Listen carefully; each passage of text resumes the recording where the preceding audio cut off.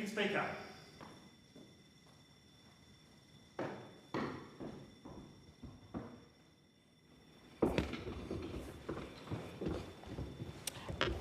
Are there any constituency statements by honourable members? Member for Fowler. Thank you, Deputy Speaker. As we approach Remembrance Day, it is a time for all of us to pause and reflect on the many stories of courage that have shaped our shared history. One such story is that of the Leyte Gulf landings, a defining moment that changed the course of the Indo-Pacific War and marked the beginning of the liberation of the Philippines. 81 years ago, in October 1944, Filipino, American and Australian Allied forces fighting side by side launched one of the largest naval operations of the Second World War. Australia played an integral role in the Leyte Gulf landings as part of the combined Allied forces, providing a significant portion of the naval firepower for the close support group, landing troops and conducting vital reconnaissance. Royal Australian Navy, including heavy cruisers and landing ships, fought in the naval battles, and Australian personnel also supported the invasion by providing communication and intelligence capabilities. Their courage, unity and sacrifice restored hope to millions and reignited the light of freedom after years of hardship. I joined the Filipino-Australian community in October as they came together at the Visayan Association of Australia's Liberation Day Ball at the Liverpool All Saints Catholic Hall to commemorate that historic day. It was a moving reminder of how faith, resilience and solidarity can prevail even in the darkest of times. It was an honour to join so many proud members of the Visayan community, people who continue to live out those same values here in Australia. Through cultural programs, community service and the unbreakable spirit of bayanihan, Filipino-Australians ensure that the legacy of the Leyte of courage, perseverance and freedom continues to inspire future generations. Across Fowler and southwest Sydney, Filipino-Australians are an integral part of our community, working in our hospitals, schools, small businesses and churches. Their compassion and dedication strengthen the very fabric of our society and reminds us of the best of what it means to be Australian. Events like this also reminds us of the power of heritage and the importance of coming together, whether through celebrating cultural milestones or supporting one another in everyday life. The Visayan community enriches our local story and contributes to the vibrant multicultural heart of our region. I want to sincerely thank President Yun Salazar and the organisers of this beautiful evening for their leadership and commitment to keeping history alive. As we prepare to mark Remembrance Day, let us carry forward the lessons of Leyte: unity in purpose, strength in diversity, and service to others. May we always honour those who fought for freedom by building stronger, more connected communities here at home, lest we forget. Member for Braddon. Thank you, Deputy Speaker. Despite wild weather in the lead-up, the skies cleared just in time and the community turned out in force with gumboots on and spirits high for the 2025 Tulip Festival in Wynyard. This festival began in 1991, born from the pride the Wynyard community felt in the breathtaking beauty of the region. What started as a small local celebration has blossomed, quite literally, into a nationally recognised event drawing tens of thousands of visitors each year. Over the past 33 years, we've seen the festival grow in scale and significance, with only one pause in 2020 due to COVID, which is an amazing result. Last year alone, Wynyard welcomed an estimated 20,000 people. That's a testament to the enduring appeal of the festival and the tireless work of the Waratah Wynyard Council, staff, volunteers and stallholders who make it all happen. This year's festival was made even more special by the presence of guest ambassadors, MasterChef runner-up from Smithton, Josh Pezza-Perry, and Hannah Maloney, host of ABC TV's Gardening Australia. Here's to 33 years of the Wynyard Tulip Festival, and I look forward to seeing everyone again in 2026 for the 34th year. A week ago, I attended a birthday party. That's not all that revolutionary, except this was a combined 150th birthday for the township of Penguin and 50th birthday for the giant 3-metre-high penguin that sits on the foreshore. The town of Penguin, nestled beside the sea on the northwest coast in Braddon, had the biggest and best birthday party that I've ever been to. The Penguin 150 street party was the highlight of the year of festivities to celebrate the birthday of the town. There was live music, food stalls, local markets, entertainment and a whole lot of community spirit, and capped off with a fabulous show of fireworks. The main street was closed off so it was safe to roam, and the street was abuzz with crowds, prams, children, dogs and people enjoying the sunshine and the atmosphere. For the occasion, Australia Post developed a special stamp collection and the big penguin and a specially minted dollar coin with the big penguin on the face. A huge congratulations to the committee members, the volunteers, the performers, stall holders, and to everyone who worked so hard to make all the wonderful events such a success. I echo the words of many who spoke. This is all about community. It's about knowing and watching out for your neighbours, and the events this year really let the spirit of this fabulous little community shine through. And I want to again congratulate the community, which was a small community of volunteers who worked really hard to put on such a fabulous event for not just the Penguin Town but the entire Northwest region. Member for Grey. Speaker, the Lower Peninsula is the only place in Australia with comparable population or economic output that doesn't have Doppler radar coverage. The importance of radar and accurate near and real-time forecasting cannot be understated. Sure, for individuals, but importantly for agriculture, where we have some of the most productive land in the country. Fishing, where Port Lincoln calls home to the Southern Hemisphere's largest fishing fleet. Tourism, like international yacht races in Boston Bay. Rocket launching, a growing industry at Whalers Way. And importantly, emergency services, helping us mitigate what we saw in 2005 when 9 people were killed. While I thank Minister Watt's office for their constructive engagement on this issue, we must not delay this any further. Finally, I want to thank Trevor Smith, Ryan Varney, Ken Webber and Sam Telfer MP for their continued advocacy. The time for radar is now. Speaker, last month on Rural Women's Day, we celebrated the backbone of our regional communities, the rural women who hold our towns together. It was a privilege to attend Rural Women's Day celebrations in Orroroo, celebrating the contributions of our local women. Last week, I met with local Stephanie March from Mercy Co, Alex Thomas from Plant a Seed for Safety, and Nikki Atkinson from Live Sienna Fashion here in Parliament House. It was amazing to have women like these stand up and fight for regional and rural healthcare. And we don't just need the best access, Speaker, we just want equity. But Speaker, the stories of these incredible women hit hard. Stephanie's son has a rare chronic disease requiring constant travel to the city for care, putting constant strain on her entire family on the York Peninsula. Alex faced an impossible choice when our late father fell through the cracks in regional healthcare. Either switch off his dialysis or move to the city, a choice no daughter should face. These aren't just statistics, these are the daily realities our regional, rural and remote communities face. Steph and Alex are doing their part to stand up for people in regional SA, and it's time our government does the same. Yeah. Speaker, Grey is an electorate full of rich history. I witness this every time I visit one of our hundreds of towns, but recently a few have hit significant milestones I'd like to acknowledge. Bullaroo Centre marked its 150th milestone in early October. The town's agricultural heritage remains a prominent part of its identity and is still an important service centre for world-leading agriculture industry. Orroroo also celebrated the 150th in October. This proud town has been a cornerstone of our region's pastoral story, serving as a vital hub for surrounding communities. And Blythe celebrated 150 years only yesterday, hosting a successful community event. For a century and a half, Blythe has supported generations of farming families. These milestones remind us that our towns aren't just dots on a map, they're communities with stories worth celebrating. Member for Jagga Jagga. Thank you, Deputy Speaker. Well, there are some important changes coming up soon as a result of our government's reforms to make children safer online.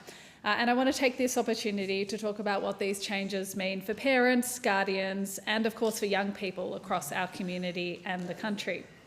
From December, social media platforms will be required to prevent Australians under 16 from creating or keeping social media accounts. And this is, of course, something that is of huge interest in many communities, including in Jagga Jagga.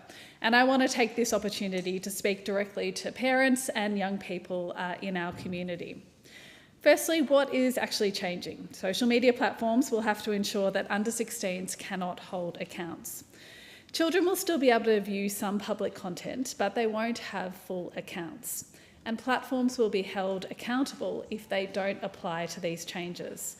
This is a change that is about safety and responsibility. It's about making sure that we are not taking childhood away from young people who should be protected.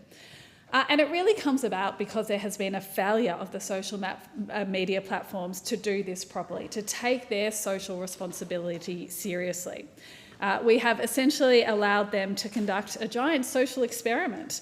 And at many points, they have shown that they did not take social responsibility seriously, and we have seen the consequences of that. It's not unusual for government to step in and regulate if we do see an industry that's doing harm to young people. We've done it in alcohol, we've done it in tobacco, and now we're doing it with social media. Importantly, under 16s or their parents will not be fined or penalised if they use or allow use of a platform. The responsibility for this lies on the platforms, as it should. I do want to pay tribute to the parents across the country who have campaigned for this change, and I know that they've campaigned because their children have been affected in ways that they absolutely should not have been. This is a tribute to you and your work. As a parent myself, I know that this is an opportunity to have a chance to have real conversations with our kids about healthy online habits, managing screen time, and understanding the pressures social media can bring. I also want to acknowledge that there are legitimate concerns from young people who have come to me and others and said that they do use social media well and they use it to connect. That is not to say that that doesn't happen. It is to say that the vast majority of the evidence shows us that social media platforms have been harmful for young people. And so what we are saying is it's not no social media forever, but it is no social media at this critical stage while you're still developing, while you're still forming your brain and your relationships. I give my commitment to young people in my community that I'll continue to talk to them as we implement this change. Our government have prepared a range of materials to help explain these changes to young people, to schools. My office in Heidelberg will have information available, and I also encourage people to go to the e-Safety Commissioner, a trusted resource, for more information. Member for Monash. Here if you need, Madam Deputy Speaker. That should be the motto of the Monash electorate, and it was certainly a call that was put out loud and clear at the recent launch of the Warragul and District Netball Association summer competition. I was so pleased to be able to launch it just recently with Karen Romano, the president, Megan Romano, who runs the Net Set Go program for young up-and-coming players, and the whole committee who do just such a fantastic job of encouraging players of all abilities and all areas across West Gippsland to get involved. Now, Deputy Speaker, there were about 1,000 players on that launch evening, 70 umpires who do a terrific job, and around 150 teams. And over the 57-year history of the club, they've never seen more interest or more enthusiasm, and I want to take this opportunity to congratulate the Warragul and District Netball Association on an amazing launch. I also want to congratulate and encourage the tremendous work that community kitchens and food banks do across the Monash electorate. I volunteer from time to time at Frankie's Community Kitchen, which is just such a great initiative led by a number of people, including Luke Hagel, who is an accomplished chef in his own right. I cracked a few hundred eggs on my last shift, but there's good company and good tunes that are played in that kitchen with an amazing team of volunteers. So from Longwarry to Warragul to Coronella, all of the community food banks who do such a good job, and I know the demand for your services is just going up and up, and I want to commend the incredible work that you do. I also had the Shadow Minister for Health and Aged Care, Senator the Honourable Anne Ruston, in Warragul recently to do a number of visits. We had an aged care forum. We went to Trafalgar Footy and Netball Club to look at their change rooms, and also met with local government. Aged care is an incredibly important issue in my electorate of Monash, and I will stand by older Australians, their families and carers to make sure that choice and respect is at the heart of every decision they're able to make. I also want to commend the West Gippsland recently had our first Diwali celebration, and I've still got the henna tattoo to prove it that I was there. It was a wonderful celebration. I want to commend the local Indian community across the Monash electorate from West Gippsland through to the Malayali Association in Bass Coast. Thank you for all that you bring to our community. Diwali was a vibrant and joyous occasion that I was deeply honoured to be invited to participate in. I also want to talk about the terrible impost of the illegal tobacco trade, and that we need to front foot this much stronger. Thank you. Member for Gellibrand. Thank you, Deputy Speaker. Well, with apologies to the Jakarta Bintangs, the Krakatoa's Football Club is the best named Aussie rules team in the world. And I was delighted to join them on a training run on the weekend with delegates from the Australia-Indonesia Youth Exchange Program. IAP is more than 40 years old, and it connects Australian and Indonesian youth through social, professional and cultural exchange. Now, each year, 42 delegates from Australia and Indonesia become immersed in each other's countries. They grow their intercultural skills, international networks and professional capabilities. And we're very pleased to host it in Melbourne this year. All 21 delegates from Indonesia come from a different province, coming from as far west as Aceh to as far east as the Papuan provinces, reflecting the vast diversity of that country. Now, given that the median age in Indonesia is just 30, this program is an important way to connect Australian and Indonesian leaders of the future. The 21 delegates from Indonesia are currently spending 5 weeks in Australia, and this year's Indonesian delegates are hosted by generous host families and workplaces in Melbourne, and I'm delighted to be hosting one myself in my electorate office in Melbourne, the lovely Petra. We've already learned so much from each other, and she's brought fantastic energy and enthusiasm to the office. Petra would like me to tell the Parliament that I've really enjoyed living in Australia so far, and the thing I love the most is living with my host family and sharing my Indonesian culture, and doing the internship at Tim Watt's office in Melbourne. I've learned so much during my time here, and I will always be grateful for these experiences. Thank you to the Australian and Indonesian governments for providing this life-changing opportunity. There are plenty of people to thank for keeping a program like this operating for 40 years. So terima kasih to all of the generous host families in both Australia and Indonesia, and a special shout out to Christy and Ryan Newham for hosting Petra in my community. Terima kasih to Australia's DFATS, Australia-Indonesia Institute, and the Indonesian Ministry of Youth and Sport for their collaboration with funding and organising this program. Terima kasih to Value Learning for their expertise and dedication for delivering this program across Australia and Indonesia.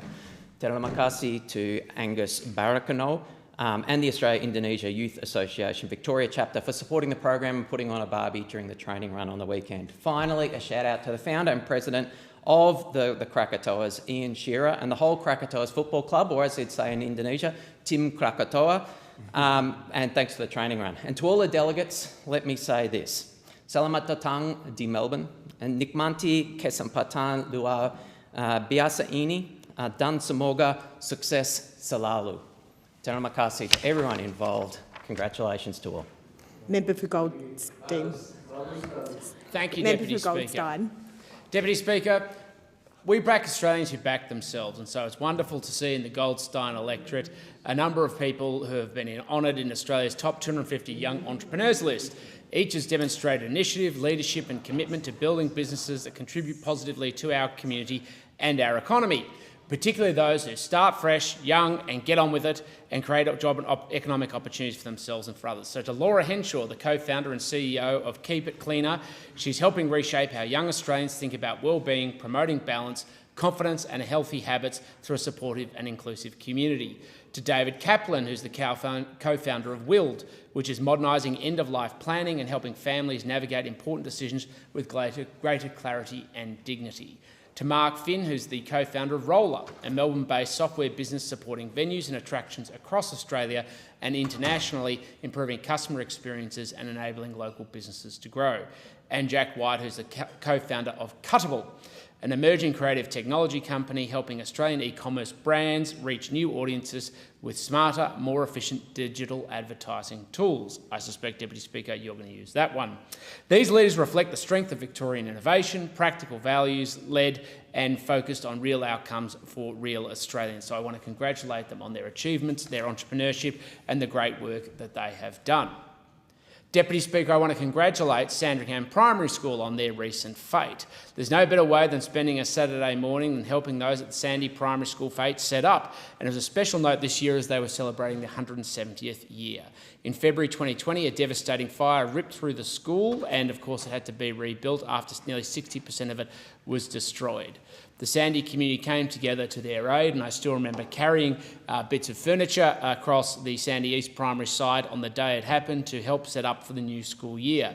For 2 years they were displaced, and of course the welcome fete only a few weeks ago was an exciting moment to be part of the continuing life of the school. And from now 5 years on, the Sandy Primary School has shone its brightest, celebrating its 170th year with a fete on their rebuilt grounds. The fete was not just a fundraiser, but a testament to the school's enduring strength and their community bond. With carnival rides, food, games and activities galore, every dollar raised helped to support staff and students at the school and continue its important work. So congratulations to the huge group of parent volunteers who helped organise the day. Of course, Principal Louise Neve and the wonderful job that she does steering the school, and Assistant Principal Jennifer Parsons, the alumni, staff and students on a fantastic day. The weather was glorious, much fun was had by all, but more importantly, it brought the community together, connected them directly and made them a continuing part of the school relationship. So to them, we say congratulations to you, Sandy Primary. Member for Werriwa. Thank you, Deputy Speaker. This morning I'd like to raise the voices of two young people in my community as part of the Raise Your Voice campaign. This is by Sabri. Words are not enough. Young Australians deserve action. It's very clear a better tomorrow requires the actions of great courage, fairness and vision.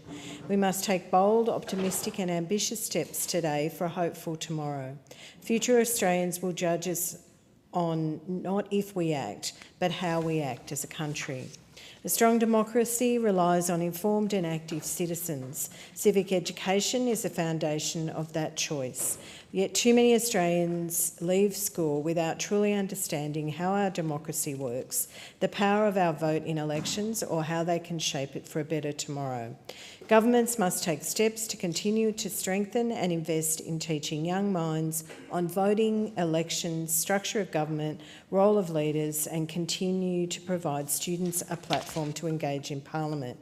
Civic education is not just about knowing we have a government, it's about empowering the next generation to think critically, to question and to participate in our democracy. A mandatory education syllabus on civic education across Australia that ensures every young Australian, no matter their background, leaves school with the knowledge and skills to participate in democracy. Thanks, Sabri, for such a wonderful contribution. The next contribution is from Ankia. If we want future generations to truly cherish their lives and feel fulfilled, we must enable equitable education services. For any successful society, we must enable a range of different skill sets without any barriers or disadvantage to individuals. Too many young people are facing barriers to education in a country where this should not dictate their futures. These obstacles can become overcome with governments. Financial inequity or even location are modifiable factors that should never be a barrier for a student to gain their knowledge and guarantee their future. Investing in education is a long-term investment for Australia, committing us to prosperity, well-being, equality across all different people. Giving every young Australian an equal opportunity sets us on the road to a meaningful future.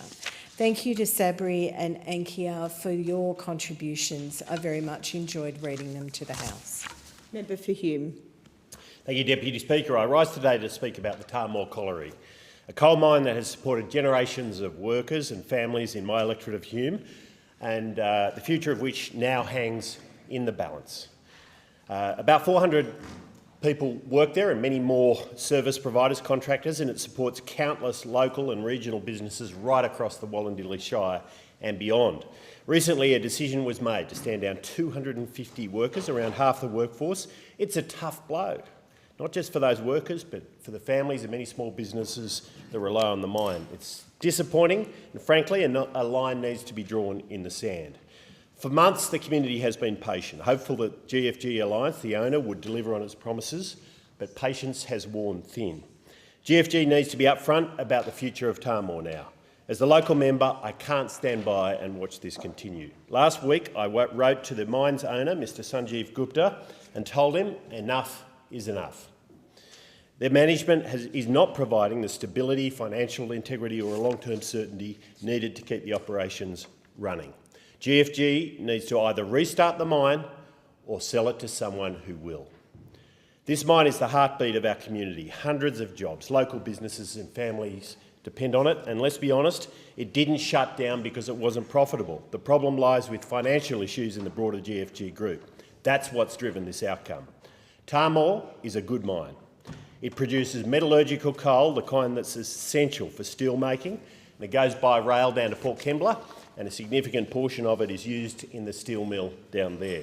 So it's a key link in that supply chain, supporting local jobs in our domestic steel industry. There are buyers out there. People are looking at this mine and saying, you can make money from this. There is no need for the workers to be stood down. The royalties from Tahmoor are important to the New South Wales government, and here's the thing. The mine doesn't need government subsidies. It's been operating for over 40 years and has a proud history in the region, as does coal mining more generally in the Burragurong Valley right nearby. The miners just want to get back to work. They deserve better than what they're seeing now. We need a resolution and we need it quickly. The next step is simple. Pay the workers, stabilise the operation and restore confidence. Tahmoor Colliery is a vital asset, not just for our region, but for Australia's steel and resources industries. With the right leadership and investment, I believe it can thrive again, creating jobs, supporting local businesses and delivering long-term benefits to the community. Member for Tangi. Thank you, Madam Speaker. When I first walked into the home studio of Tangi artist Jones Peter, I saw a painting from her time in Iceland that caught my eyes. I was moved by the painting and could feel the coolness of the landscape. Joan, I'm proud to say, was a finalist for this year's Leicester Prize of Portraiture. Her piece is titled Drop-Ins with Marjorie, inspired by her conversation with Marjorie, a 97-year-old textile artist. Joan's accomplishment is even more impressive considering she is 75 years old and only started painting 5 years ago. Joan's life is one passion and energy. She was born in Malacca and worked as a flight attendant, including as one of Singapore Airlines' inaugural Singapore Girls. She migrated to Perth in 1975. She was a single parent and has worked as a chef, sound recordist, and film producer. She founded an international charity in Kenya. When she received a law degree, she became an entertainment lawyer. In 2022, she was awarded OAM for her contribution to the performing arts and film. When Joan started losing her hearing, she picked up a paintbrush. She told me that this is the course of life, that if she wasn't deaf, she wouldn't have known she could paint. Jones painted her memories. For example, her artist residence in Iceland, or when she took her Karen alone traveling across Western Australia. In December, Jones will have a new exhibition in Fremantle called Sini Sana, which means here and there. When I met with Joan, we reflected on our childhoods. We shared that we have both grown up in small villages. Joan told me that as she grew up, no one put any limits on her or expectations that she has to go in one direction or the other. Her motto is to always say yes. She has said yes to so many opportunities, and now she's saying yes to be one of Tangi's great artists. Thanks, John. In accordance with Standing Order 193, the time for member constituency statements has concluded. I call the clerk. Private members' business, notice number 1 for a motion in relation to National Climate Risk Assessment. I move the motion relating to the National Climate Risk Assessment in the terms in which it appears on the notice paper. Climate change is already costing Australia more than $40 billion a year, and on our current path, that burden could climb to at least $73 billion, or some 4% of GDP by 2060. Mitigation must accelerate through rapid reduction of emissions, but ignoring the mounting risks for our communities is recklessly negligent. The status quo is leaving communities defenceless in the face of mounting risks, and too often without the safety net of insurance. We must lift adaptation investment, make polluters pay a reality, and equip local communities with the tools to stay safe, insurable and prosperous. Last Friday, I held a Climate Resilience Emergency Forum here in Parliament House. The forum gathered representatives from industry, academia, unions, government, think tanks, local councils and health to discuss the impact of the changing climate across our economy, and most importantly, how we can adapt and how we can pay for it. The cost of doing nothing far outweighs the cost of preparing for the future. In fact, delaying action will cost lives. Our current approach from the government is piecemeal, reactive and underfunded. Alongside other things, the motion calls on the government to invest 0.25% of GDP, or $4 billion per year, to climate adaptation. This investment will enable a triple dividend of climate adaptation to our economy and to Australia by avoiding losses of climate disasters, drive economic benefits, affordable insurance, new and better jobs and improved infrastructure, and bring massive social and environmental gains. The government's National Climate Risk Assessment confirms that some climate risks are already baked in. The bill for inaction is mounting. The government currently invests only $250 million per year into adaptation. This is woefully inadequate. Traditional economic models understate the risks, the social and economic costs, and the modelling from the UNSW's Timothy Neal, who presented at the forum, warned us that the outdated economic forecasting models have lulled policymakers and governments into complacency. Traditional economic forecasts only predict minor global GDP losses, but Professor Neal's work suggests the real damage could be as high as 40% of global GDP by the end of the century on the current emissions reduction trajectory. Our national cost-benefit tests must be updated. Meanwhile, the insurance protection gap is widening. Construction costs are higher, and we continue to rebuild in high-risk areas and without resilience and adaptation baked into rebuilding codes. Local governments, who are on the front line, are financially stretched, competing for short-term grants when what works is place-based, long-term adaptation. We have the plans on paper. What's missing is the scale, certainty and accountability to deliver them. The outcomes from Friday's forum are measured and economy-wide. They're calling for 1, predictable and adequate investment on adaptation by committing to $4 billion, 0.25% of GDP of investment to offset the 2% of GDP it's already costing us, and this should be locked in over forward estimates. Secondly, adaptive leadership that embeds climate resilience across our economy through a National Climate Adaptation Authority to implement the forthcoming National Adaptation Plan, coordinate across jurisdictions and monitor implementation.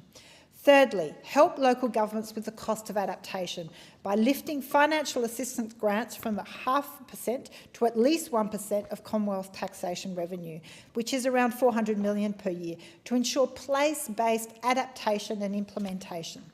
Fourthly, we need to invest in nature, as it is our greatest ally in adaptation and resilience, by updating nature-based solutions. And number 5, funding Indigenous land and sea management, which we know will deliver climate and social dividends. Then we also need to update our National Construction Code to embed resilience, expand cyclone and flood standards by risk, not postcode, and ensure transparent hazard data. It is incredibly concerning that the Albanese government has committed to a freeze of the building code for 4 years. 7, we need to build public-private partnerships with insurers to reduce underlying risk and lower premiums. And finally, we need for those that are causing the damage to pay for the adaptation by ensuring a polluters pay social and environmental model. We know that through CBAM, reform of the PRRT and so many other measures, we can ensure polluters pay for adaptation. Is the motion seconded? Yes, I second the motion and reserve my right to speak.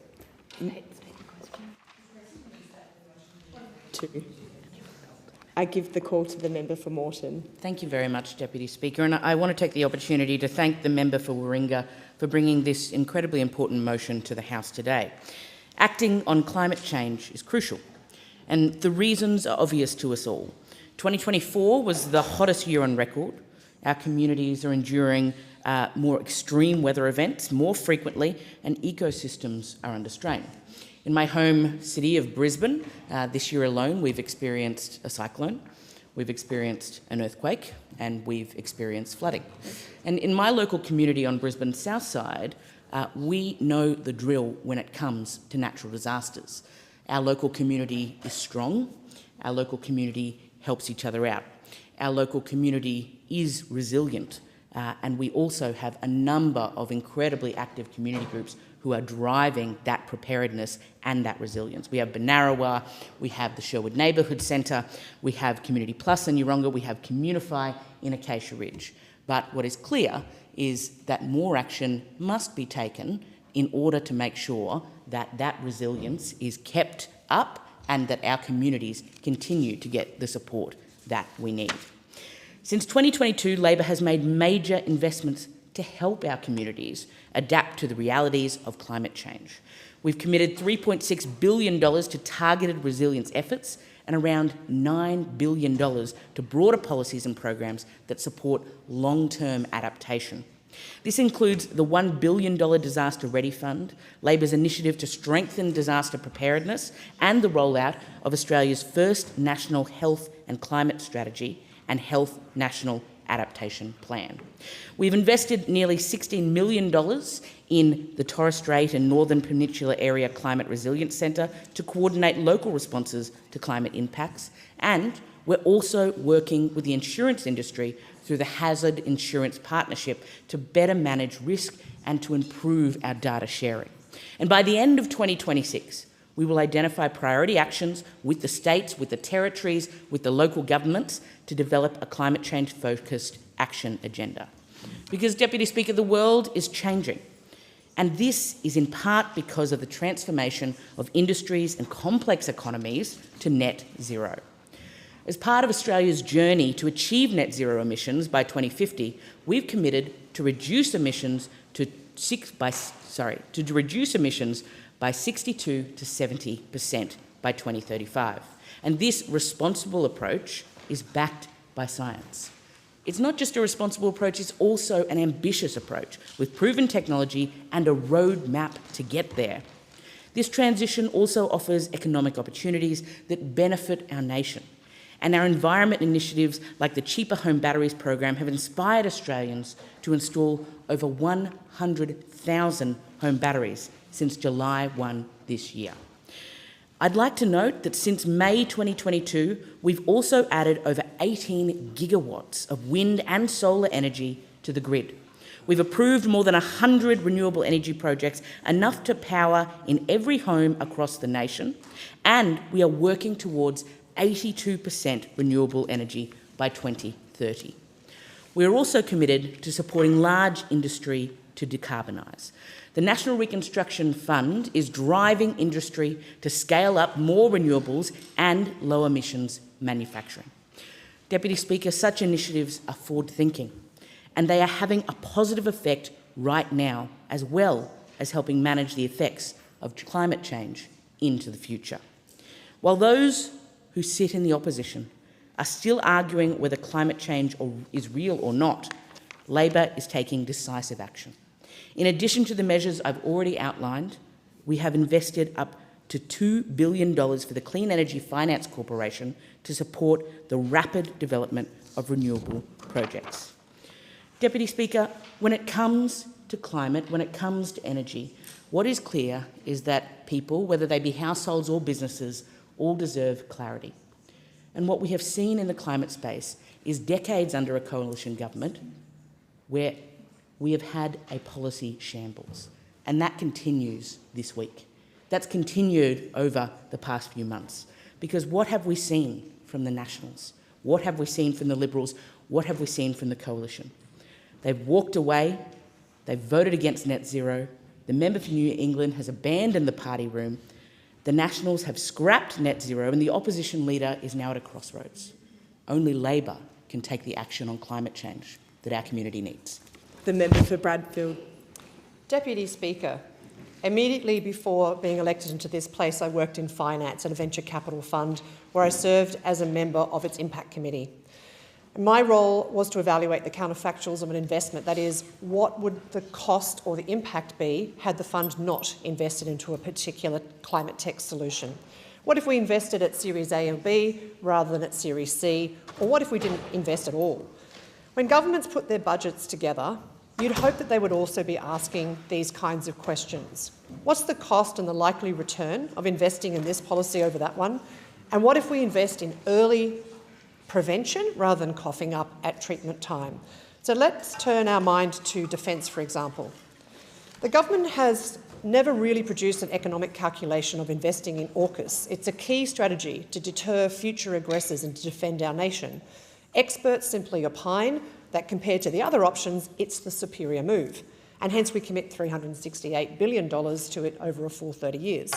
Now let's look at healthcare, where we are starting to weigh up the policy options. Health insurers offer members rebates to have regular dental checkups, and governments do it for bowel and breast cancer screening. Why? Because their experts, generally actuaries, show them that investing to prevent harm early saves money, and saves money over the longer term, and it saves a lot of money. But when it comes to climate change impacts, so far we simply don't do these things. Instead, we do this. Firstly, we rely on volunteers, such as those in the RFS, to prepare us for wildfires by carrying out fuel hazard reductions. And we rely on volunteers in the SES to help us with emergency response and recovery from storms and floods. We basically rely on the goodwill of volunteers in our communities. But in a changing climate, we can't rely forever on the kindness of strangers. The second thing we do when things get really bad all at once is we call in the members of the ADF and spread what is already very thin capacity across a terribly broad and complex response situation. When the ADF is called out to do this, when they assist state and local authorities with evacuations, logistics, clean-up and other critical support operations, they are not defending our country. Our ADF should not be deployed to clean up after climate crises. It's uneconomic and it's unfair on the personnel. We can't continue to fail to internalise the externalities, to fail to appropriately cost a clean-up on climate. We need to get on the front foot. And doing so will help ready our communities to weather the onslaught of a changing climate, to free up our ADF personnel and community volunteers for where they can better serve, and to save Australians money by investing in preventative measures up front.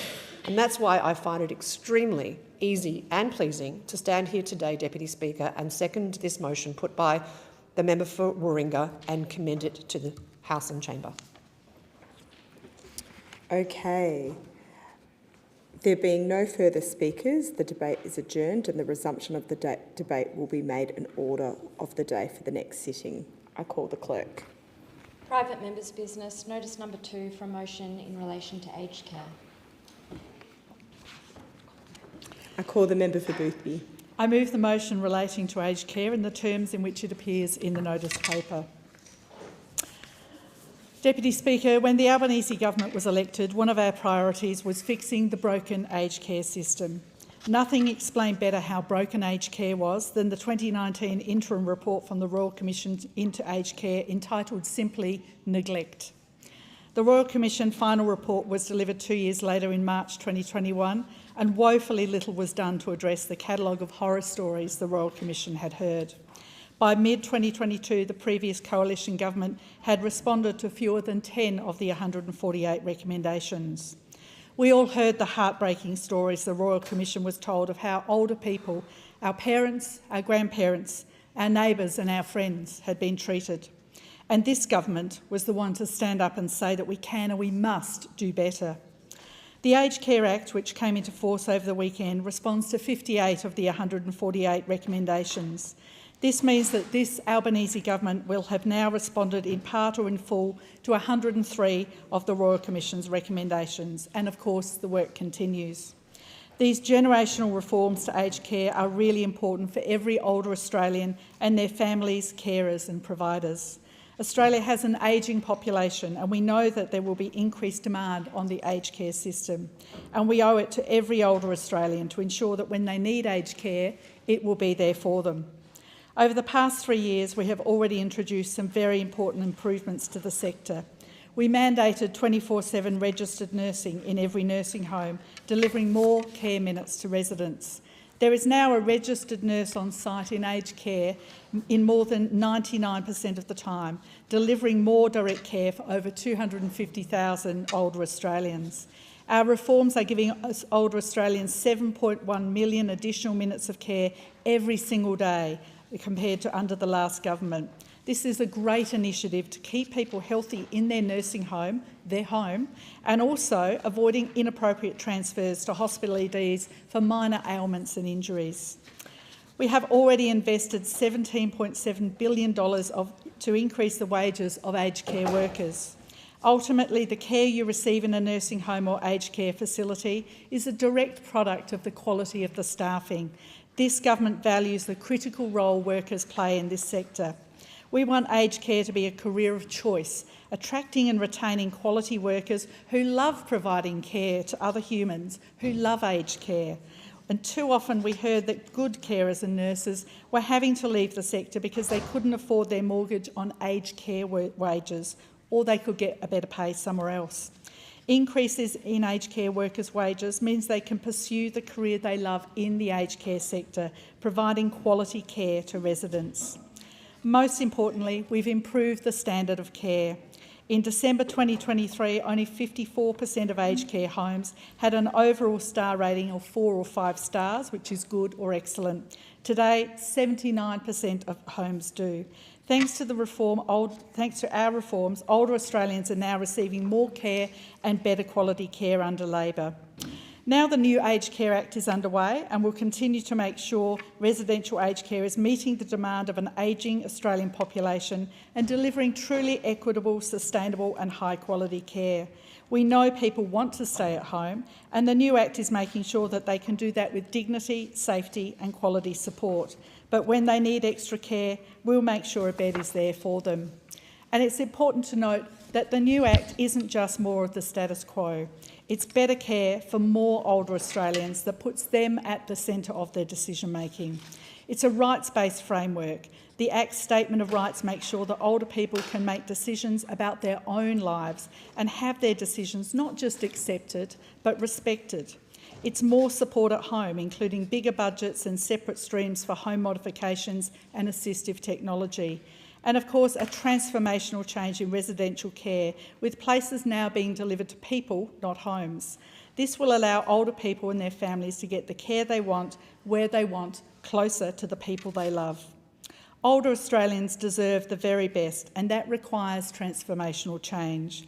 We'll continue to be responsive to older Australians who need more supports, whether that's specialist memory support services, mental health care, or those living in regional areas. It's better care for more older Australians that puts them at the centre of their decision-making. Is there a motion? I second the motion and reserve the right to speak. The question is that the motion be agreed to. Member for Fowler. Thank you, Deputy Speaker, and I'd like to thank the member for Boothby for bringing this important issue to the chamber. This week we entered a new era in aged care with the commencement of the new Aged Care Act and the replacement of the home care packages program with the support at home care program. It's understandable that when a new government comes in, they want to leave their mark on existing policies. But the real question for my community is this: will these changes actually make life easier for the people who need care? Will it shorten the waiting time? Will it simplify the system? And most importantly, will it make sure that older Australians get the support they need when they need it? Because right now, that's not what's happening. In Fowler, aged care issues cut right to the heart of our community. Every week I meet families and older Australians who tell me the same thing. The system is too complicated. Too many forms, too many departments, too many long waits.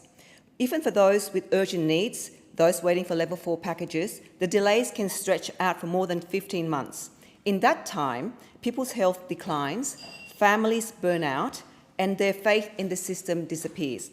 And for many in my electorate, one of the most multicultural in the country, the problem is even worse. Carers who don't speak English fluently are often left struggling to navigate a system written in complex language. They face forms they can't understand and call centres they can't communicate with.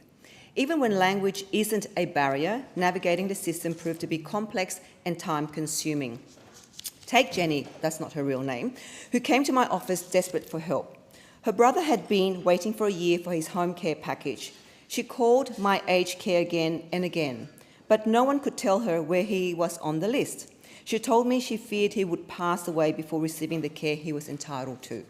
Or Anna, who works a full-time corporate job and came in to see me to share her frustration at not being able to find a provider to deliver the services her father had been approved for, whilst waiting for his home care package.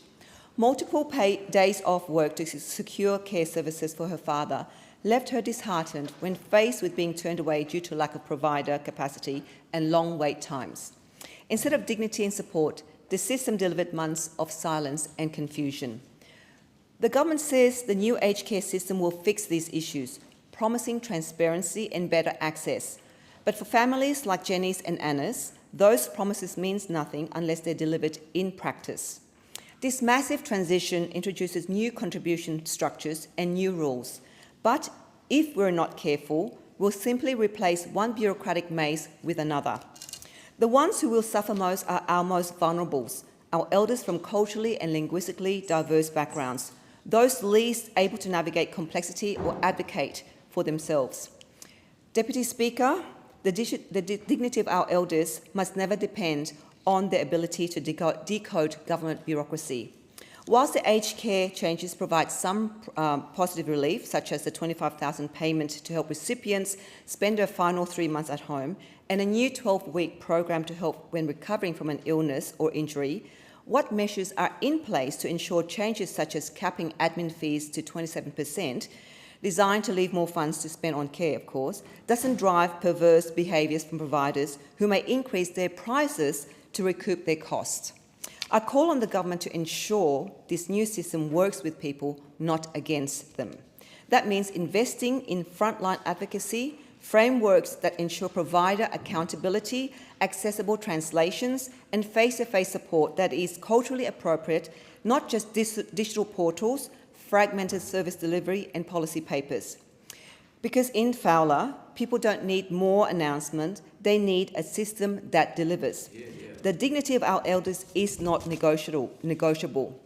It's time the Albanese Labor government match its words of reform with real action for the families of Fowler and those in Western and Southwestern Sydney to ensure that no one will be worse off or left behind under the new aged care system.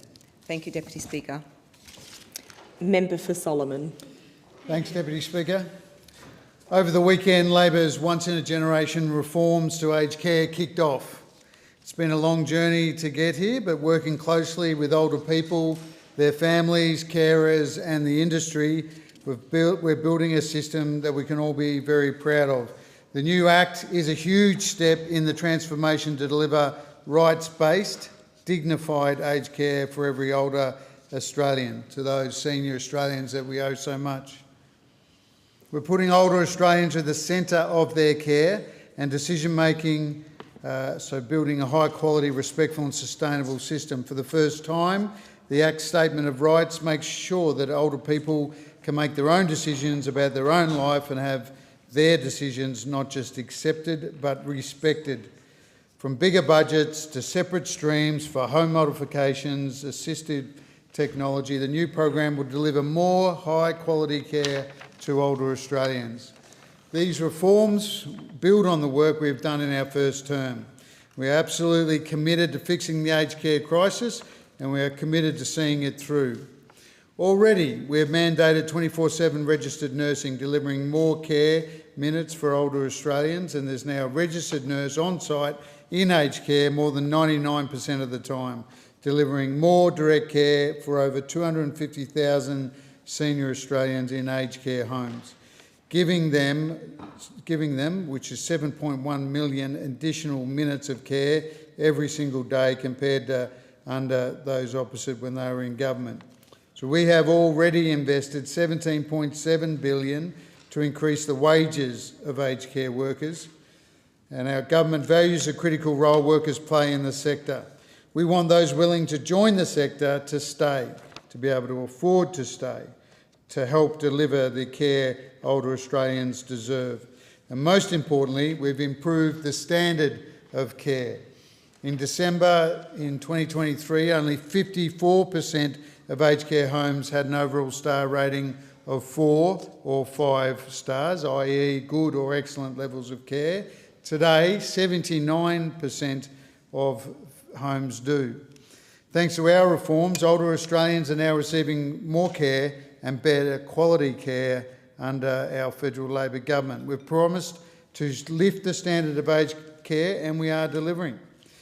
After the new Act is underway, we'll continue to make sure that residential aged care is meeting the demand of an ageing Australian population and delivering truly equitable and sustainable high-quality care. We know people want to age at home, and the new Act is making sure that they can do that with dignity and quality support. But when they need extra care, we'll make sure that there's a bed there for when they need it.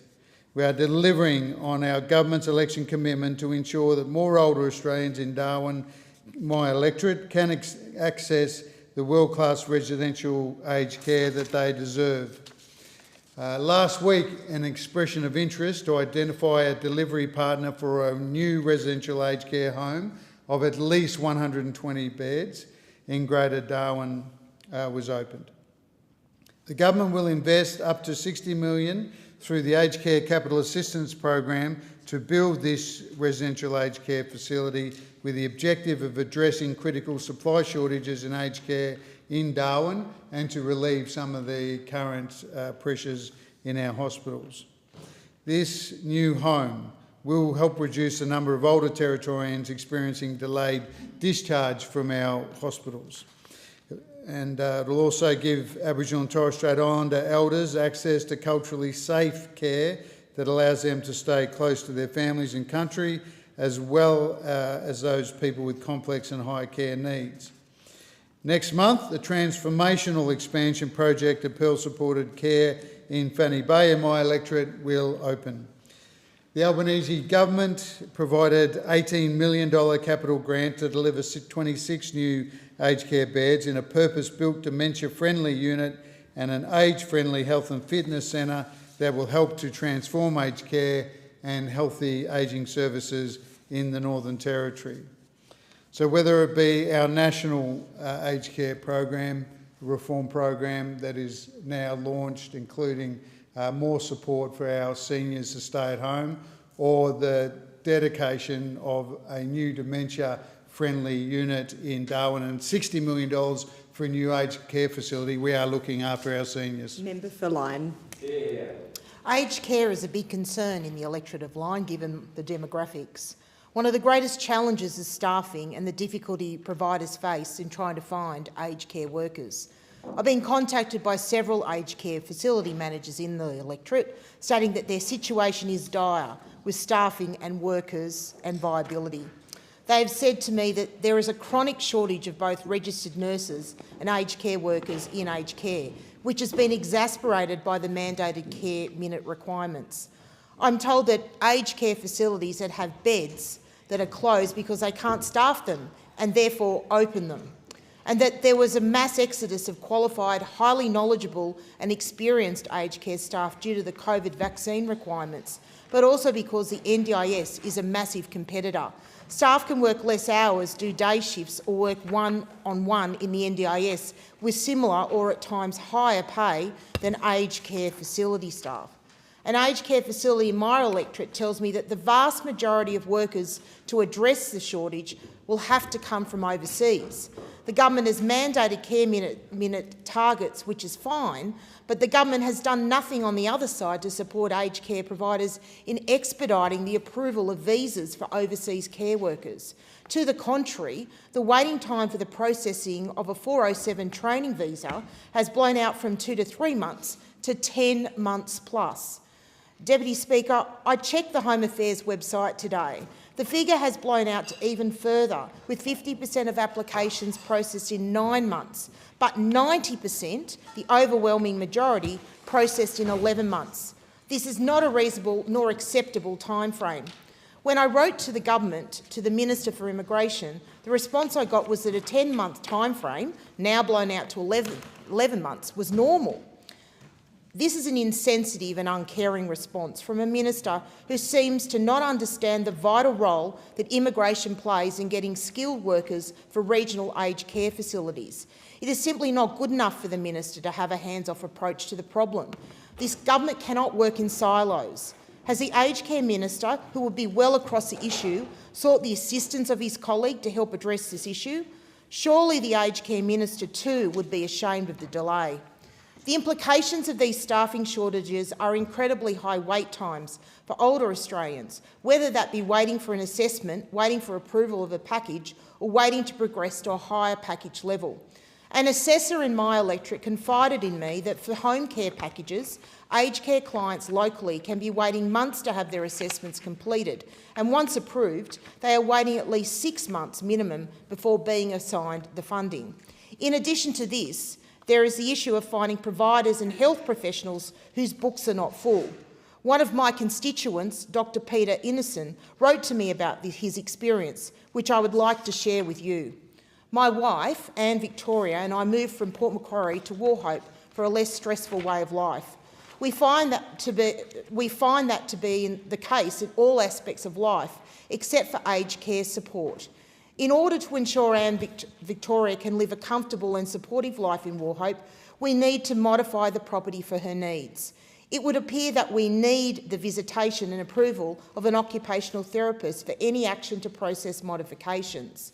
Finding one of these persons is like looking for a needle in a haystack. We have already been waiting almost 2 months. Medically, my wife is deteriorating rapidly and may well be dead before aged care provides the care and support as defined in the legislation.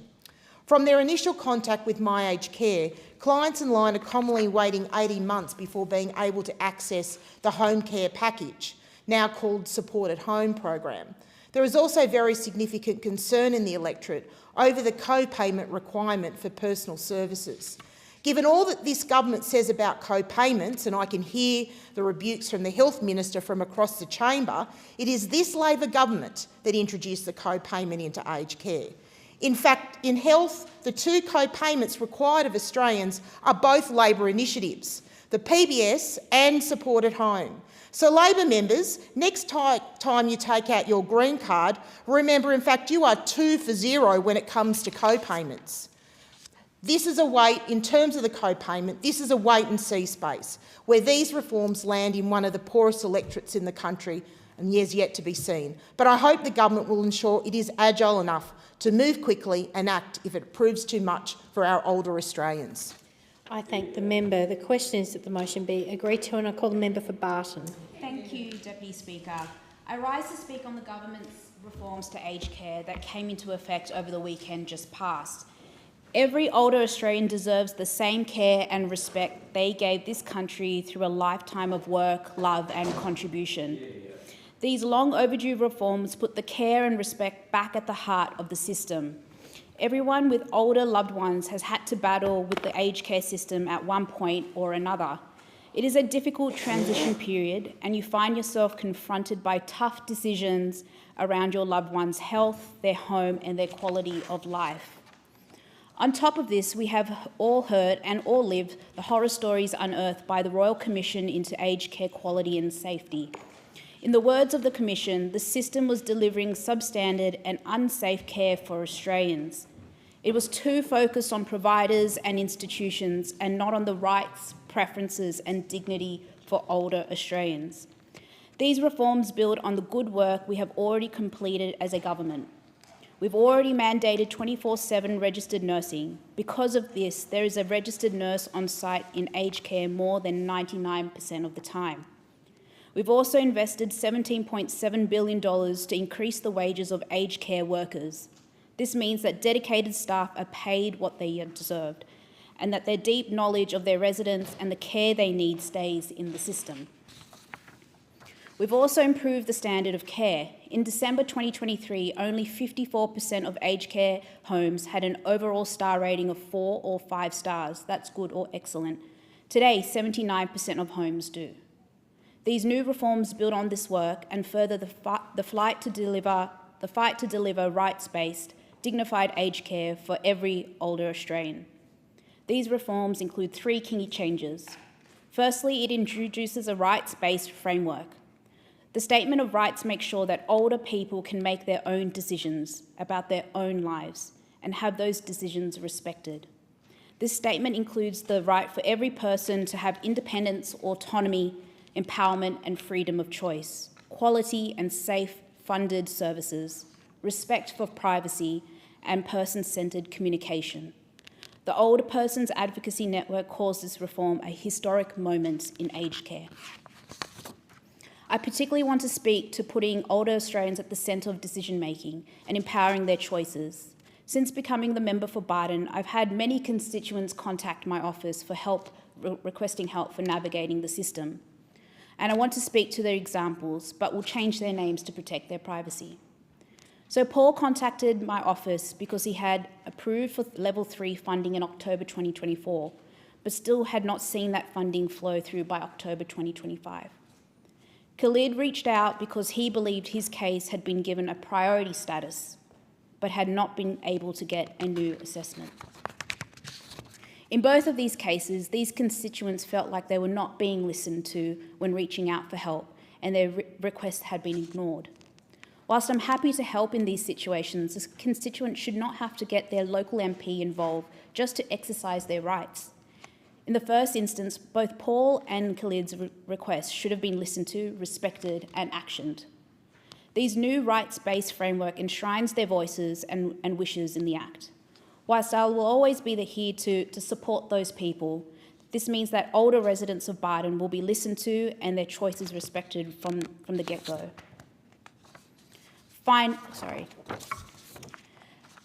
That's what this reform is really about, restoring respect and giving back agency to the people who have given so much to all of us. On top of this, our reforms also increase support at home. We recognise that many would rather stay in their home rather than move into assisted living facilities. These reforms will help more people to do that. From bigger budgets to separate streams for home modifications and assistive technology, the new program will deliver a high quality of care to residents in their homes. Finally, we are delivering extra places to people who do need to transition into residential care. Places will now be directly assigned to older people who have been approved for government-funded residential care services. Accordingly, mainstream residential aged care providers no longer need an allocation of places, and instead, residents have more choice and control over which provider delivers their services. This is what good reform looks like, a system that listens, respects and delivers for the Australians who've built this country. I thank the member. The question is that the motion be agreed to, and I call the member for Grey. Thank you, Speaker. On November 1, this government's new Aged Care Act came into effect. And what did older Australians get? Confusion, chaos and higher costs.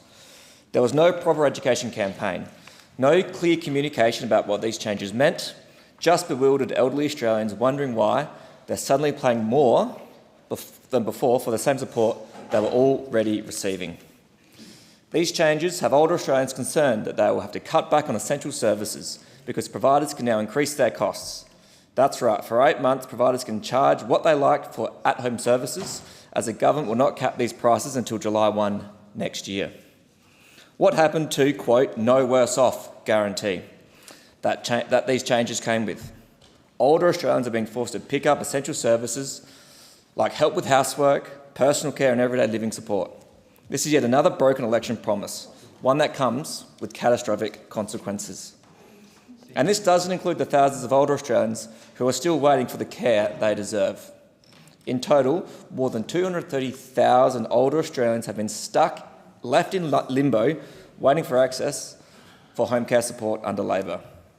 The National Ageing Research Institute has shown that older Australians forced to wait longer than 6 months for a home care package face an 18% higher risk of death compared to those who receive support within 30 days. Across the electorate of Grey, families are facing impossible choices and heartbreaking situations due to this government's failure to deliver promised care. The stories I have heard from residents across Grey are both raw and devastating, prove beyond any doubt that we are in the midst of an aged care crisis. This is the price of Labor's centralisation and their one-size-fits-all policy approach. What works for cities does not work in small regional towns. Where is the compassion for the spouse who can no longer visit their partner because daily trips are around 400 kilometres return? Where is a plan to ensure that a retired farmer in the far north or a beloved community volunteer on the west coast can age with dignity in the town they love? This is what people in Grey are experiencing every single day: the shortage of essential services from aged care to dental care and childcare.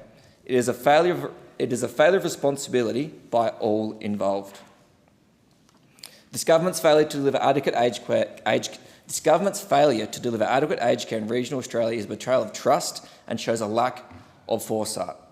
Real people with real needs have been left behind by a system that does not properly work for regional Australia. Spouses caring for partners while their own health deteriorates. Adult children forced to leave their carers to become full-time carers. Families stretched to the breaking point. These changes only add to the burden they are already carrying. Speaker, when we talk about aged care in the electorate of Grey, we're not talking about statistics on a spreadsheet in Canberra. We're talking about the women who volunteered at the local CWA for 40 years, the farmer who built this community with his bare hands, the teacher who educated generations of our children. These are the people who have made our towns what they are today. They deserve better than confusion about new legislation. They deserve better than broken promises. They deserve better than a government that treats regional Australia as an afterthought. These changes have added another hurdle to an already difficult system for regional Australians to navigate. Without proper education, without price protections for 8 months, without adequate support, this government has let our elderly down.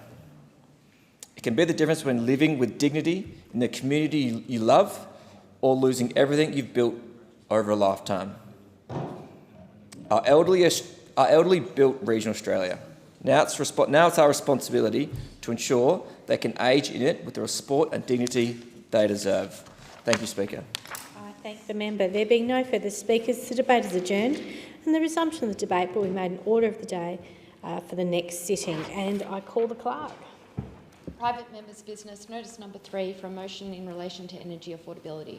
I call the member for Wannon. Thanks, Deputy Speaker. And I move the following motion: that this House condemns the government for its failures regarding energy affordability and policy transparency, and notes that Australians were promised a $275 cut to their power bills, but under the government, households are instead paying on average $1,300 more. Shame. Energy bills have already surged close to 40% under the Labor government. The Labor government has broken its most basic promise to the Australian people, and the Department of Climate Change, Energy, the Environment and Water advised the Minister for Climate Change and Energy within the incoming government's brief of a, and I quote, further significant increase in retail electricity prices next financial year.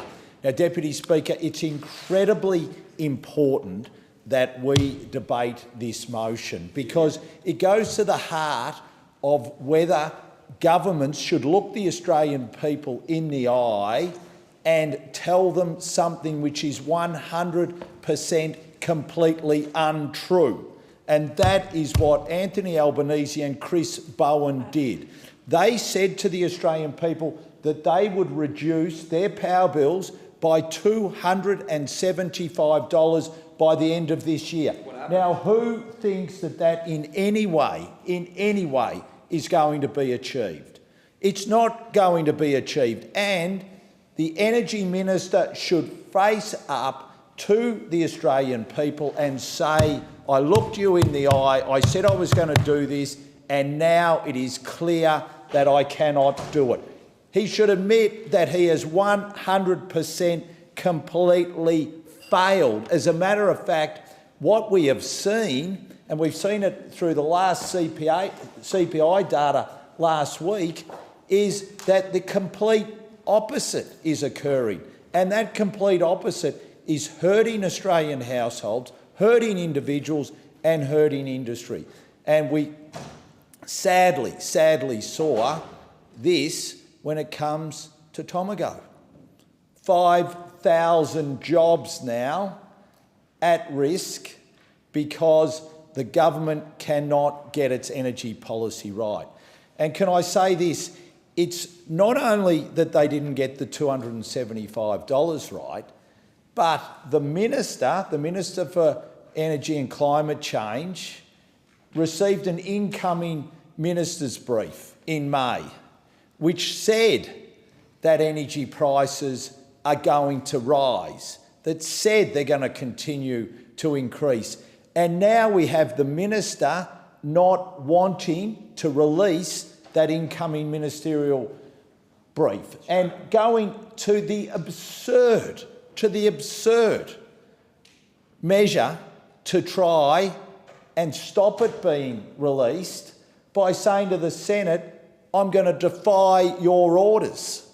So defying the Senate to stop it getting released. Now, why do you think that the minister doesn't want that brief released? Because to start with, the bit that he did release had so many bits of paper that looked like that, 100% blank, it wasn't funny. So why do you think the minister is trying to prevent that ministerial brief being released? Well, I have a suspicion. I think that it says that electricity prices and gas prices, but in particular electricity prices, are going to continue to double under this government. I think that's what it says. I think it says they're going to continue to double. Now, if it doesn't say that, I look forward to the minister releasing the fully redacted brief in its entirety, the fully redacted brief in its entirety, and saying, no, it doesn't say that. But if he won't, then given that they have doubled under them, why wouldn't it say that it's going to double again? Because the policies haven't changed at all, and they're not focused on energy affordability as their number one priority at all. As a matter of fact, the minister has spent the last 3 months trying to get the next COP here in Australia rather than prioritising energy affordability. Well, I say this to the Australian people, the opposition, energy affordability will be our number one priority because we know how important it is to our nation. I thank the member. Is the motion seconded? I reserve my right. I thank the member for Groom. The question is that the motion be agreed to, and I call the member for Barton. Thank you, Deputy Speaker. As someone who's worked on the front line for community support at St Vincent's de Paul Society, and as someone who's deeply connected to the people of Barton, I see firsthand the pressures that Australians are carrying. Now, right now, the cost of living is the number one concern for Australians and across the globe. We on this side of the chamber are not ignorant to the energy bills being high, and we are fixing this energy bin fire that we've inherited from those opposite. Those opposite left Australians with an energy system that was fragile, outdated and vulnerable to global shocks. They walked away from renewable investment. They refused to build a modern grid. And now, as history repeats itself, those opposites stand here pretending they have a plan. Let's be clear, their plan is nuclear energy, the most expensive, slowest, riskiest and least pragmatic option available, a plan that will do nothing to help families here in Australia. And the truth is simple. In times like these, people don't need slogans, they don't need a scare campaign. We are addressing the cost of electricity across all levels, such as with retail reforms to make sure Australians get the best possible deal, making sure more Australians can bring down their bills for good with more access to rooftop solar and cheaper home batteries, as well as better energy efficiency options too. The Australian people need a government, a steady one, a practical one, a responsible government on their side, and that is what this Albanese Labor government is delivering. And while those across the chamber point their finger, we on this side of the chamber are getting on with the job. Since 2022, the wholesale electricity prices are coming down. The Independent Australian Energy Market Commission forecasts that prices will decline to 2030 as more renewables enter the grid. This is something we are proud of, and this is important also for our large-scale consumers like manufacturers and like smelters. From next year, the Australian Energy Market Commission will implement new rules that will stop sneaky price hikes, preventing retailers from increasing prices more than once a year. And we know that electricity retailers are the primary buyers of Australian wholesale electricity market, purchasing power from generators and reselling it to households and businesses. Also, the new rules will prevent customers from being charged more than the standing offer price if their initial low-cost offer changes or expires. And furthermore, there will be a ban on excessive retailer charges like late payment fees for all retail contracts and ensure all consumers will be entitled to a fee-free payment method. The new rules will ensure vulnerable Australians are receiving the best offer from their retailer, placing a stronger onus on retailers to assist hardship customers. Now, while the Albanese Labor government has taken strong action to provide energy bill relief to Australian households and businesses, those opposite have opposed this relief at every step. We've provided 3 rounds of energy bill relief to homes and small businesses to take that sting out of the bills, while doing the overall reform work to bring down bills for good. We also acted to cap coal and gas prices, shielding Aussies from the worst of the global energy crisis. And recent ACCC data shows some 80% of households could be paying less on a different deal. The government's energy.gov.au website and the AER's Energy Made Easy website can help bill payers find their cheapest plans. And for the people that came to Vinnie's and needed assistance with their electricity bills, the main thing that Vinnie's did, and the team and the members would look at their electricity plan to see if the person is on the cheapest plan available. And like many other amazing organisations, like the Salvos, like Mission Australia, organisations like these have been advocating to ensure that people are getting the best electricity deal possible. So rather than the member for one and submitting motions as such, how about advocating for constituents on seeking reviews of energy plans and guiding them to get the support they need? Now, Deputy Speaker, Australians deserve a government that shows up every single day. They deserve leadership that recognises that energy isn't just about power bills, it's absolutely about dignity, opportunity and security. And they deserve a government that listens, works tirelessly and takes responsibility. This Labor government does exactly that. We're lowering the bills, we're modernising our grid, we are protecting our consumers, and we are absolutely building a better future where Australians can rely on clean, affordable energy. Thank you. The question is that the motion be agreed to, and I call the member for Groom. Thank you very much, Speaker. Very happy to support the member for Wannon on this fine motion. I remember very well, Speaker, as I'm sure you do and others here, the lead up to the 2022 election when then Leader of the Opposition, now Prime Minister, very successfully won a mandate on electricity prices. It was a very important conversation that I think he brought into the national narrative, and I believe very much, Speaker, that it was a change that he did want to see, that Australians were hurting. He was hearing it, his members were hearing it, on the government benches at the time we were hearing it. This was an important conversation. Electricity prices were rising, and they looked like they were going to rise for some time. We needed change on that front. And so when the Prime Minister went out and said, I'm going to reduce energy prices by $275 on 97 occasions, this wasn't just dipping his toe in the water into this subject, Speaker. This was a Prime Minister seeking a mandate to drive down electricity prices in this country, and he won that mandate. Sadly, Speaker, what we've seen since then is a complete policy failure, where energy prices have not gone down by $275. In fact, they've gone up on average by more than $1,300 around the nation. This is a spectacular policy fail. And in my heart, genuinely, I hope the Prime Minister can turn this around, because I have constituents like Tom, who owns the National Hotel in Toowoomba, who regularly reaches out to me. He's provided me with his most recent energy bill, once again showing that over the last 2 years, the energy costs there have doubled for him running his hotel. This is at a point that he describes as breaking point. These costs have continued to rise. At one point in his career, these were costs that you just absorbed and you understood would be there. Now he makes key decisions on future investments on the basis of his electricity costs. They have risen so much. They're rising in businesses, they're rising in homes. And if we are all here honest, we are all hearing this. The electricity bill that arrives in your letterbox, on your email, those prices are going up and Australians are feeling it and we're hurting it. And Speaker, I'm not the first to have raised this. I acknowledge others in place, including yourself, who talked about integrity as being a key part. I think the first step here is for the government to acknowledge that the mandate they sought they have failed on. They have not delivered cheaper energy prices. And we are seeing that discussion being realised now around the country. The AFR just last week, I'm going to quote them, they're talking about the recent inflation figures.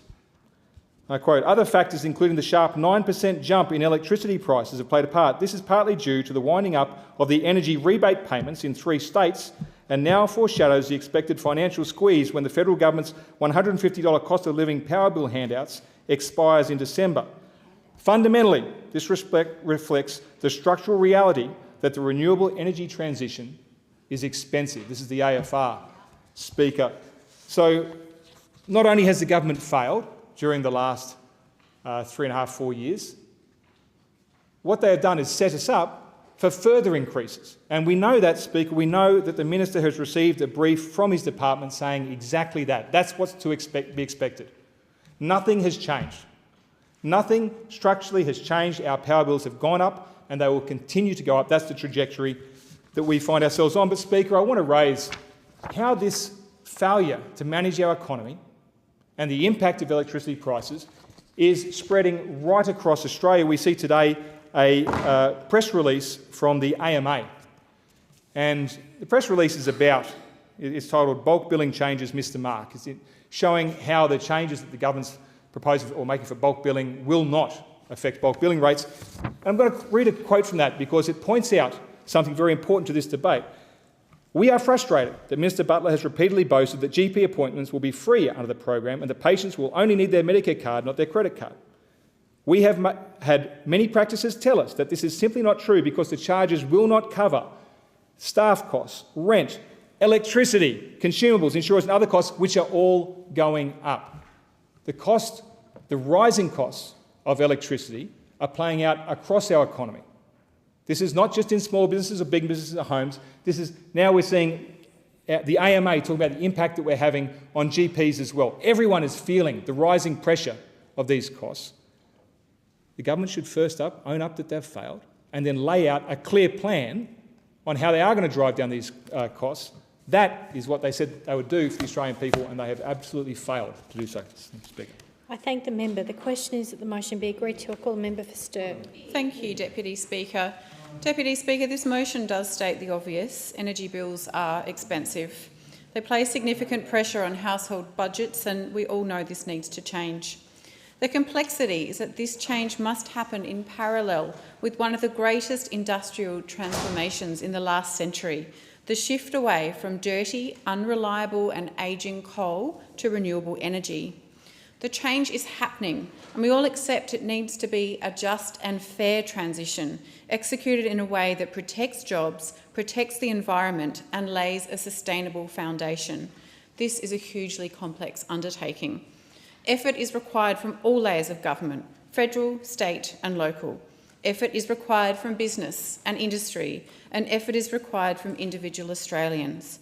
In my state of South Australia and my electorate of Sturt, this effort is bearing fruit. Over 1,600 households have taken advantage of the Albanese Labor government's cheaper home batteries scheme. We are second in the country. This program is helping these households reduce their electricity bills by making the most of cheap and clean solar power by storing it for when it is needed. But it doesn't just help 1,600 households, it lowers costs for everyone by reducing peak demand and creating a more stable electricity grid. In South Australia, though, we get frustrated because on a typical day, 80% of our energy is generated by renewables. As I prepared these remarks yesterday, the Australian Energy Market Operator Fuel Mix Dashboard showed that 88% of South Australia's energy was being generated by wind. The average spot price at that time was $42.62 per megawatt hour, lower than all the other states for which data was available, being Queensland, Victoria, New South Wales and Tasmania. So I'm not going to stand here today and say that the data means that energy bills in South Australia are cheap, because on average they are not, and more work is required in that respect.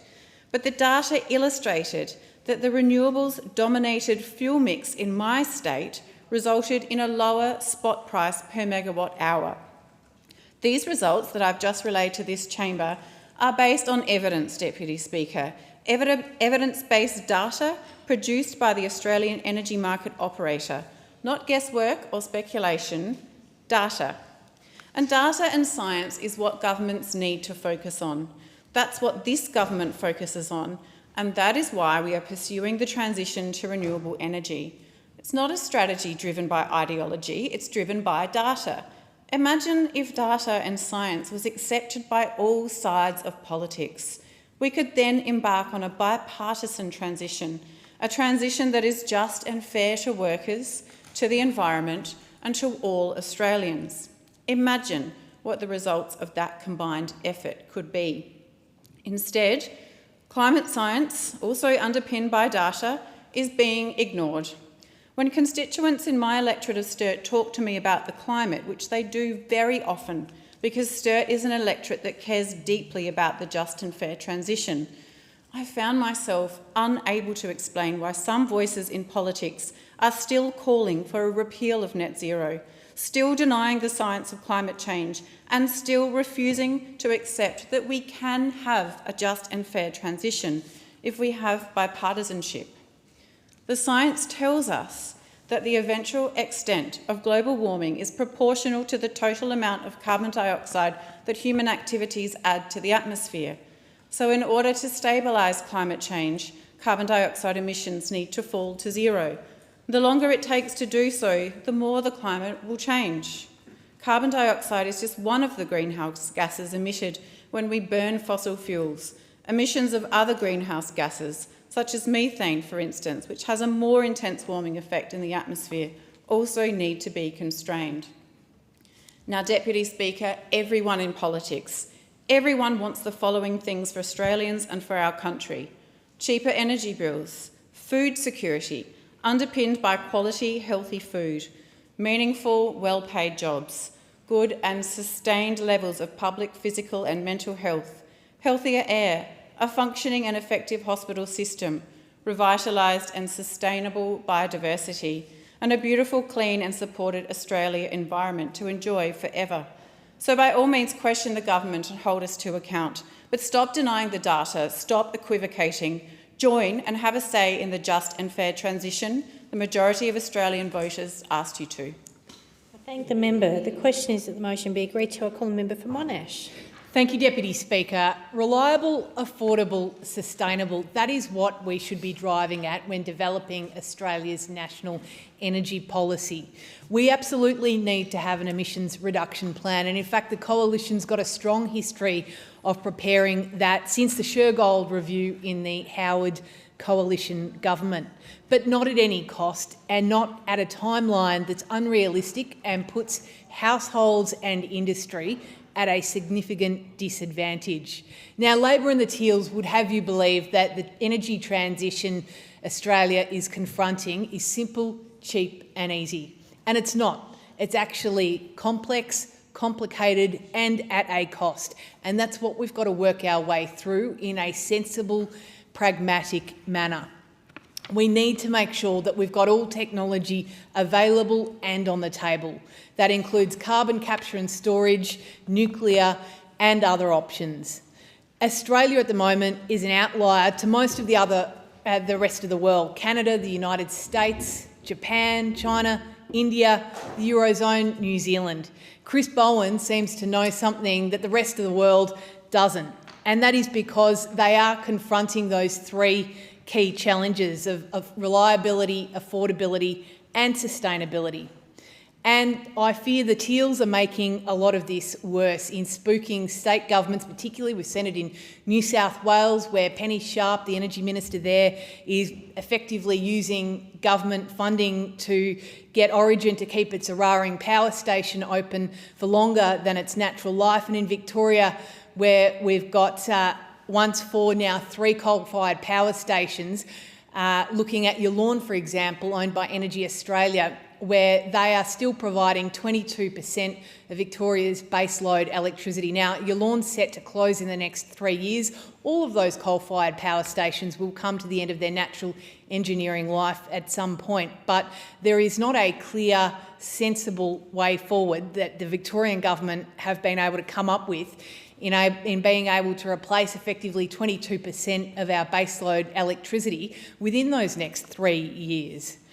I also have real concerns that the burden for most of this transition is being put on regional Australia. Now, we all want to pay our fair share. We all want to contribute our fair share of responsibility. But right now, I'm speaking with farmers across my electorate, from South Gippsland and Bass Coast to West Gippsland, where we've got the best soil of anywhere in Australia. We are proud to grow, make and manufacture things. We've got about 23% of the nation's dairy output that comes from the Gippsland region.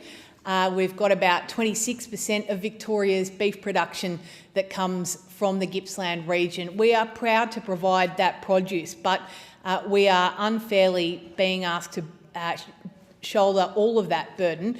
And there's a couple of examples from a number of offshore wind proposals off the coast that would have transmission lines going through some of that prime agricultural farmland through to Darnham, which is in West Gippsland. We grow great horticultural produce and dairy produce there. They are looking down the barrel of a huge battery energy storage project that those neighbouring farms don't want, that the Victorian Energy Minister, Lily D'Ambrosio, is just riding roughshod over those local communities. And I really want to commend the effort of my state parliamentary colleague, the member for Narrachan, Wayne Farnham, who has stood shoulder to shoulder with that farming community. We've met with the local residents, we've heard the concerns, and I am imploring the Victorian state government to take those concerns seriously, to listen to our regional communities, that we cannot shoulder all of that burden. Now, the cost of energy is going up. This government promised a $275 cut to Australians' energy bills, no less than 97 times, Deputy Speaker, and we're still yet to see it. Now, energy is one of the drivers of inflation in this country, and we've just seen inflation go up to 3.2%, outside the recommended band of 2 to 3%.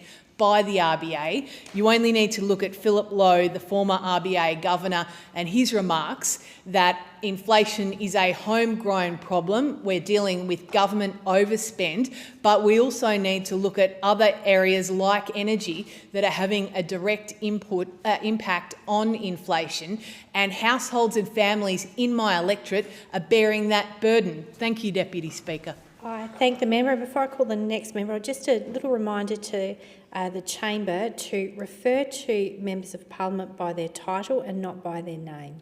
Thank you. The question is that the motion be agreed to, and I call the member for more. Thank you, Madam Deputy Speaker. Those opposite certainly have short memories, don't they? I rise to oppose this motion by the member for Wannon. Before I came to this place, I worked as an electrician. My work on the tools taught me a lesson I value to this day. You can't keep patching over faults and expect the system to hold. The truth is simple. A decade of delay and denial under those opposite left Australians with a broken energy system. Outdated, unreliable and far too expensive to run. So let's be clear. Labor is cleaning up their mess. For 10 years, the Coalition refused to listen to experts. They blocked investment and they allowed ageing coal stations to be run into the ground. Now they have the gall to lecture this Parliament about affordability.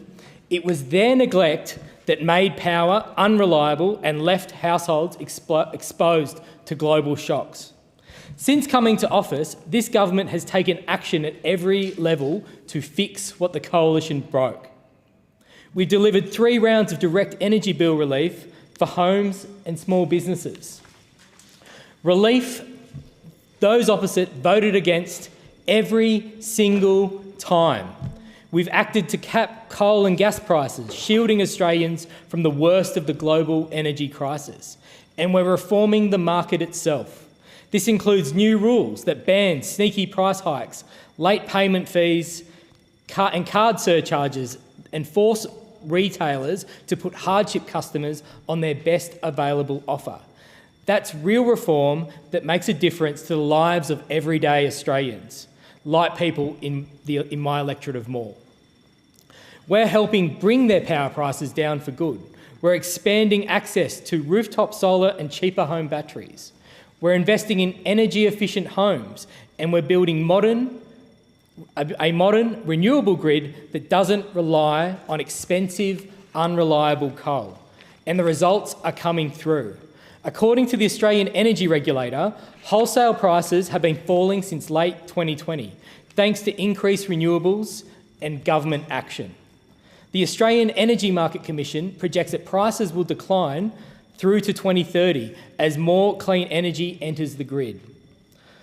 From the Australian Energy Market Operator, and the Australian Energy Market Operator confirms that renewable power firmed with storage and backed by gas is the lowest way to keep the lights on.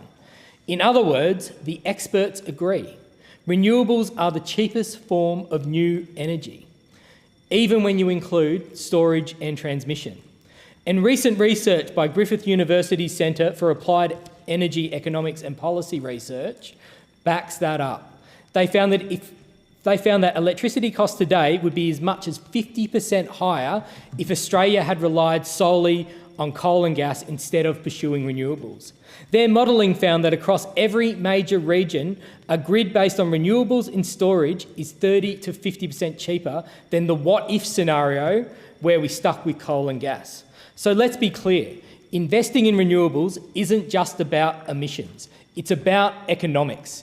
It's a smart way to deliver cheaper, cleaner and more reliable energy for the long term. Yet the member for Wannon still wants to take us down the nuclear fantasy path. Madam Deputy Speaker, that is the most expensive, the slowest and the riskiest energy option on the table. As an electrician, I can tell you this much. No household will sell cheaper bills from a reactor that doesn't even exist. Deputy Speaker, Australians know who's actually doing the work to make energy fairer and more affordable. It's this government, cutting bills now, rebuilding what the Coalition broke and making the system fair again. So instead of finger-pointing, the opposition might consider apologising for the decade of dysfunction that landed us here in the first place. This motion is pure theatre, all heat, no light. It ignores the facts, the data and the progress being made. It underestimates Australians' intelligence and their lived reality. And that's insulting, Deputy Speaker. Labor has a plan, backed by experts, backed by industry and built for the future to deliver cheaper, cleaner, more reliable power to every Australian household. That's what we're doing. We're getting on with the job, and that's why I oppose this motion. Thank you. I thank the member. The question is that the motion be agreed to. I call the member for Fowler. Thank you, Deputy Speaker. The issue at hand is energy, or rather the lack of affordable, stable energy, and its brutal role in driving our cost of living crisis. The kitchen table debate in Fowler is no longer about saving $5 on the power bill. It's about paying for the power bill or putting food on the table.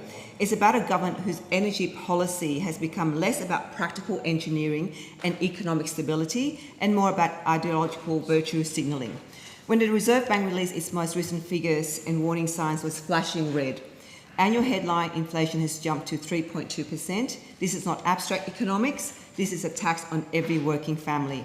And what is the single biggest contributing factor to this spike? It's the energy sector.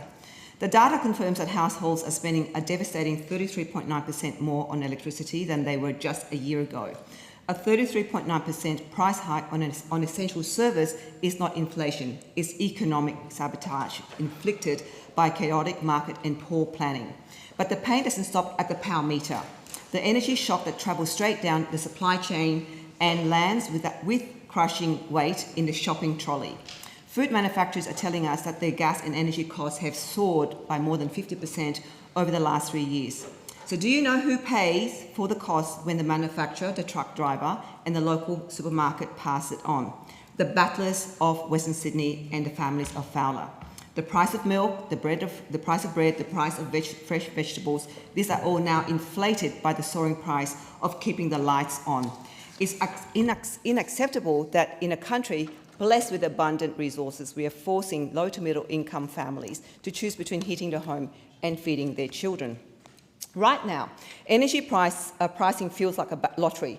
On Monday, the spot price is low. By Wednesday afternoon, it's sky high. On Thursday at lunchtime, it can even go negative.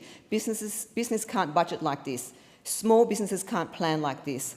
The manufacturers certainly can't invest like this. The volatility and opacity of the market are costing Australians dearly. How did we get there? 3 half-truths. First, we broke a working system and replaced it with an expensive one. For most of our history, electricity was treated as essential public infrastructure. Communities like Tamworth led in the 1880s with the first electric lighting system. Later, states built integrated systems that were boring, reliable and cheap. In the 1990s, we split those utilities into dozens of generators, a handful of network monopolies and a thicket of retailers. We were promised competition and lower prices. What we got was complexity, marketing overheads and bills that outpaced inflation year after year. Productivity fell even as managers and sales teams multiplied, and every new cost found its way onto the bill. Second, the rules to reward margin over merit. Wholesale prices have fallen sharply from the 2022 peak, yet retail bills barely budged. Why? Because the highest cost generator of electricity sets the price for everyone. Because gas, now getting more expensive, often sets the price, and even when the market goes negative, meaning electricity is running for free through the network, households don't see the benefit. The system is not built to deliver the lowest cost to consumers, it's built to preserve margins in the middle. Third, high energy costs are hallowing our industry. Cheap, reliable power once offset high labour costs, not anymore. Electricity and gas input costs have risen dramatically since 2000. When glass furnaces go cold, when fertiliser production winds back, when local plastics and chemicals shut, those are not isolated headlines. They are markets of deindustrialisation, fewer skilled jobs and weaker supply chains. Deputy Speakers, Australians are tired of finger-pointing. They want actions that cut bills and restore stability.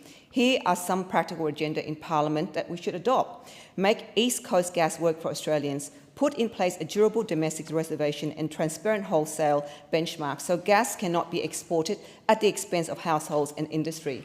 When gas sets the marginal price, the whole market pays. Bring that marginal price down. Mandate retail transparency and pass-through. Require automatic pass-through of wholesale falls, including negative price events, onto standing and market offers. Publish on a single page the breakdowns of every bill. Energy, networks, schemes, retail costs and profit. If a retailer can't explain a bill plainly, they shouldn't be selling it. Last, modernise tariffs for the solar era. Create ultra-low quality daytime tariffs to soak up the majority of midday solar gluts so that household can charge a hot water system. EVs and batteries between 10 a.m. and 3 p.m. Retire legacy off-peak night only, thinking that no longer matches how the grid actually operates. Thank you, Deputy Speaker. I thank the member. There being no further speakers, the debate is adjourned and the resumption of the debate will be made in order of the day for the next day of sitting. And I call the clerk. Private members' business, notice number 4, framework on critical minerals and rare earths. And I call the member for Spence. I move the motion relating to the framework on critical minerals and rare earths in the terms in which it appears on the notice paper. Thank you, Speaker.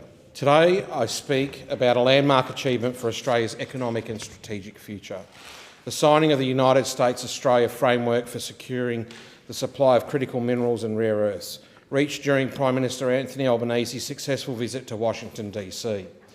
This agreement represents a major milestone in the enduring friendship between our two nations and a deepening of the alliance that has shaped our shared prosperity for security for generations. It is also a cornerstone of our Future Made in Australia agenda, driving investment and in new export industries, creating jobs in local communities and securing the resources and technologies that will power our clean energy future. Australia is home to some of the most valuable deposits of critical minerals and rare earths in the world. Nearly the whole of the periodic table sits below the ground we stand on. These are called critical because they are essential to the world's transition to net zero, the batteries that store renewable energy, the turbines that generate it, and the solar panels that capture it. But their importance goes further. Light and heavy rare earths are central to high-tech manufacturing, defence, artificial intelligence and clean energy. They power the data centres, precision systems and advanced technologies that underpin the evolving modern economy.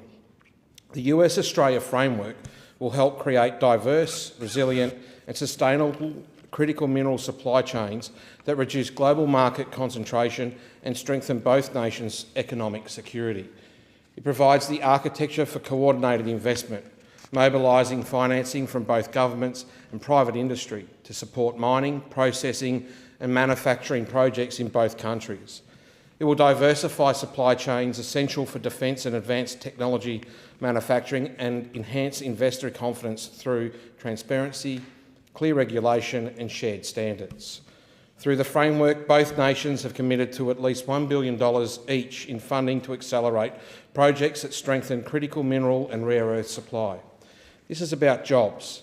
It's about making sure that regional Australians, those working in our mines, refineries and processing facilities, are at the centre of the industries that define the 21st century. It's about securing Australia's role in global supply chains so that when the world looks for responsibly sourced, high-quality materials, they look to Australia first. And it's about strengthening the industries that underpin our national security, ensuring we have the materials we need for clean energy, advanced manufacturing and defence capability. The framework will also leverage our existing policy tools and international partnerships through the G7 Critical Minerals Action Plan, the Quad Critical Minerals Initiative and our Critical Minerals Strategy 2023 to 2030.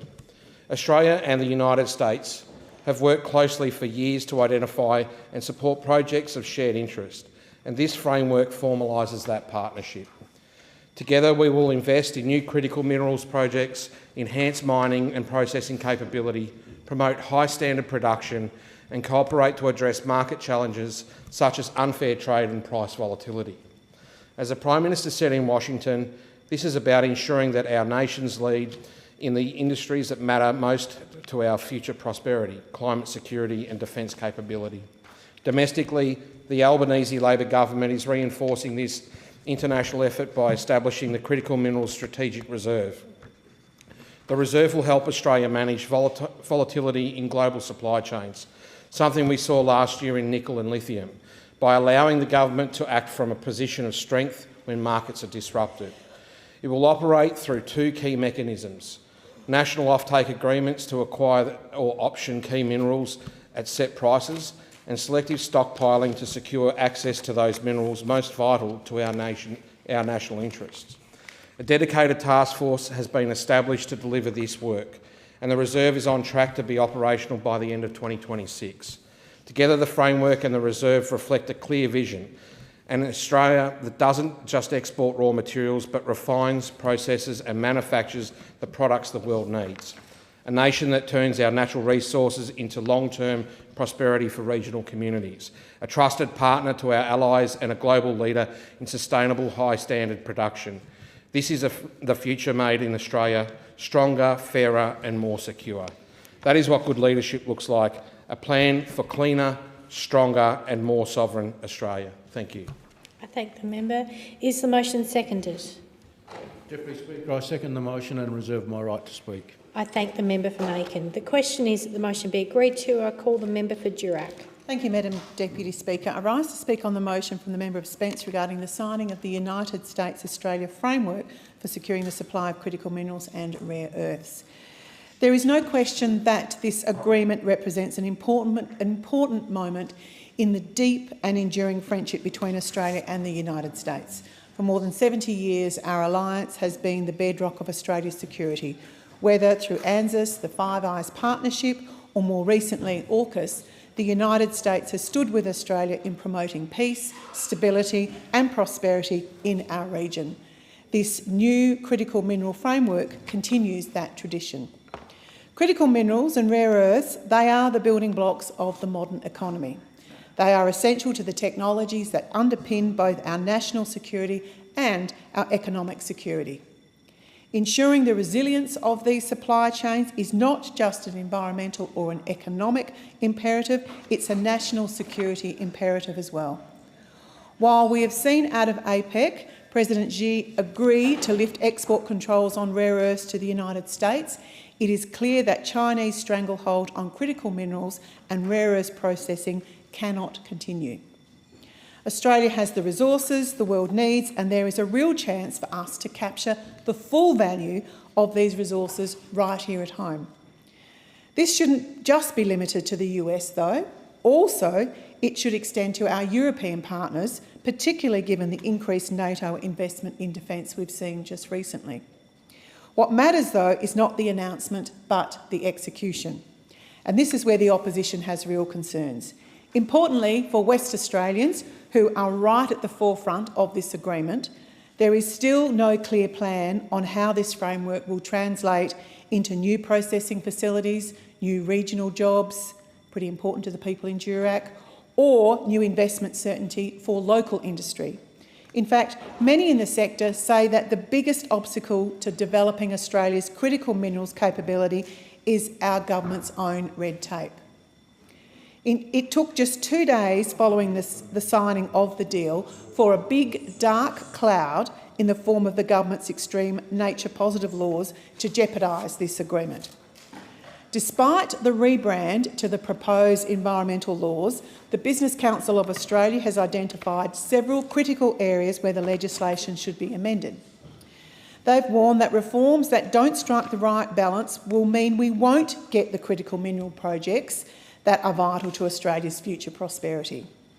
There is a real irony here that in the name of environmental protection, we will export these opportunities to countries who quite frankly couldn't care less about our environment.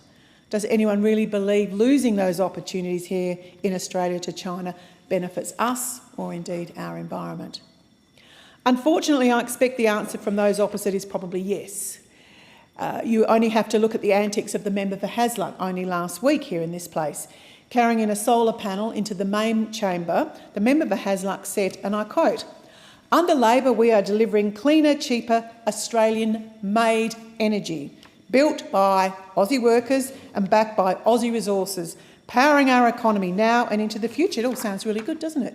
Now, nothing the member for Hasluck said in that statement is true. We haven't suddenly become cleaner under Labor's watch. Australia's emissions have barely dipped since Labor took office. They remain at 28% below 2005 levels, which is exactly where they were when the Coalition left office in 2022.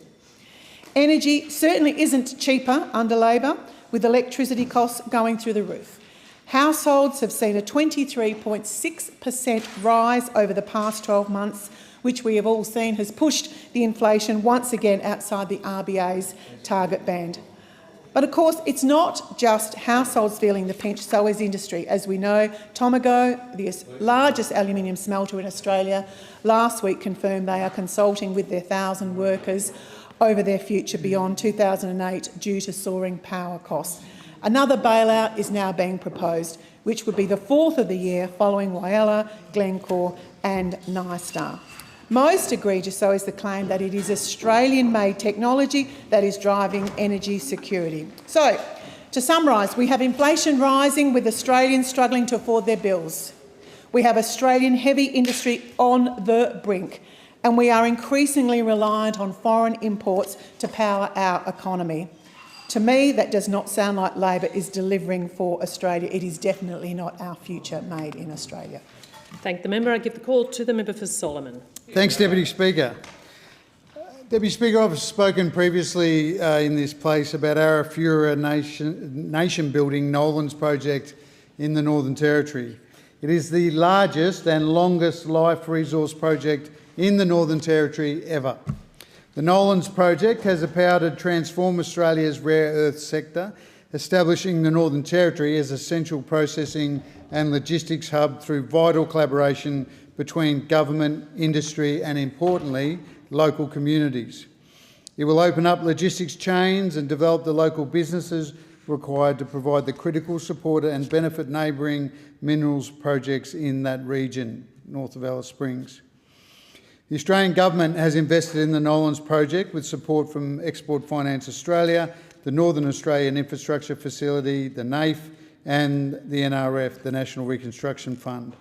The project, Nolans, will deliver over 600 construction jobs and a further 350 long-term operational roles.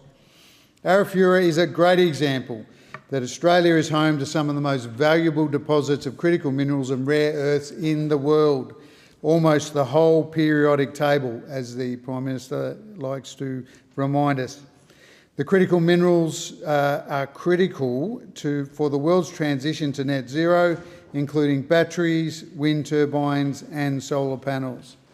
Rare earths are essential for high-tech manufacturing and defence, the digital economy, artificial intelligence, data centres and clean energy. We've known for some time that our critical minerals are in demand. We've been working to secure Australia's interests and create diverse, resilient and sustainable critical mineral supply chains that reduce market concentration. The United States-Australia Framework for Securing of Supply in the Mining and Processing of Critical Minerals and Rare Earths, otherwise known as the Framework, announced on the PM and the Member for Resources, Madeleine King's visit to the United States last month, will take this cooperation forward with the United States. It will focus our bilateral efforts on overcoming barriers to the development of diversified, liquid and free markets for critical minerals. It will strengthen investment in Australia's critical minerals sector by providing an architecture for Australian producers to access US financing and vice versa. It goes both ways, Deputy Speaker. It will also encourage greater investor confidence through enhanced market transparency and openness. Through the framework, we will invest in critical mineral projects, enhance the capabilities of our mining and processing sectors, promote trade in minerals produced to high standards and encourage markets to reward those high standards of production. We will cooperate on challenges such as unfair trade practices and price volatility, and will improve regulatory processes and collaborate on mineral recycling and geological mapping. Australian consideration will be done in collaboration with our Australian financing facilities, the Critical Minerals Facility, the North Australian Infrastructure Facility and the National Reconstruction Fund Corporation, as previously mentioned. This framework commits us to providing at least $1 billion each in funding to projects located in Australia and the United States. The framework will leverage existing policy tools such as the United States Industrial Demand and Stockpiling Infrastructure and Australia's Critical Minerals Strategic Reserve. Speaking of the reserve, the establishment of a Critical Minerals Strategic Reserve by our Albanese Labor government will maximise the strategic value of Australia's resources. Australia has the critical minerals and rare earths that the world needs, but supply chains and markets are volatile. We saw this with our nickel and lithium sectors last year, and that also impacted my electorate and the Northern Territory. The reserve positions us as a reliable supplier and a global competitor. It will allow Australia to work with partners on trade and market disruptions from a position of strength. It supplements other measures we're doing to support our critical minerals sector, like the production tax incentive. We are committed to having the reserve operational by the end of 2026, and that is a very important thing when you consider everything else we're doing for critical minerals and rare earths in our nation. Thanks, Deputy Speaker. I thank the member. The question is the motion be agreed to. I give the call to the member for McKellar. Thank you, Speaker. They're called critical for a reason. Critical minerals and rare earths are the gateway to a decarbonised future. They are crucial to the manufacture of products including electric cars, wind turbines, electric vehicle batteries and solar cells. However, China has built a near monopoly on this industry, producing more than 90% of rare earths and rare earth magnets. Currently, all G7 countries except Japan are heavily or exclusively reliant on China for these products. It's never good to put all your eggs in the one basket, and the supply of these critical minerals and products is already under threat. Last month, China restricted exports of rare earth minerals and the products that use them as part of the trade fight with Donald Trump. And as recently as 2 days ago, European car makers warned that they may have to halt production in the next couple of days due to a shortage of chips and semiconductors following a dispute with China over control of the Dutch chip maker Nexperia, which is owned by China's Wingtech Technology. So it is clearly critical, and pun intended, that we secure and diversify supply of these critical minerals and products. It is essential to the future security and prosperity of our nation and many of our allies. The recent critical minerals deal struck with our close allies America, Canada and Japan represents an exciting opportunity for Australia, if we get it right. But the experience of our gas export industry stands as a stark warning of just how wrong we can get it. So let's explore our experience of gas exports in Australia.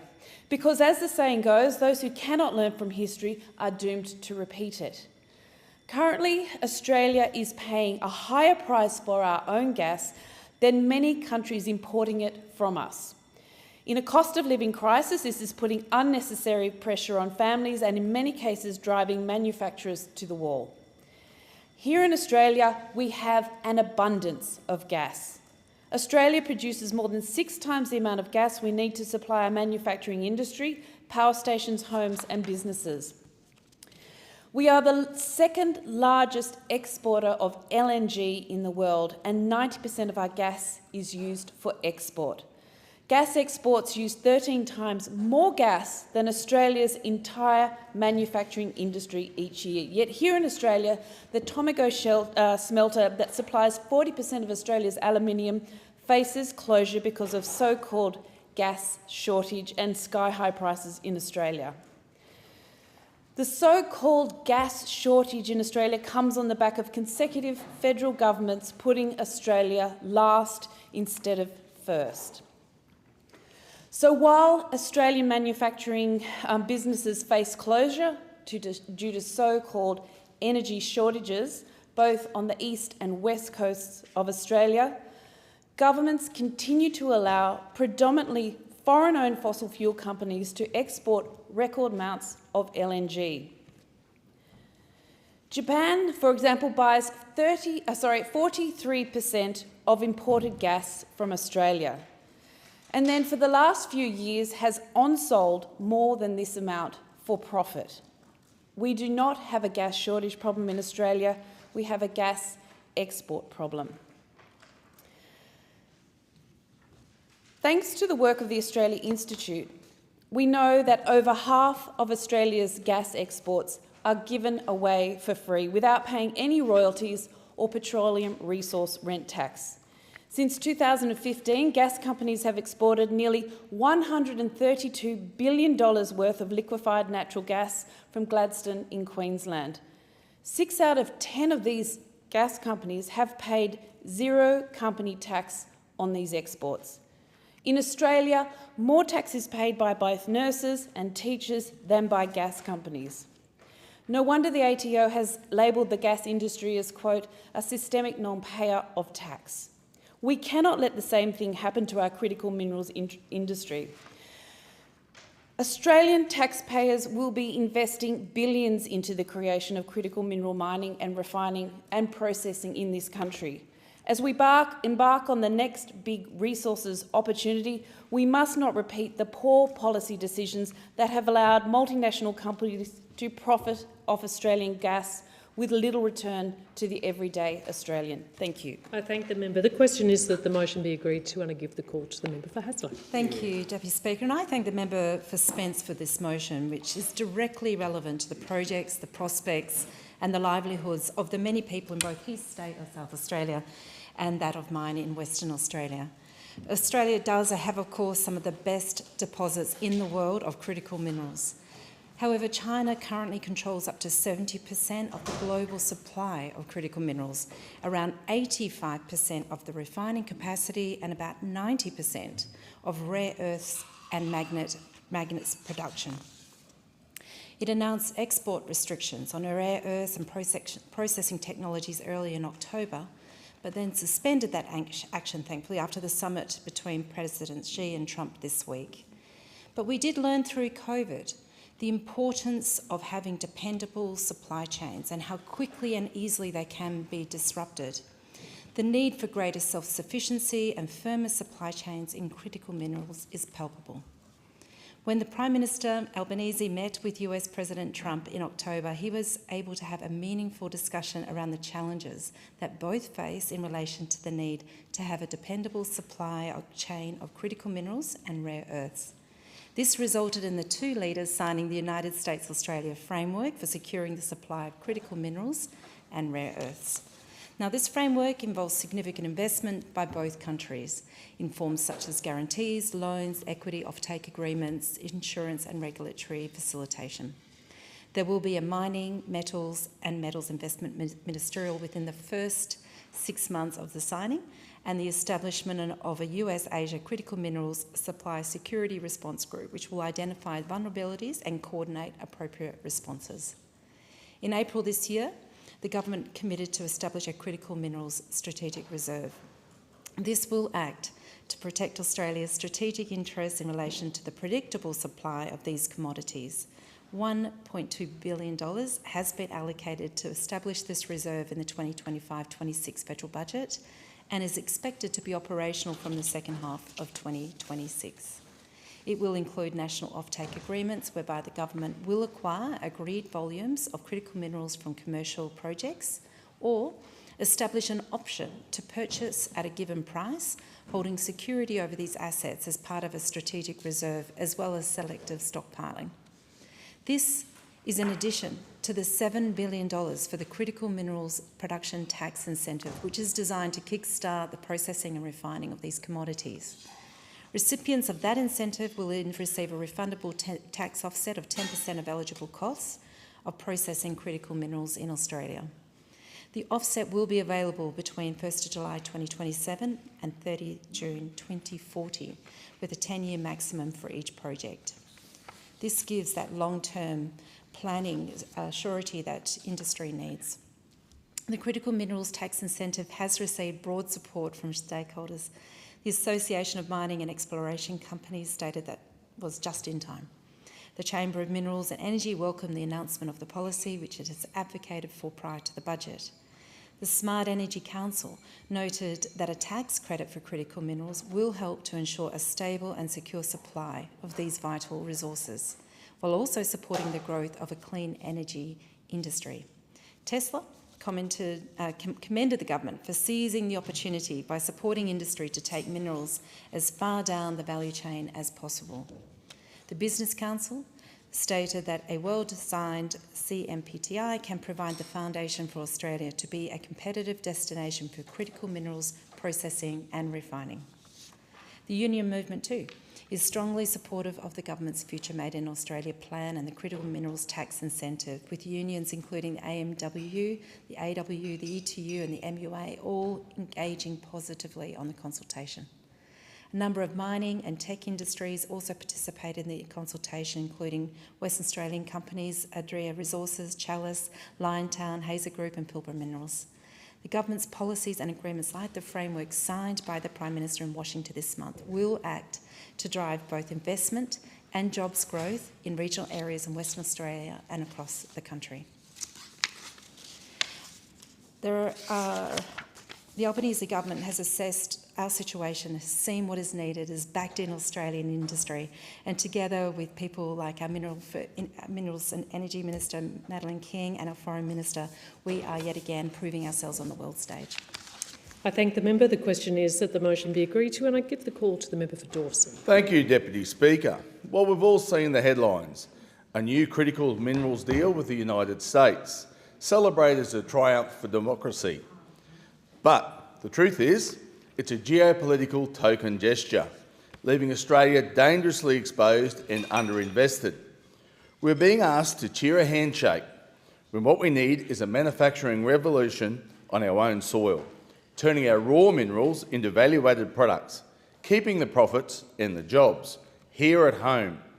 Australia is still a quarry for China, not a manufacturer for the world, despite being one of the top 5 producers of critical minerals: lithium, nickel and rare earths. More than 90% of our lithium is exported overseas, mostly to China, where it is refined and turned into products that we buy back at many times the cost.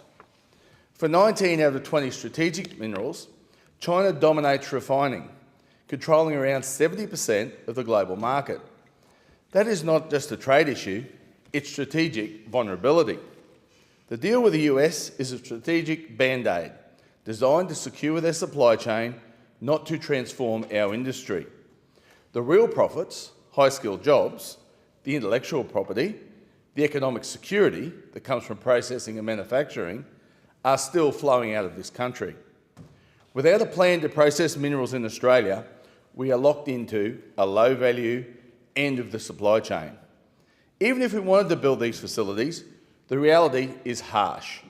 Our energy costs are crushing competitiveness. Once our advantage, now a crippling burden. Industrial electricity in Australia costs up to twice as much as in Canada and in the USA, making it almost impossible for local refineries and manufacturing to compete globally. The difference is not minor. It represents tens of millions of dollars in extra costs every year for energy-intensive operations like refinery. Costs that make local processing economically unviable.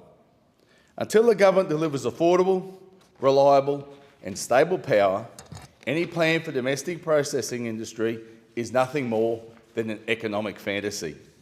Let's be clear, the United States needed this deal far more than Australia. Their defence and clean energy industries are vulnerable because of China's chokehold. Australia had the US over a barrel. We held the leverage, a chance to negotiate tariff reductions for our steel, aluminium and other value-added exports, a chance to demand real investment in our industries, a chance to secure a genuine economic partnership. But what do we get? A handshake and a photo op. The opportunity was squandered because this government prioritised headlines over substance, because the Prime Minister was too worried about negative press over his rocky relationship with President Trump. This wasn't diplomacy, it was capitulation, disguised as achievement. This government could have turned our resources into a bargaining chip. Instead, they handed away with a thank you. The minerals under our feet should be our prosperity, no one else's economy. Without cheap, reliable and clear plan for onshore processing, Australia will remain dependent on China and continue exporting the value of our resources and lose our manufacturing base. We need affordable, firm baseload power.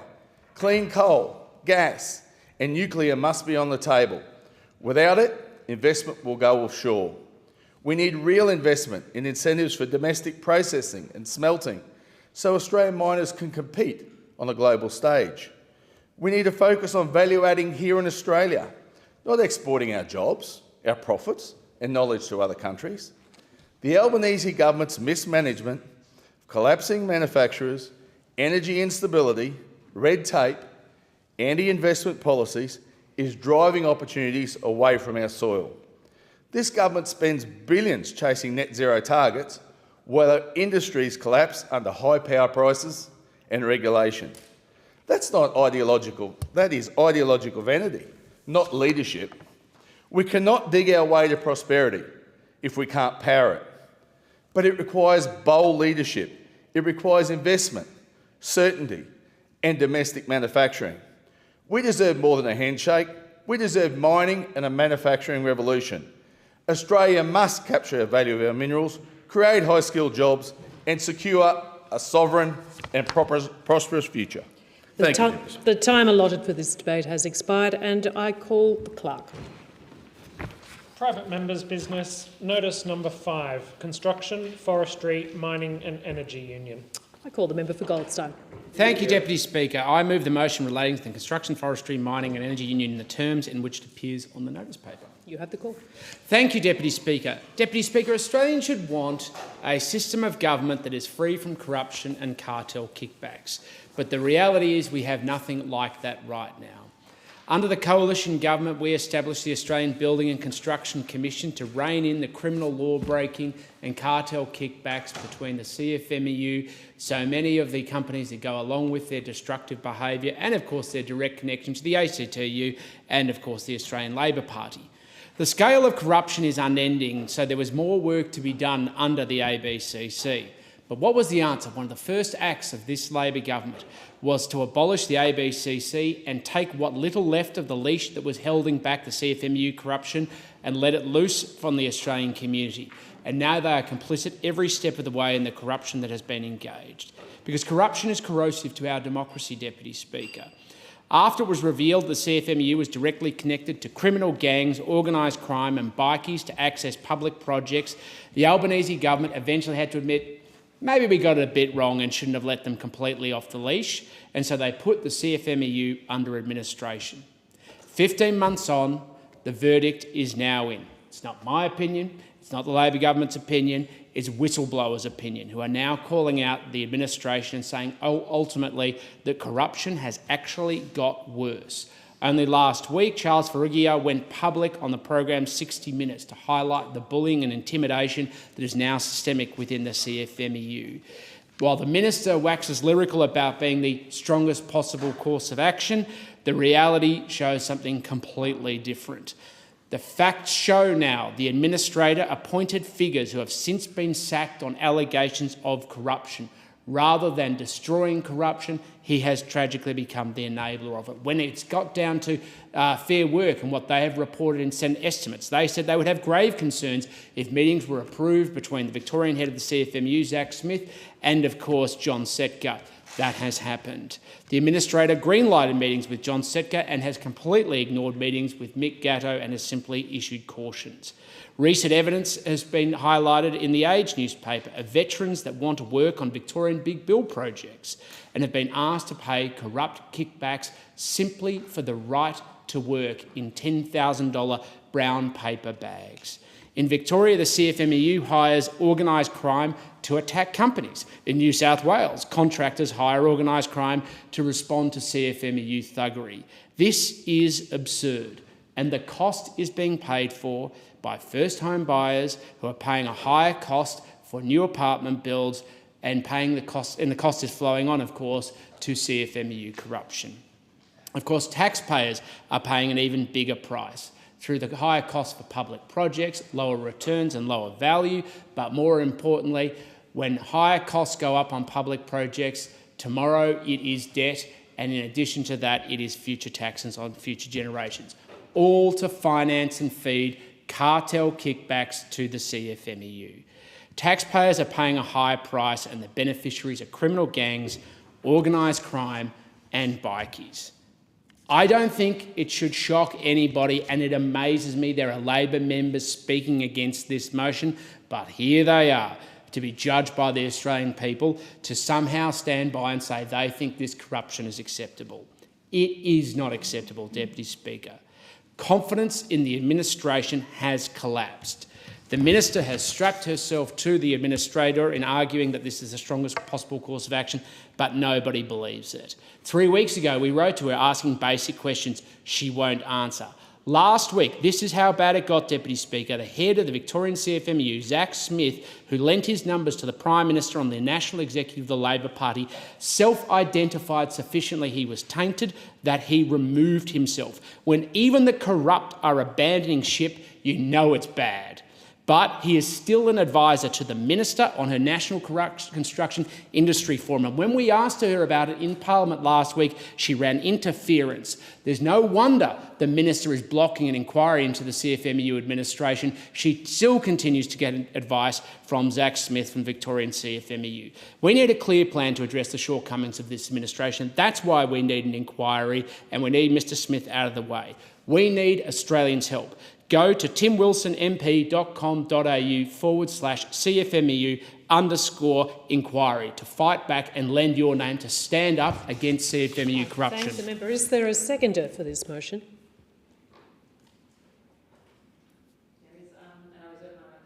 Thank you. And I give the call to the member for Sturt. Thank you, Deputy Speaker.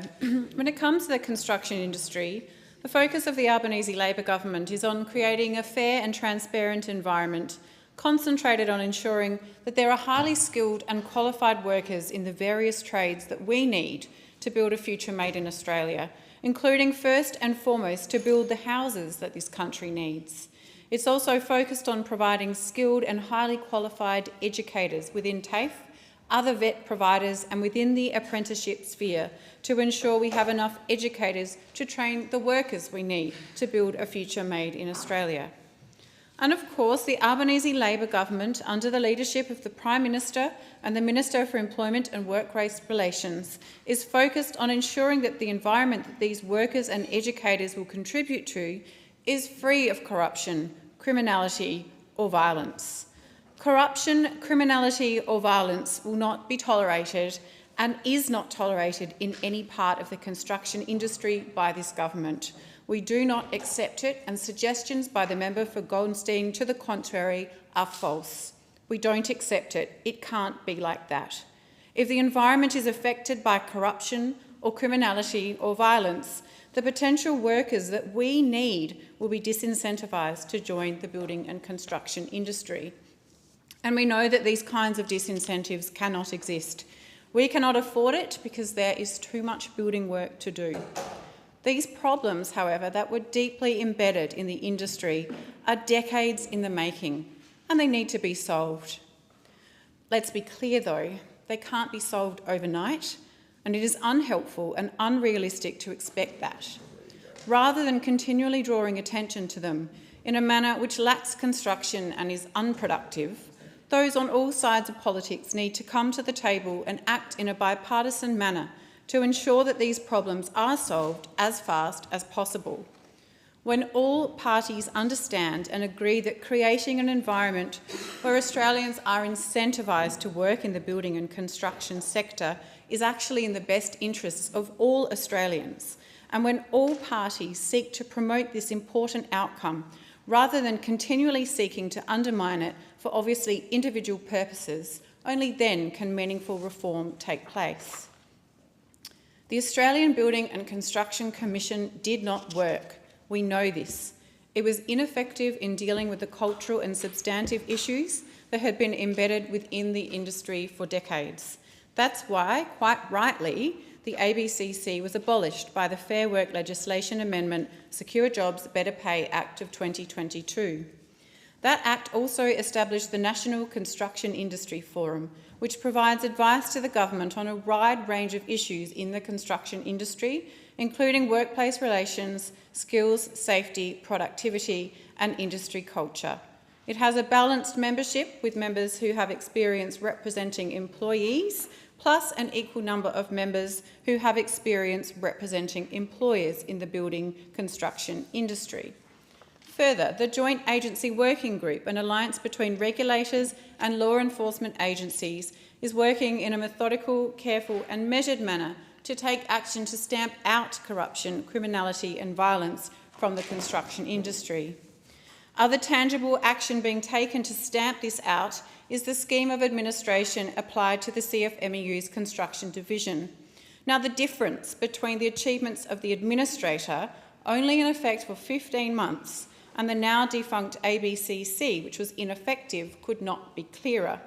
The administrator has removed or accepted the resignations of more than 60 staff, developed a national code of conduct and statement of expectations for all staff, has cracked down on gifts, organised crime and menacing behaviours by setting out clear consequences, and has established inquiries into state branches of the CFMEU.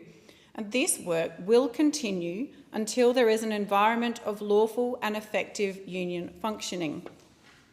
There are no quick fixes here, but the Albanese Labor government is committed to the task, and we will keep working with employers, contractors, unions, state and territory governments, regulators and law enforcement agencies to ensure this critical industry is lawful, safe, fair, productive and sustainable for the future. Because we need it to be. It's in the interest of all Australians that it is. So it would be helpful and in the interest of all Australians if all sides of politics recognised this and contributed constructively. The member, the question is that the motion be agreed to, and I give the call to the member for Monash. Thank you, Madam Deputy Speaker. It's always a pleasure to follow my good friend and colleague, the member for Sturt.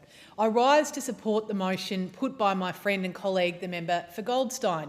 We're both proud Victorians, and we're both in absolute despair at the lawlessness that is pervading our great state at the hands of state and federal Labor governments. Now, Deputy Speaker, the Saturday paper, who is no cheerleader of the coalition, has written over the weekend about the payback for those who have blown the whistle on the CFMEU. And the article goes, the costs have been stark for whistleblowers. To start with, going to war against corruption of the construction division of Victoria's CFMEU has meant their effective blacklisting from union job sites. One has worked very little in the past year and bills are due. Christmas is near. Their partner has also felt the strain. Deputy Speaker, it goes on. We see in the Australian, I'd also like to quote from the Australian over the weekend that this issue has been raised again. The CFMEU's manufacturing division has taken federal court action to lock in its split from the union's dysfunctional and murky construction division in a move that will formalise the creation of the 10,000-member Timber, Furnishing and Textiles Union. The expected court approval will see the once influential CFMEU reduced to the Construction Division, which will be in administration for years, and the Maritime Division. And it goes on, the departure of the Manufacturing Division follows the exit of the Mining and Energy Division to form a standalone union. Manufacturing Division National Secretary Michael O'Connor said on Friday, our members are looking forward to officially getting out. Now, Deputy Speaker, I don't always agree with Michael O'Connor and his division, and I don't always agree with the Pulp and Paper division of the CFMEU, but locally in the Latrobe Valley, there have been many occasions when I have stood up with those divisions on the issue of jobs and manufacturing. Michael Pavey, I remember, from the Pulp and Paper division of the CFMEU in the Latrobe Valley, stood up on behalf of his members that worked at Australian Paper, and Michael O'Connor has been a strong representative of the Forestry Division, and it's quite clear to see how appalled they are at the actions of the Construction Division of the CFMEU, that it is a stain on other divisions that are trying to get on with the business of representing their members.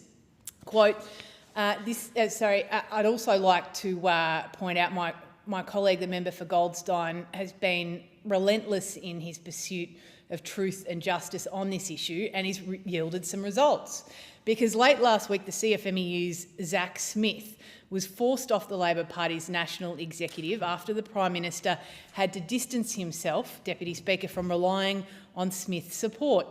And that being so, the Minister is still unbelievably blocking a Senate inquiry into union corruption, which will still unbelievably rely on Smith as a key advisor. And I have to ask, Deputy Speaker, why is this government scared of the truth? We know that that resignation was as a direct result of sustained pressure by the member for Goldstein and the coalition, who have only one interest, and that is to get to the heart of this issue and to expose the conflict of interest that the Albanese government is conflicted by. We need an inquiry to reveal the full scale of corruption, cartel networks, and why officials have been placed into positions that turn out later that they've been sacked on allegations of corruption. This is really important, and it goes to the heart of integrity and accountability in government.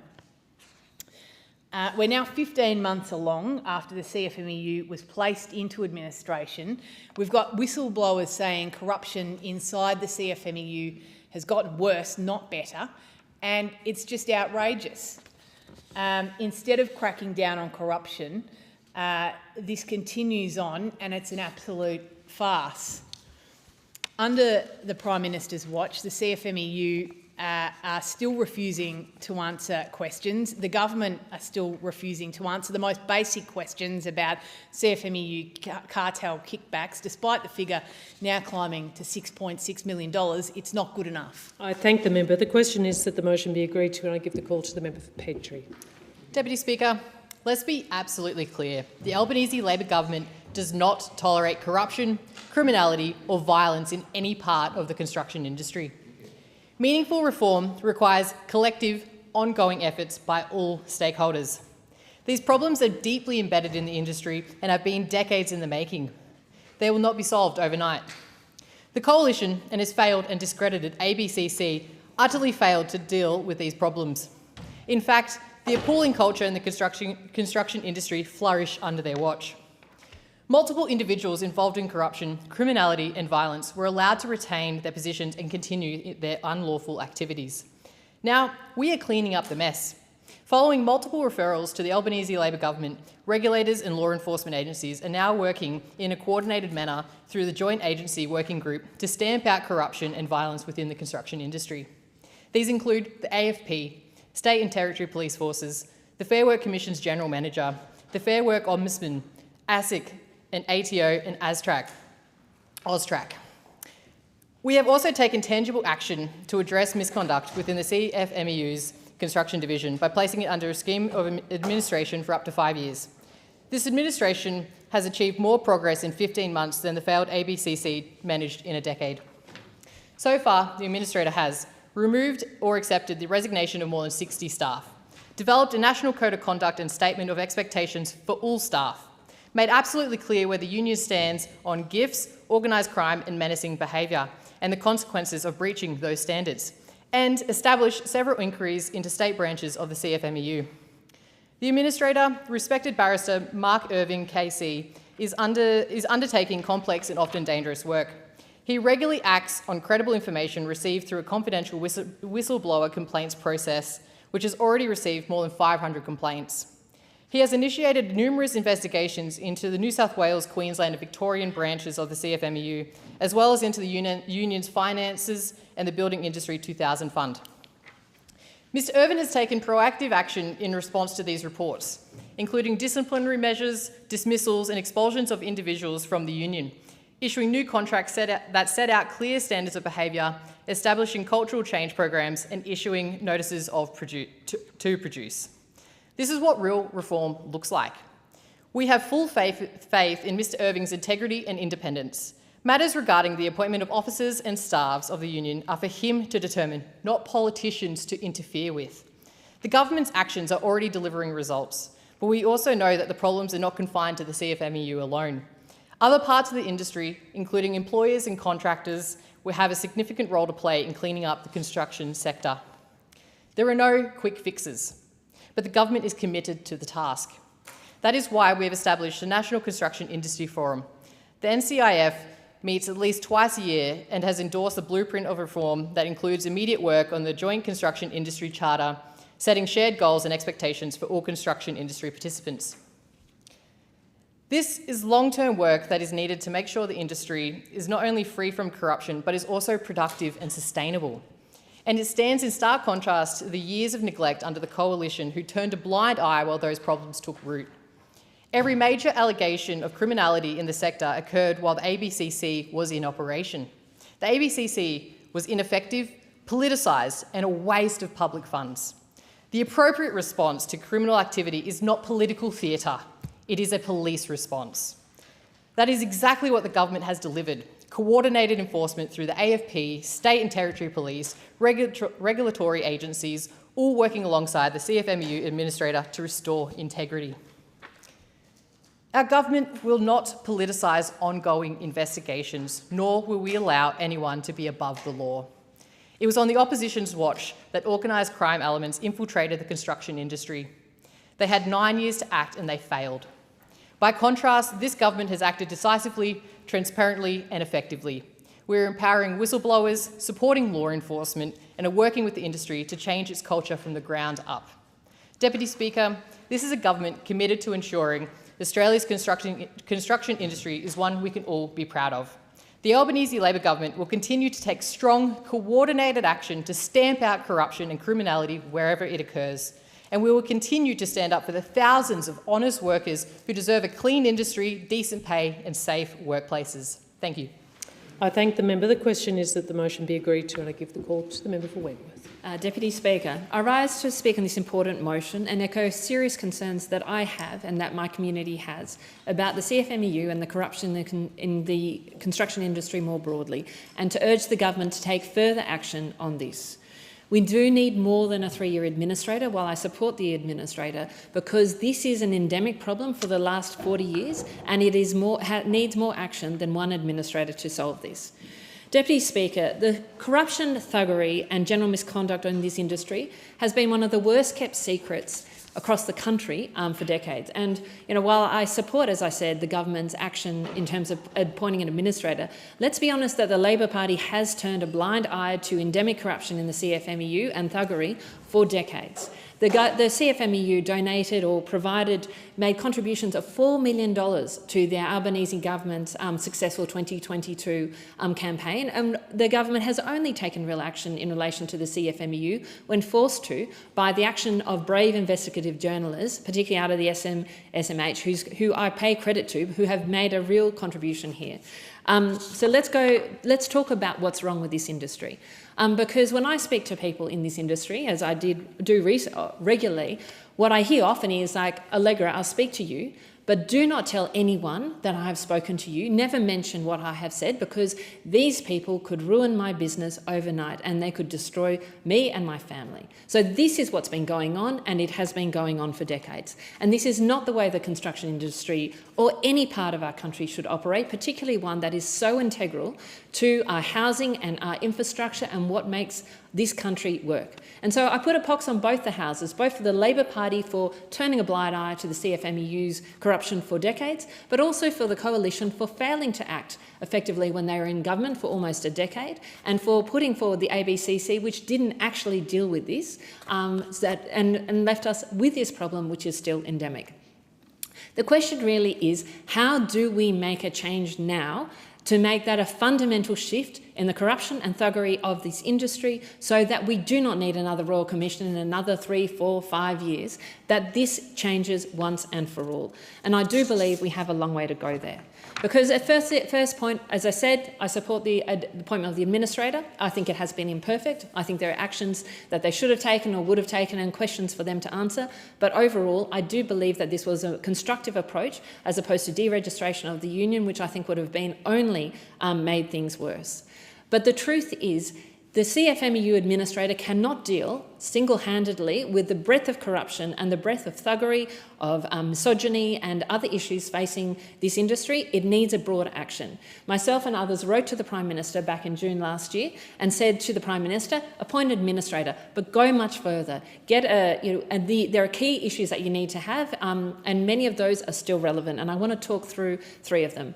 The Master Builders Association has suggested, and I fully support, enhanced task force across the AFP, across the police, the state police bases, across the Fair Work Ombudsman, across the Fair Work Commission, a deeply, heavily resourced group task force to address these issues of corruption when they come up, or other sorts of criminal activity, because the sort of jurisdictional challenges in this industry are real, and I know, having spoken to people firsthand around this. So this is something that we need resources there now and put strongly. Secondly, we also need competition reform so that the industrial relations system, which is largely not subject to competition law, but does allow create the incentives, creates the environment where the incentives are there for corruption.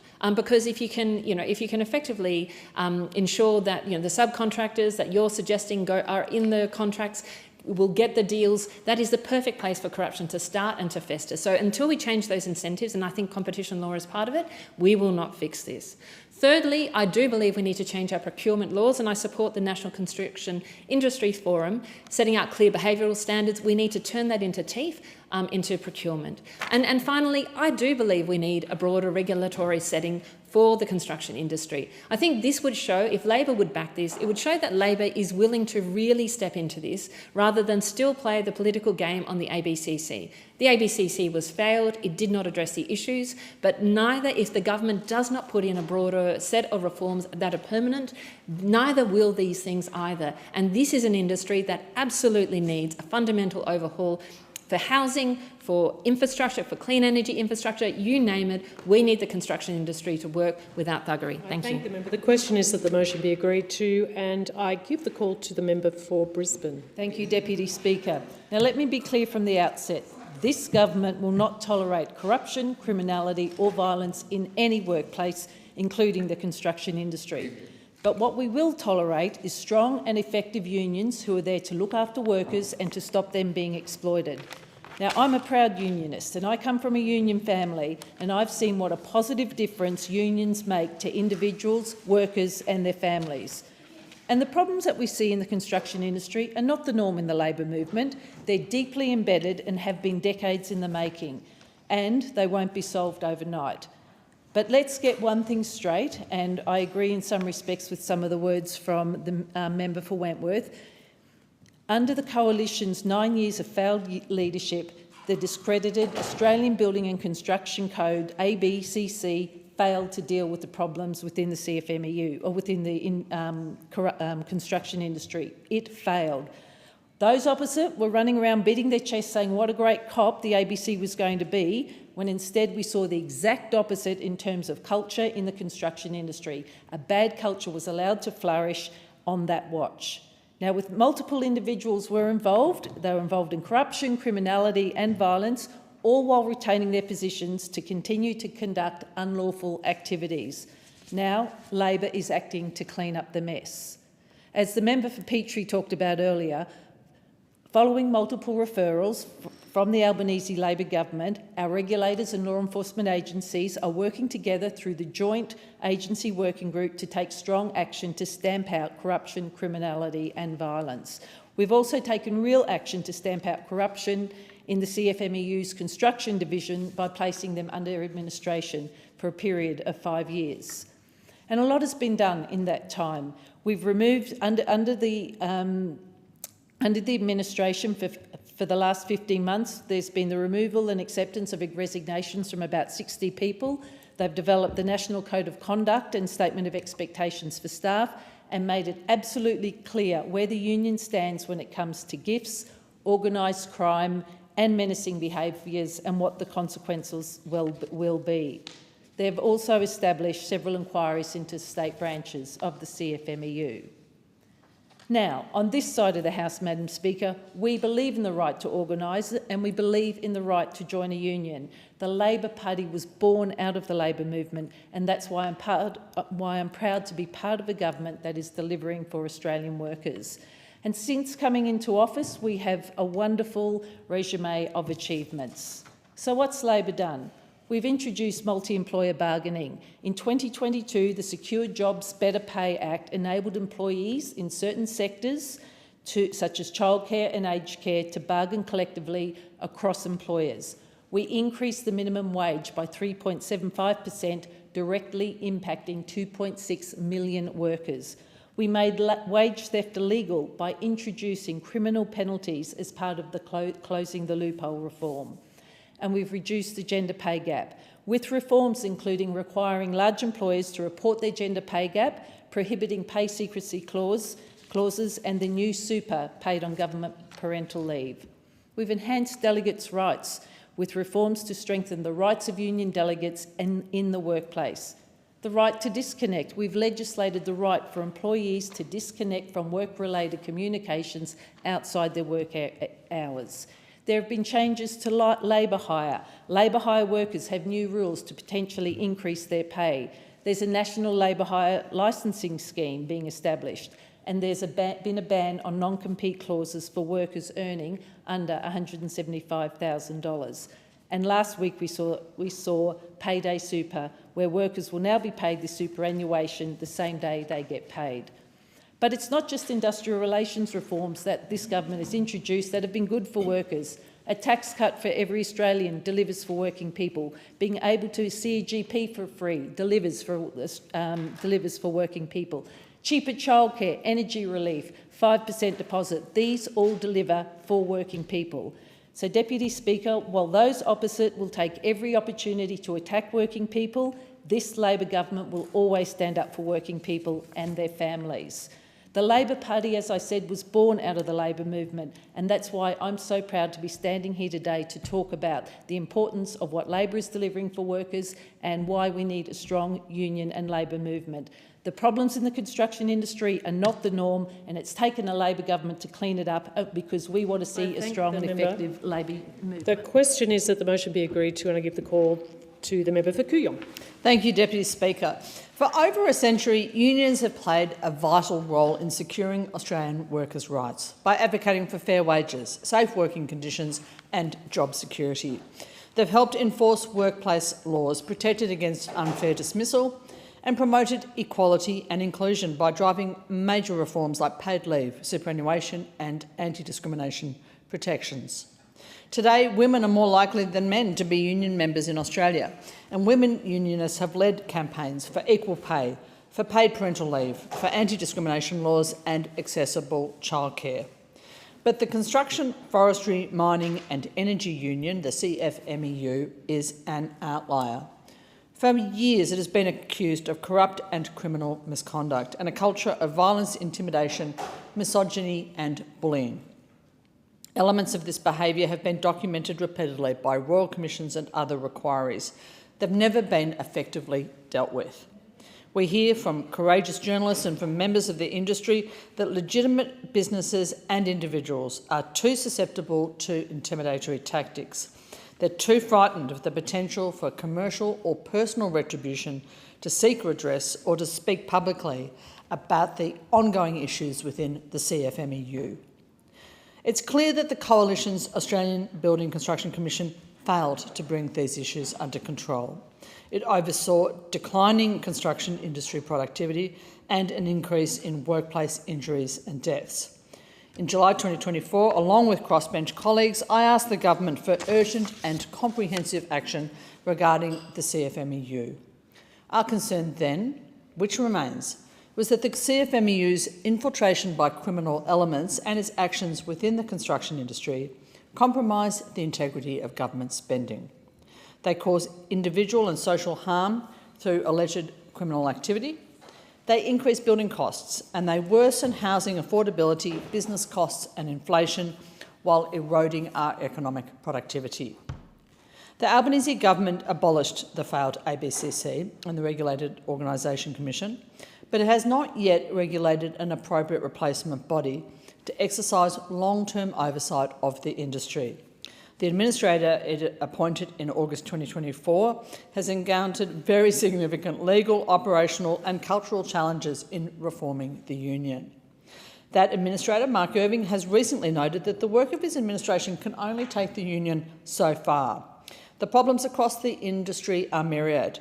No single agent has the responsibility or the resources to fix all of them.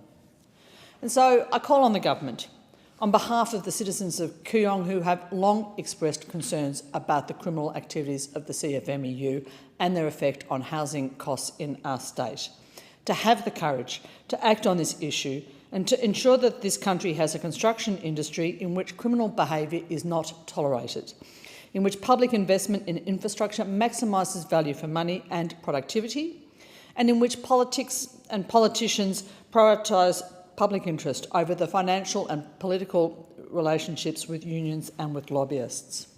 I ask the government to provide adequate resourcing to support all levels of police and all levels of government to conduct thorough investigations involving the misuse of public money, abuse of powers of the section and fraud by actors in the construction sector.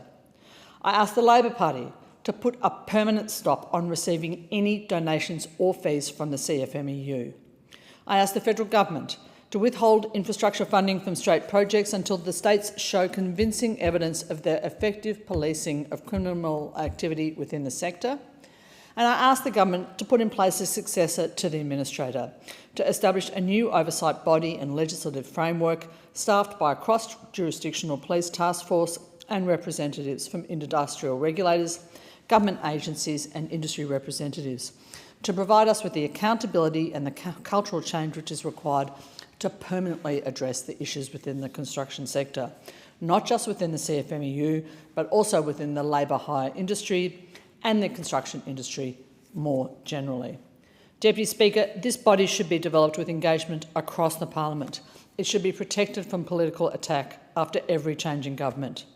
While bribery and corruption are allowed to fester in our construction industry, we all pay the price, and we need to join together across the political lines to effectively address an ongoing blight on the Australian industrial landscape. I thank the member. The question is that the motion be agreed to, and I give the call to the member for Griffith. Thank you. Thank you, Deputy Speaker. Unions have long been one of the most important forces for fairness and safety in Australian workplaces. They've fought for rights that many now take for granted: the weekend, paid leave, safer work sites and fair pay. When unions work as they should, they give workers a voice, uphold dignity and protect lives, because every worker deserves to go home safe at the end of the day. So much of the work done in our construction industry is inherently dangerous. Every day, workers, often young and often vulnerable, put their health and safety on the line to build the infrastructure our communities rely on: roads, hospitals, housing. It's hard, risky work, and these workers deserve to be paid fairly and treated with respect. Employers have a duty of care to keep their workers safe, not just because the law says so, but because it is the right thing to do. Families should never have to worry about whether their loved ones will make it home from work. Close to my community of Griffith, we've seen the heartbreaking consequences when those protections fail. In 2023, 29-year-old worker Daniel Sa'u lost his life when temperatures reached a sweltering 36.1 degrees Celsius while working on the Cross River Rail site in Maruka. His wife described Daniel as a wonderful father to their 3 children, a loving son and someone deeply missed by all who knew him.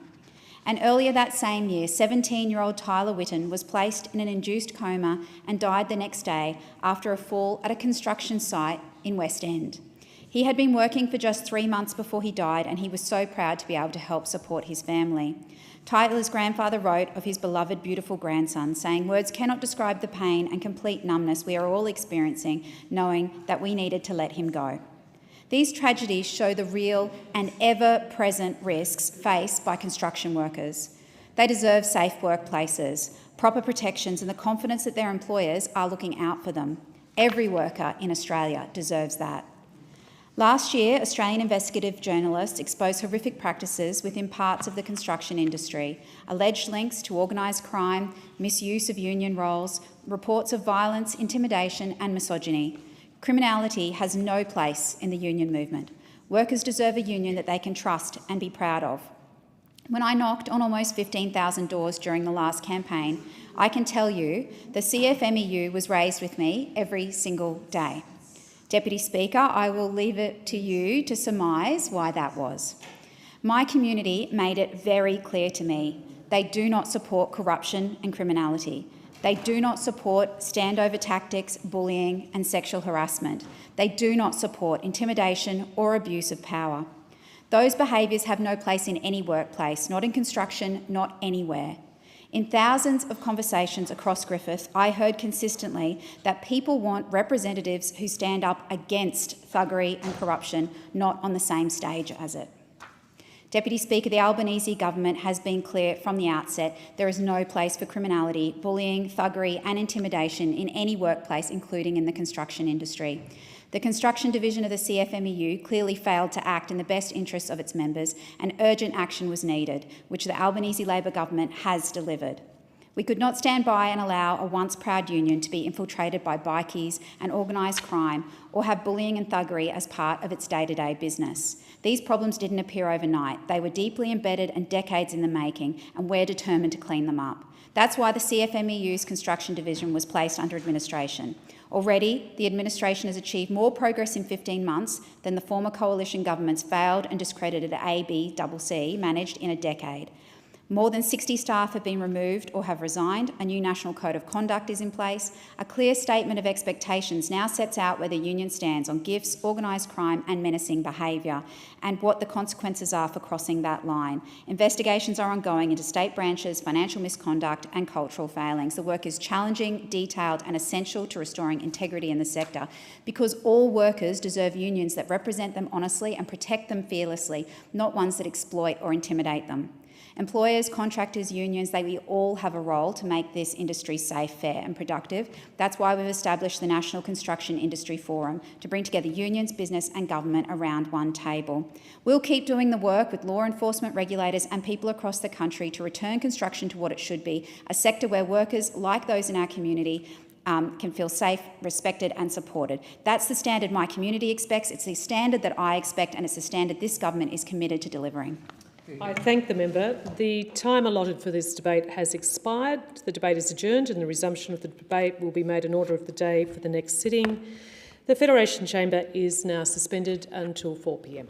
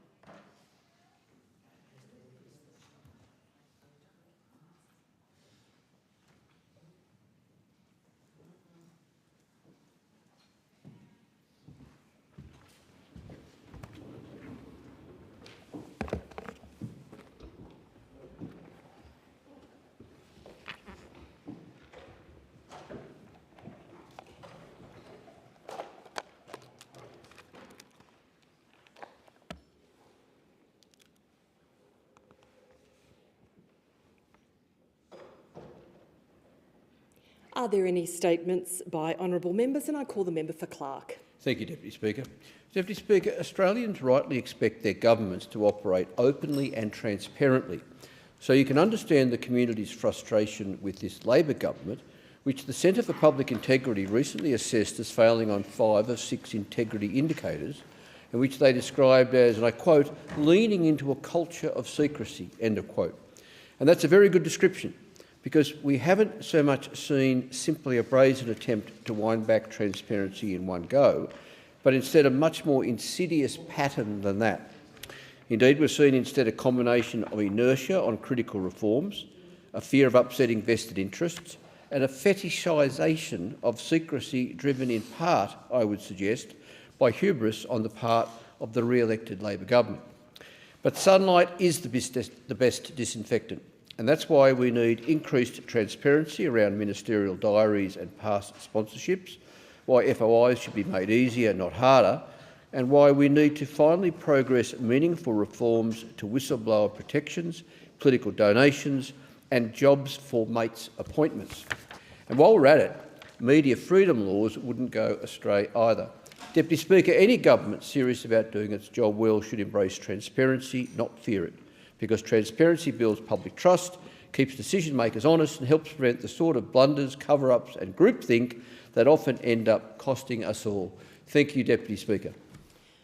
Are there any member statements? And I call the member for Moreton. Thank you very much, Deputy Speaker. Deputy Speaker, just a few short months ago, I had the great pleasure of attending the Raise Youth Mentoring graduation at Corinda State High School. And for Corinda State High, it's one of 10 schools in Brisbane participating in the program. It's a program that began in 2008 and has supported over 16,000 vulnerable 13 to 15-year-olds and trained over 11,000 mentors. Deputy Speaker, it's all about an early intervention strategy to increase social and emotional wellbeing for young people, and I congratulate the young people who participated and the mentors as well. Deputy Speaker, the Maruka Bowls Club in my electorate sadly closed in May 2019. It had a proud history. It hosted the Commonwealth Games Lawn Bowls in 1982, and Queen Elizabeth II visited it then as well.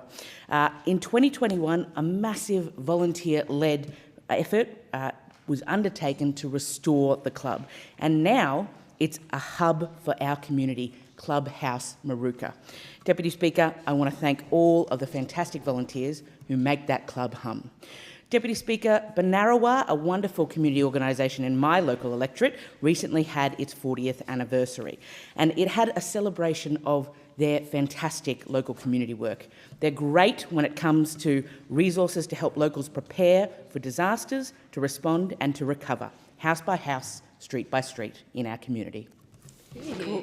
Call the member for Bradfield.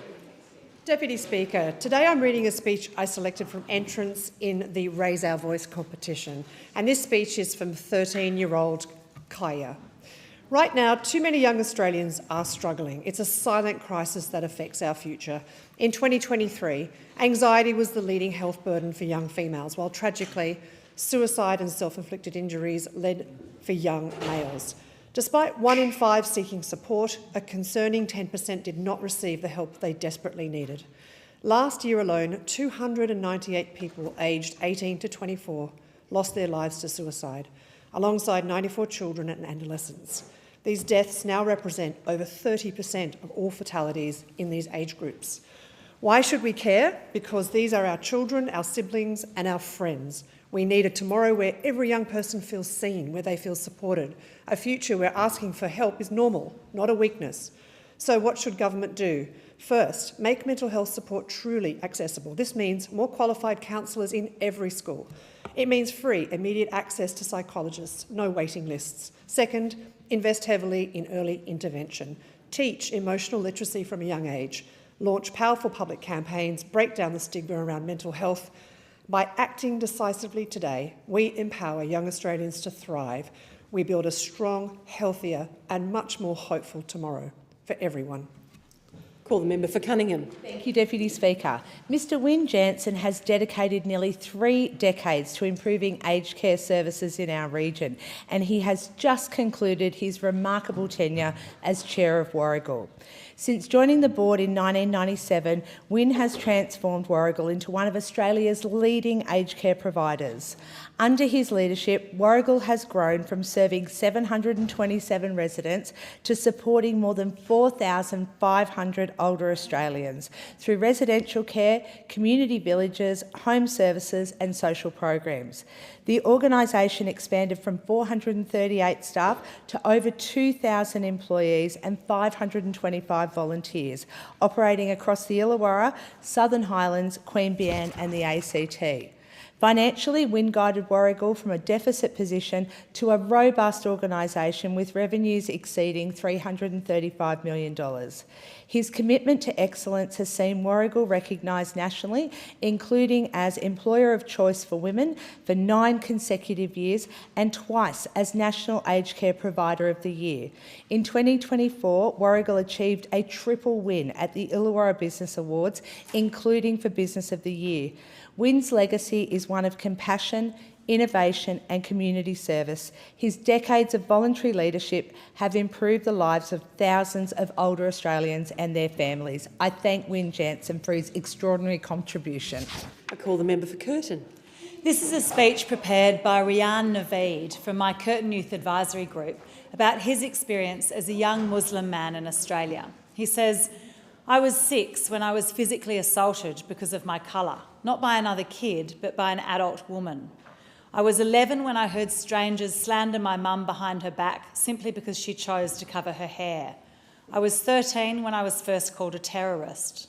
At that point, I accepted that I would always face the racist stereotypes that poison our society, no matter who I was. It's become repetitive and I'm tired of being the victim. My silence allows hatred to grow and that's not a risk I'm willing to take. Since October 7, reports of Islamophobia have more than doubled, with a 1,300% surge in incidents. 3/4 targeted the innocent Islamic Australian women and children whose freedom of religion our government has failed to protect. Comedy is the sheath that conceals the blade of racism, and as a Muslim voice in my generation, I believe it's my vocation to ensure that "it's a joke" is no longer a valid excuse. It's on the government to teach people by renewing the education system, introducing programs like NAIDOC Week, ultimately extinguishing the flames of hate speech by embracing diversity. Actions speak louder than words. It's time to break the stereotypes because there is no room for racism in our country. Thank you, Rian, for sharing that with the Parliament. I call the member for Swan. Thank you, Deputy Speaker. Where do firefighters find out their outfits? Guess where they find it? Right here in Australia, and thanks to Stewart and Heaton, a proudly local family-owned business that has been keeping our frontline heroes looking smart for more than 30 years. I was proud to visit Stewart and Heaton in Belmont alongside the Minister for Small Business. Not only did we get to see female coppers getting to check out their uniforms for the very first time, we also saw a company that was deeply committed to innovation, safety and local jobs. Stewart and Heaton sells and manufactures high-performance protective clothing for firefighters and emergency services right across Australia. Their gear is designed for Aussie conditions, made to withstand some of the toughest environments, tailored to those who put themselves in harm's way to protect us. This is a great example of what happens when we back local manufacturing. It means jobs in our community, it means world-class products made right here at home, and it means our emergency services are equipped with gear that they can trust. As we celebrate the work of our firefighters, let's also celebrate businesses like Stewart and Heaton who support them. I thank Simon Stewart and the whole team who knew that the Minister for Small Businesses' dad was also a textile engineer. So cool. Thank you very much. I call the member for Durack. Thank you, Madam Deputy Speaker. Today I'd like to recognise Heidi, whose submission was Durack's chosen entry in this year's Raise Our Voice campaign. This is what Heidi wrote. My name is Heidi and I'm writing on behalf of the Headland Youth Advisory Council. We are a group of young leaders aged 15 to 20 who provide insight and advice on issues affecting young people in Headland. To prepare this submission, we consulted with the young people of Headland to identify the most pressing challenges in our community. The top concerns were better healthcare, reducing racism, and most significantly, affordable and accessible housing. Housing is the issue that mostly directly impacts our daily lives. As a young person, I've seen my own family forced to move multiple times due to rising rental costs. While large companies like BHP can offer subsidised housing to employees, many smaller businesses cannot, leaving workers and their families struggling to find affordable homes. This housing stress affects our young people's lives and their families' ability to meet basic needs like food, water and clothing. Port Hedland is the exporting powerhouse of Australia and is a major contributor to Australia's economy, yet many young people here face barriers to a stable and secure life.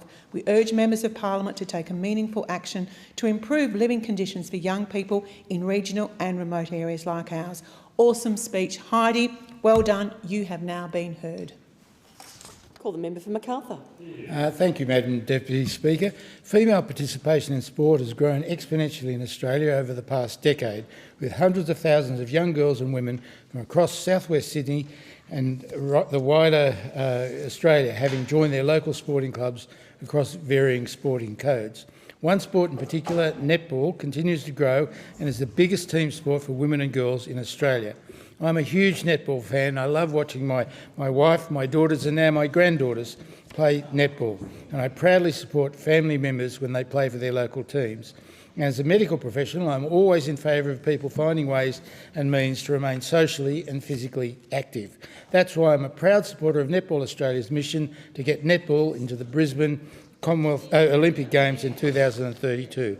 I believe it's time to stop pivoting and for netball to be included in the Brisbane Olympics. It's time that the Australian Olympic Committee and the International Olympic Committee recognise the Australian passion that is netball, and to help promote local clubs and competitions, netball deserves its place among the world's greatest sports at the Brisbane 2032 Games. We've seen new sports being added to the Olympic Games in the past, and these additions have helped promote these sports to new audiences around the world. And so Brisbane 2032 is the perfect opportunity to show the world our passion and skills for this wonderful game. I encourage anyone who shares my passion to head to the Netball Australia website and sign their petition. Together we can help promote and support Australian athletes. Thank you. Member for Forrest. Deputy Speaker, $5 million over 23 years is the incredible legacy that Relay for Life has in Bunbury. This last weekend, it was a pleasure to join the Southwest Pocket Rocket and my predecessor, Nola Marino, in the official opening of the 23rd edition of Bunbury's Relay for Life. It's far more than a fundraiser, it's a powerful beacon of hope for those across the Southwest community afflicted or touched in some way by cancer. The sheer scale of volunteer commitment and funds raised over the last 23 years has been truly staggering. A key driver of cutting-edge research for cancer, the research focuses not only on finding a cure, but to pioneer treatments that are more effective and less harsh on patients. It ensures that more people can live with and hopefully survive a cancer diagnosis while maintaining a meaningful quality of life for themselves, their families and their friends. This year, the dedication of Bunbury truly broke all records. So my sincere congratulations to the outgoing chair, Emily McKelvey, along with her organising committee, whose leadership and passion brought the event together once more. Their collective effort enabled 52 fundraising teams involving some 541 relayers to keep their battens moving for a full 24 hours. Having set a goal of $200,000, they truly smashed it, raising an astonishing $278,369. It really is Forrest at its finest. The member for Werriwa. Thank you, Deputy Speaker. Medicare as we know it began on the 1st of February 1984. It had its origins in the Whitlam government when he introduced Medibank. That scheme was abolished by the Fraser government in 1981, resulting in a privatised Medibank. Labor has always championed universal healthcare, no matter what its name, and Conservatives, way back to Fraser, have always sought to undermine it. Why they do this is a mystery, because few, if any, programs enjoy as much support as Medicare. Regardless, Deputy Speaker, Labor will always have Medicare's back, and integral to growing that is bulk billing. Labor went to this year's election with a bold commitment to bolster bulk billing, and for an increasing number of Australians, that's exactly what happened from the 1st of November. The only thing that they will need is the Medicare card when they go to their GPs, and the credit card will remain in their pocket. In Werriwa, in the June quarter 25, the bulk billing rate was a terrific 94.9%. And as of the 27th of October 25, 17 GP practices have indicated their intent to become full Medicare bulk billing practices. Significantly, 6 of these are currently mixed billing practices. So after a decade of cuts, Deputy Speaker, Medicare is back on track with increased funding and bulk billing, and that's great news for all Australians. Member for Lyne. Labor's net zero mandate is failing Australians. Electricity prices are up 39%. Gas prices are up 46%. Real wages have dropped to 2011 levels. Manufacturing is retreating or seeking bailouts to survive. Over 7,000 direct jobs in heavy industry since 2020 have been lost, and 73,000 more are at risk, like those at Tomago. Meanwhile, there are thousands of wind turbines, millions of solar panels and kilometres of new transmission lines cropping up all over our rural and forested landscape. We've lost 7.2 million hectares of farmland as our farmers and rural industries are made to do the heavy lifting. Australia has cut emissions by 24% since 2005, yet like countries have only cut them by 14%. The cost of Labor's reckless renewals rollout is at least $1.32 trillion, a cost we each bear, and all this for a contribution to global emissions of just 1%. Our energy system can be cheaper, better and fairer. We can put Australians first by putting lower energy prices first. We do this by unleashing all of our energy sources, including coal, gas, nuclear, renewables, and using technology to abate carbon. We can take practical action our way to protect and enhance the environment. Thank you. Member for Menzies. I rise today to congratulate the Jackson Court Traders Association on a very successful Halloween spooktacular.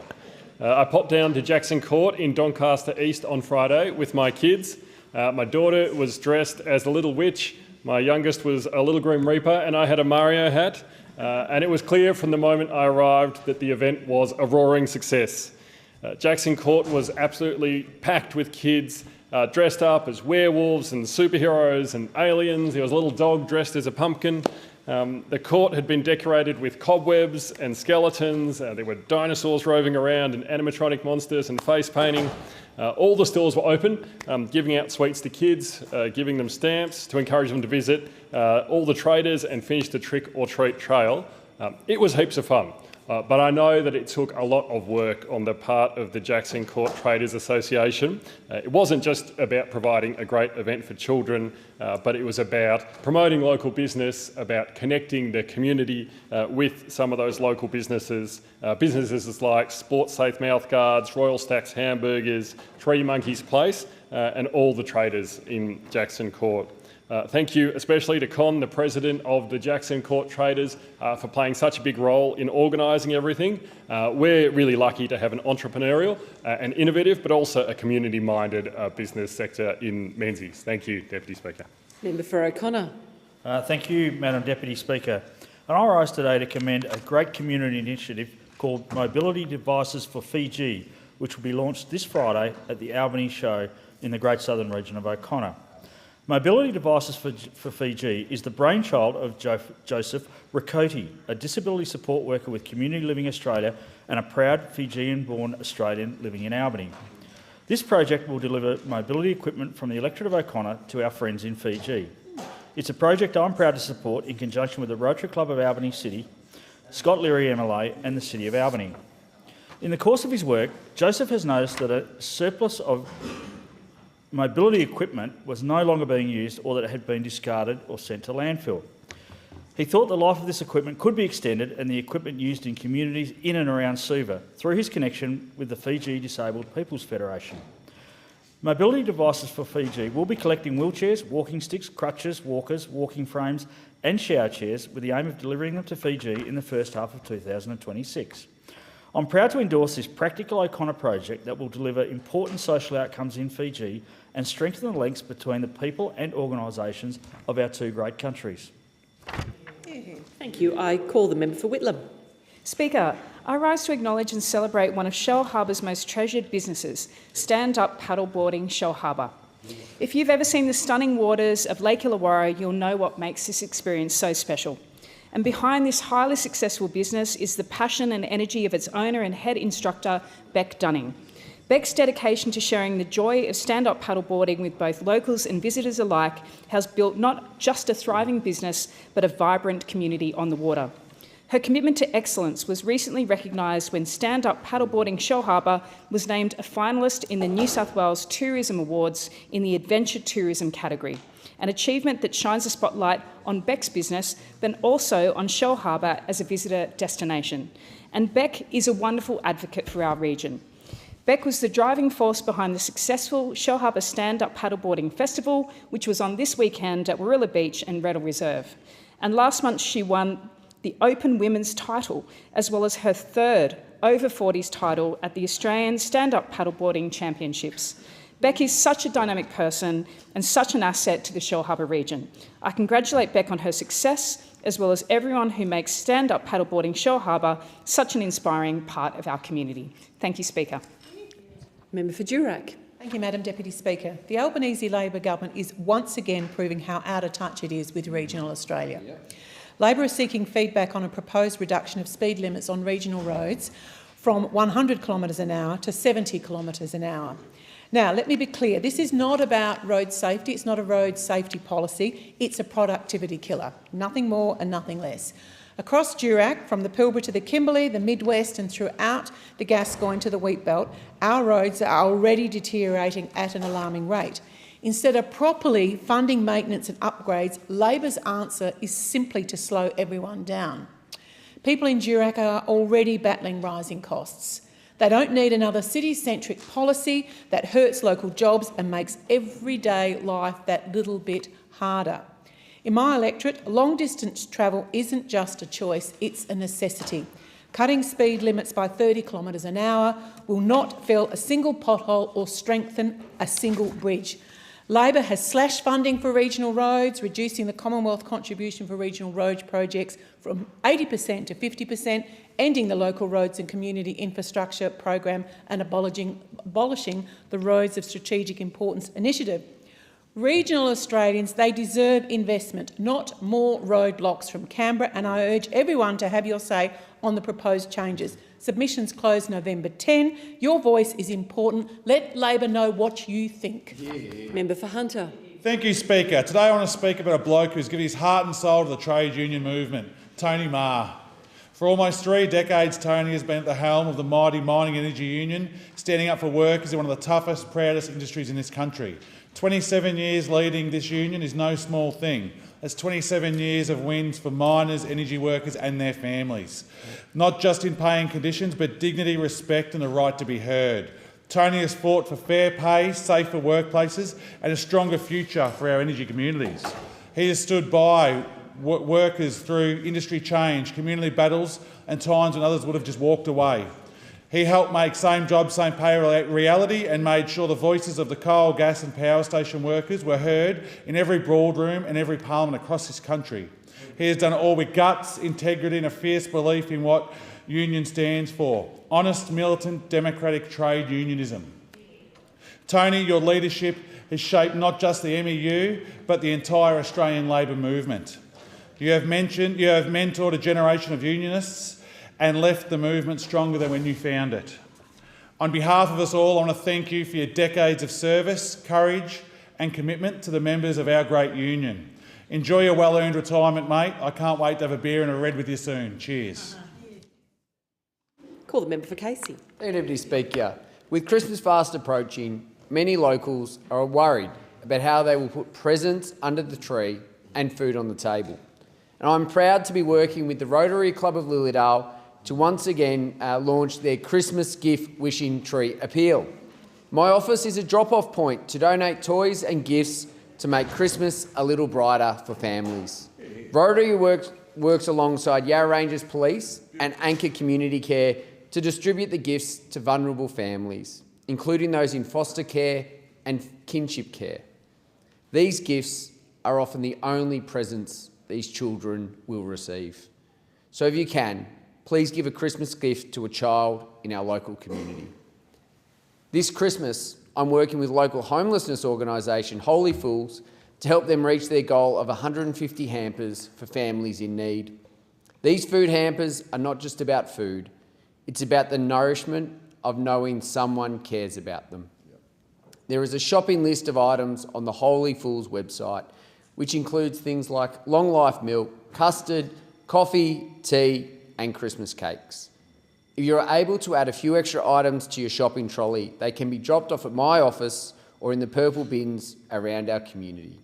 Let's work together to ensure no one goes without this Christmas.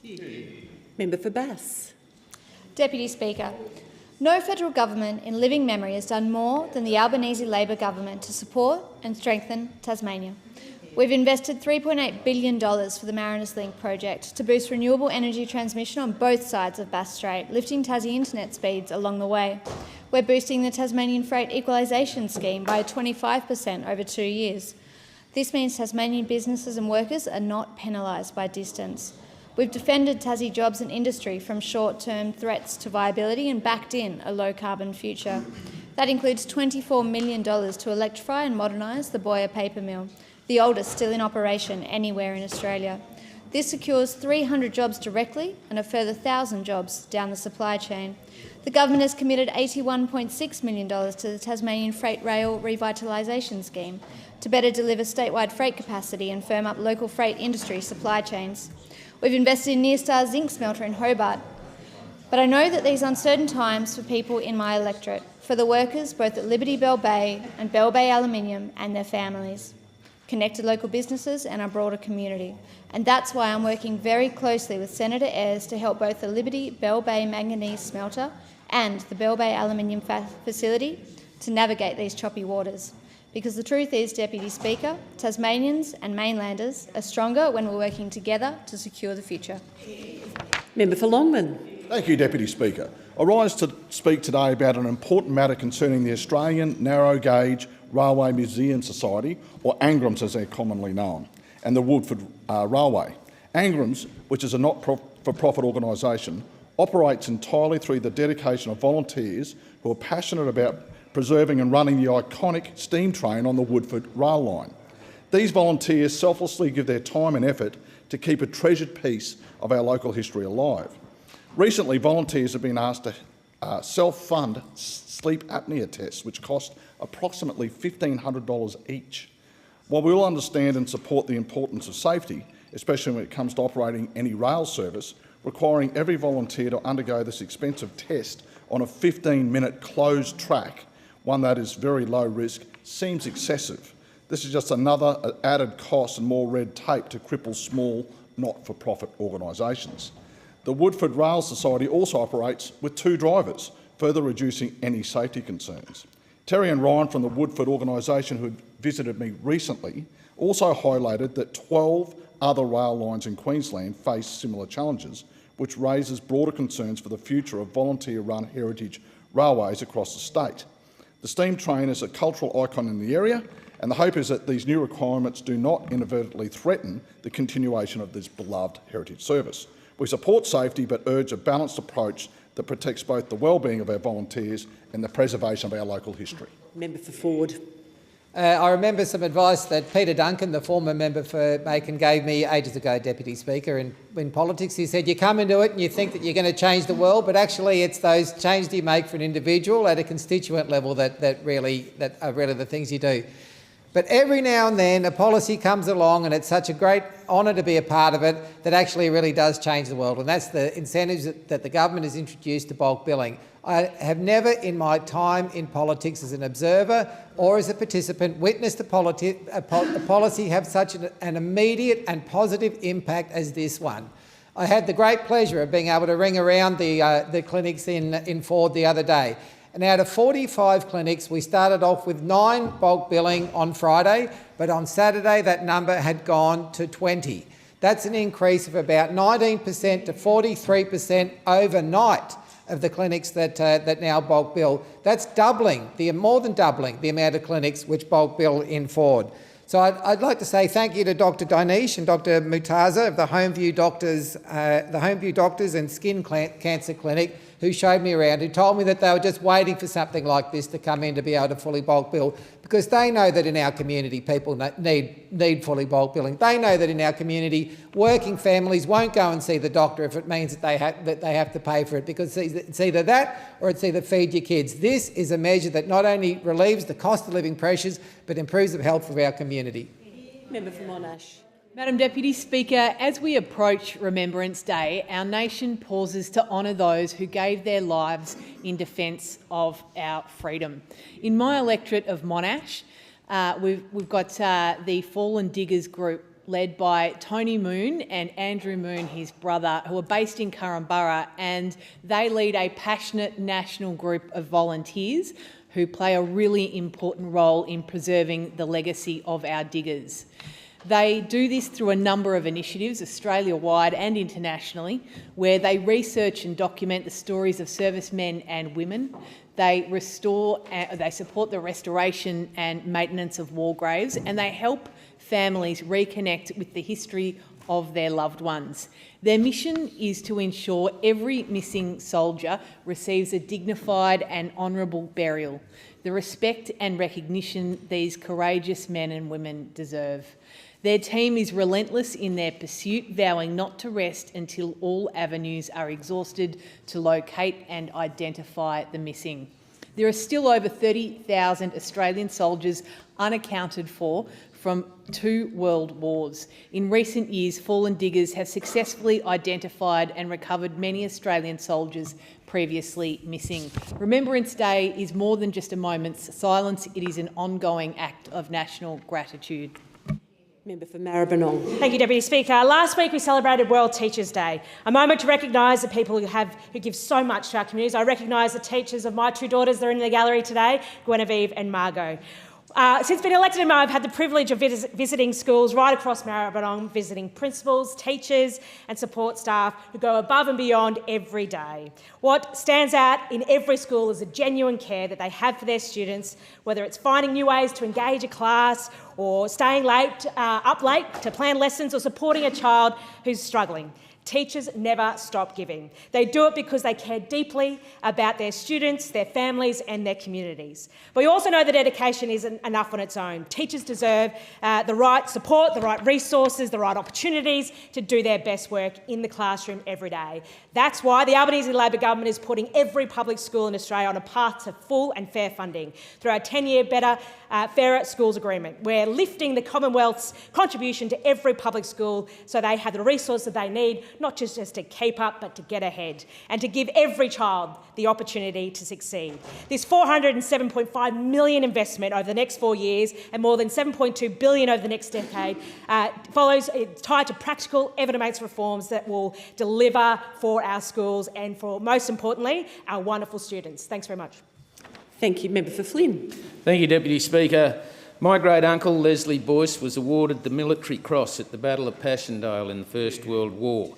His official citation reads, awarded the Military Cross 18 December 1917 for conspicuous gallantry and devotion to duty when in command of his platoon during an attack and of the company after reaching the objective, all other officers killed or wounded. He remained in command for 2 days, consolidating the position and repelling counter-attacks. Deputy Speaker, he is a fine example of Australia's defence and veteran history. Deputy Speaker, the Flynn electorate is full of incredible veterans, and I'd like to acknowledge defence personnel, past and present, for their service to our nation, and particularly those who've made the ultimate sacrifice. If you're a veteran or a family member of a veteran in the Flynn electorate, you may be eligible to apply for a Certificate of Appreciation through the Saluting Their Service commemorative program. These certificates are issued as a gesture of thanks, recognising the invaluable military service of those who served overseas in Australia's Defence Forces from the Second World War onwards, in wars, conflicts, peacekeeping operations or on the home front. More information about this program can be found on the Department of Veterans Affairs website or by contacting one of our officers, lest we forget. Member for Melbourne. Thank you, Speaker. Being a foster carer is an incredibly fulfilling job, or should I say volunteer position. and one of the most difficult challenges someone can undertake. To bring into your home a child in need is one of the greatest acts of care there is. To care for kids in out-of-home care is an honour of a lifetime. I recently had the privilege of launching the Parliamentary Friends Group for foster carers and children in foster care. Along with my co-chairs, we gathered voices across the broad foster care community, from advocacy groups like Families Australia and the Foster Care Sustainability Group to foster children themselves. Those voices are the most important of all. One child that I met said all she wanted to do was being able to get a photo taken with the group. She wasn't allowed because of her being in foster care. She just wanted to be like everybody else. Every story was a reminder that behind the policies and programs, there are lives shaped by care, patience and empathy. Getting to hear those stories, like so many I've heard as a foster carer, reminds me of the importance of the work I've come to do in this Parliament. To advocate for children in foster care, to support the carers who give them so much of their time and energy, and to remind the Parliament that our policies affect real people.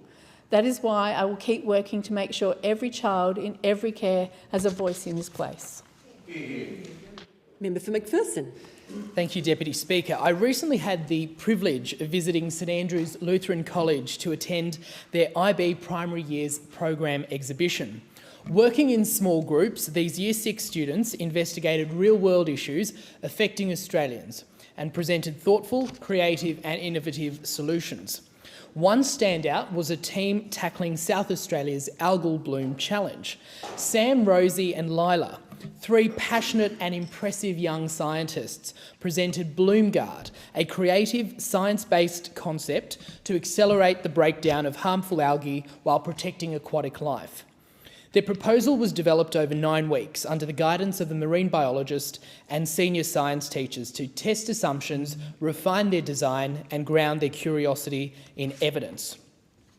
Their proposal involved a dissolvable, seed-like micro-tablet delivering Pseudomonas fluorescens to hasten algal decomposition with an oxygen-releasing element to guard against oxygen depletion.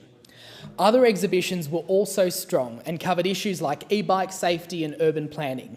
I thank the teachers, staff and families for nurturing such strong student curiosity and critical thinking. And to these dedicated students I say, continue to think outside the box, test limits and never lose your commitment to making the world a better place. The future looks bright with young leaders like you. Member for Hasluck. Deputy Speaker, 6 months into our second term and Labor is getting on with delivering for all Australians. For students, we've cut every university and TAFE debt by 20%. For first home buyers, we've delivered 5% home deposits with no mortgage insurance. For households, we've made cheaper batteries. For apprenticeships, we've kicked off our $10,000 incentive to be able to get more homes built. For workers, we've secured a 3.5% minimum pay rise. And for every Australian, we've just delivered a record boost in Medicare so everyone can see a GP for free. Meanwhile, the Liberals have spent the last 6 months in a toxic situationship with the Nationals, breaking up, getting back together, breaking up again, factions fracturing. Between the reshuffles and the resignations, Deputy Speaker, it's hard to keep up with which coalition spokesperson is breaking rank today. Case in point, while Labor has delivered a record investment in women's health care, in the rare instance the coalition does speak about women, it's to undermine their own leader. Or worse, to lecture women on choices about their bodies while actively trying to restrict them. It's not all doom and gloom though, Deputy Speaker, as the coalition has set their own record too. Polling has their primary vote at a record low. So to Hasluck, I say thank you for your support and your confidence, and I will continue fighting for you while those fight for themselves. Member for Nichols. Thank you, Deputy Speaker. Australia needs an energy plan that is cheaper, better and fairer. And it is the responsibility of the government to ensure the prosperity of our nation. Energy is the economy, so to ensure the prosperity of our nation, the government needs to focus on making sure that energy is affordable and energy is reliable. And this is particularly evident in my electorate of Nichols, which has significant manufacturing facilities both for food and for other goods, who are very reliant on energy, both electricity and gas, and those prices are going up significantly. Electricity prices up by 39%, gas prices up by 46%. That threatens the viability of these industries in my electorate and manufacturing industries across Australia.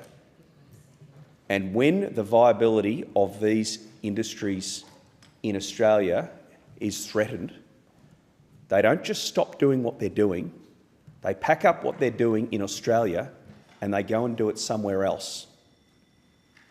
Emissions stay high, but Australia's economic future is damaged irrecoverably. Deputy Speaker, we need a plan which is cheaper, better and fairer. Thank you. Member for Richmond. Deputy Speaker, acting on climate change is so vitally important. That's exactly what our government, the Albanese Labor government, is doing. It's a really important issue for my community, as it is right across the nation. It's so important for our environment, for the economic opportunities that it brings, and particularly those opportunities to regional Australia. But particularly in the regions, we are at the front line of climate change when it comes to natural disasters. In my area, the severe 2022 floods. People in my region know we have to see action on climate change, and that's what the Albanese Labor government is doing. It's so important. And yet what we see from those across from us, from the Liberals and Nationals, we see the National Party now abandoning net zero, and that is just appalling and disappointing. People in my community are really annoyed about that, because we know it's the regions that have so much to gain from acting on climate change as well, the economic opportunities that are there, as well as protecting our environment. And it's only the Albanese Labor government that's taking that firm, decisive action when it comes to climate change. And of course also, particularly you can see it in our cheaper home batteries plan as well. In my electorate we have one of the highest take-ups in New South Wales. I think as of a few days ago it was 1,233 and growing every single day. But people right across my region, across the nation, know that we need to act on climate change, and yet we see, disappointing, the Nationals abandoning that, and we see more infighting after a decade of inaction from them. They just continue with their negativity when it comes to one of the most important issues of our time. Member for Wide Bay. Deputy Speaker. Deputy Speaker, today we observe Cacao Day, when on November the 3rd, 1942, the Australian flag was raised above Kokoda village. This year, on the 83rd anniversary of the end of the Battle of Kokoda Track, we honour the bravery and sacrifice of the Australian and Papua forces who fought a brutal 7-month campaign to stop the Japanese army from seizing Port Moresby and advancing towards the Australian mainland. They shifted the Pacific War from defence to offence. The Kokoda Track holds a deep significance for Australians. The 96-kilometre trail through the Owen Stanley Range in Papua New Guinea was the scene of fierce battles where more than 600 Australian soldiers lost their lives and 1,600 were injured or struck down with tropical diseases like malaria, typhus and dengue fever. Around 2,000 native Papuans, the Fuzzy Wuzzy Angels, also lost their lives, providing vital support to the Allies, moving supplies and carrying wounded troops to safety. Our brave soldiers endured unimaginable hardship as they fought a jungle war amid mud, blood, leeches and maggots, where the enemy was hidden by formidable terrain, thick foliage and driving rain. We honour and remember their bravery, their courage, service and sacrifice today on Kokoda Day. Thank you. I call the member for Leichhardt. Thank you, Speaker. I rise to speak to the memory of my friend David Lenning, who tragically passed, aged 54 in September of this year. David was known to the Cairns community as the man who ran the Cairns Community Christmas Lunch, a free lunch that last year fed over 500 people, varying backgrounds, varying demographics, but gave them a place to be with each other, provided joy, and over 120 volunteers came in at the behest of David and fed our community, gave refugees a place to stay, gave homeless people a day to feel wanted and valued and loved. He was a man who believed that he was giving back to his community and did so in spades. He will be very much missed. I spoke to David in July to donate money so that the children who attended would have Christmas presents this year.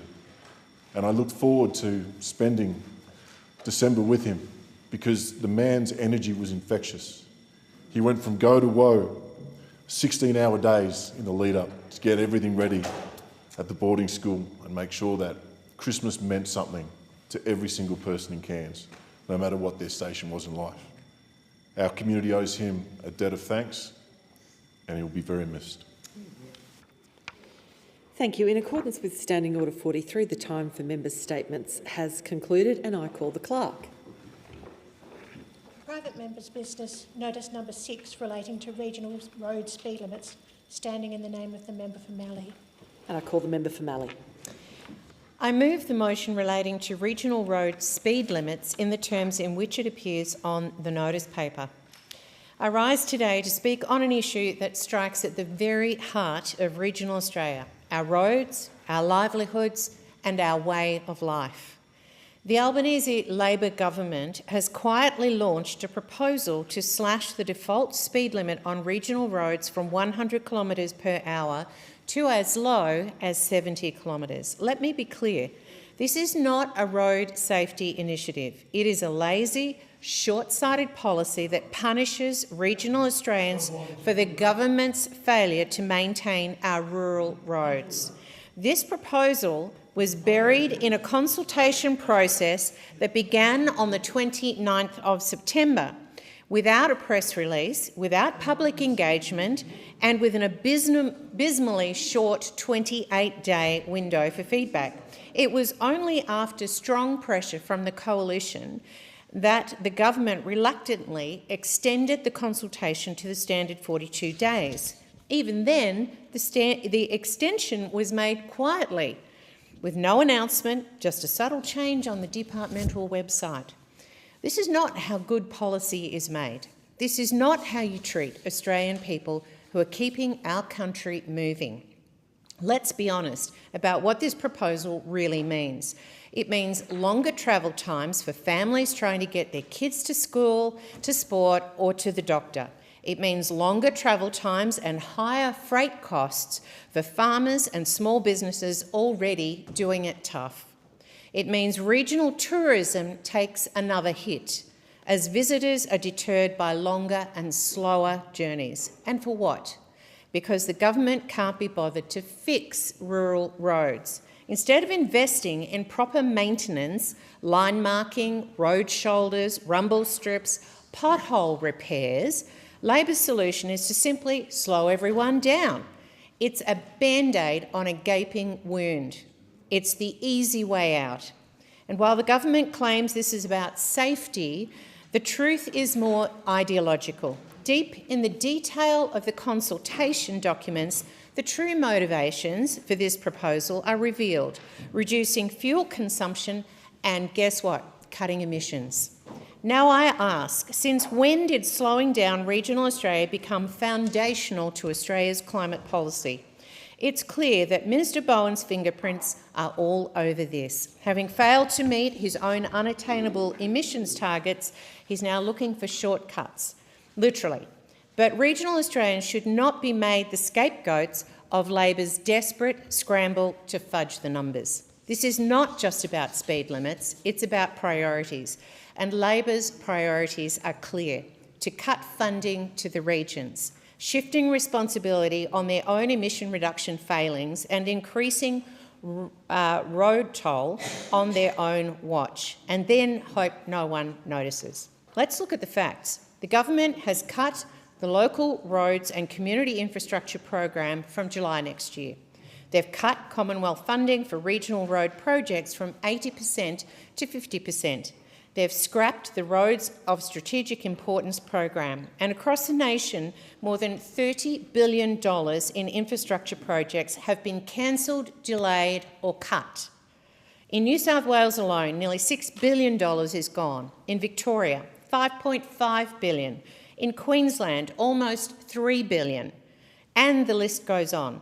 Deputy Speaker, regional Australians are not asking for much. They're asking for safe roads. They're asking for fair funding. They're asking to be heard. We do not want to see a single life lost on our roads.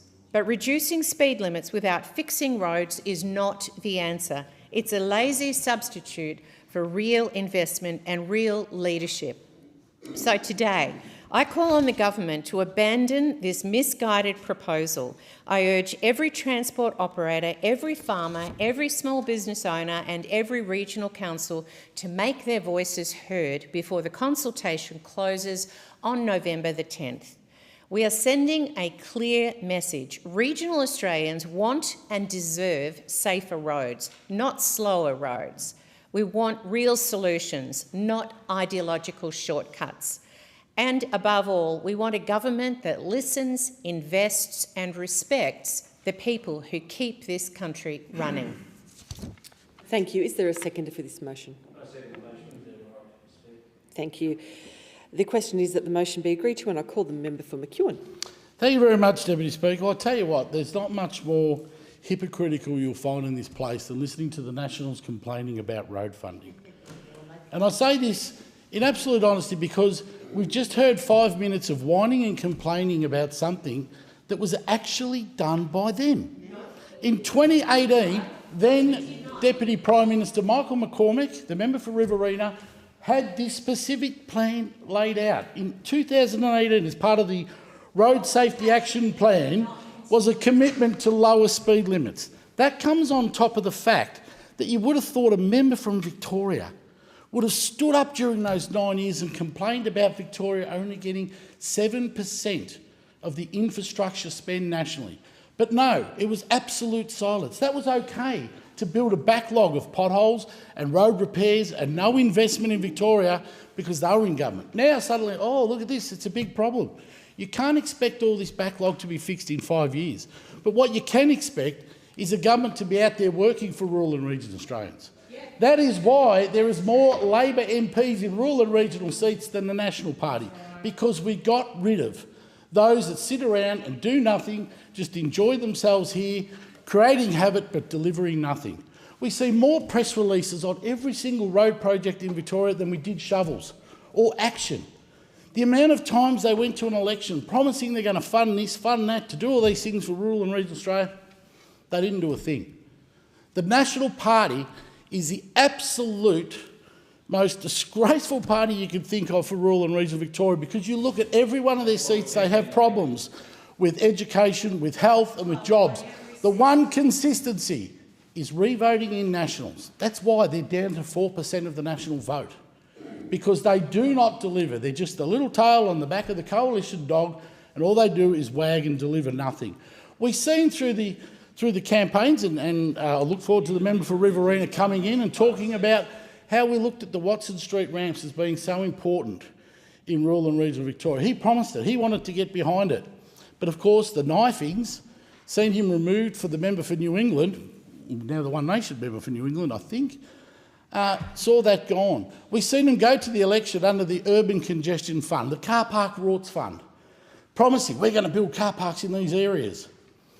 Little known fact, the 3 car parks they promised were already built. All they did was give money to Victorians to cover for the work that was already done.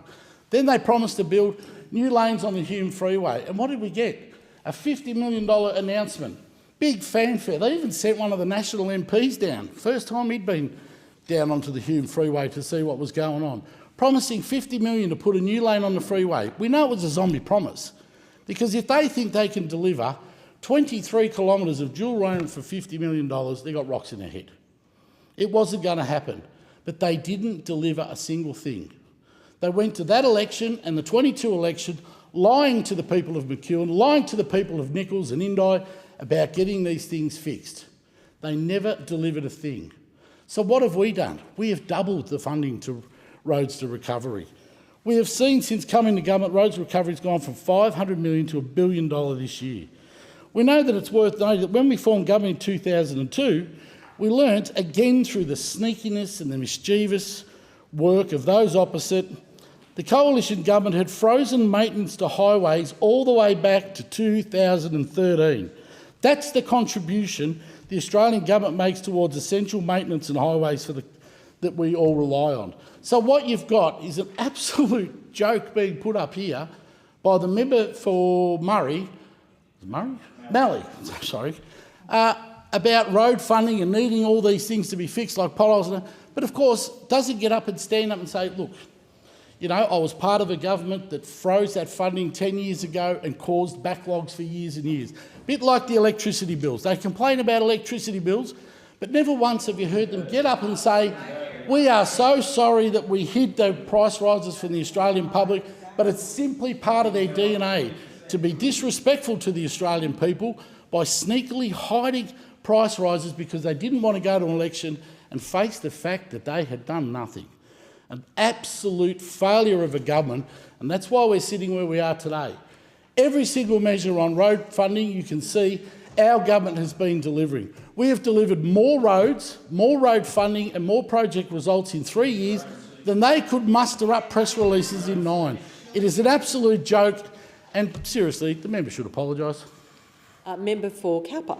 Thank you, Deputy Speaker. Well, I had the privilege of being the chair of the Road Safety Committee back in 2019-2020, and further to that, the privilege of actually going to the 3rd International Road Safety Convention. And there were countries from all around the world concentrating on how we reduce the significant road toll in every single country around the world. And we know that in Australia alone, last year, there was around 1,200 deaths. And despite the efforts of government, despite the efforts of councils, despite the efforts of agencies and sector, nothing seems to budge. But what was a common thread and a shared international philosophy was 4 areas. People make predictable mistakes that can lead to road crashes. That's the first one. The second one, the human body has a limited physical ability to tolerate crash forces before harm occurs.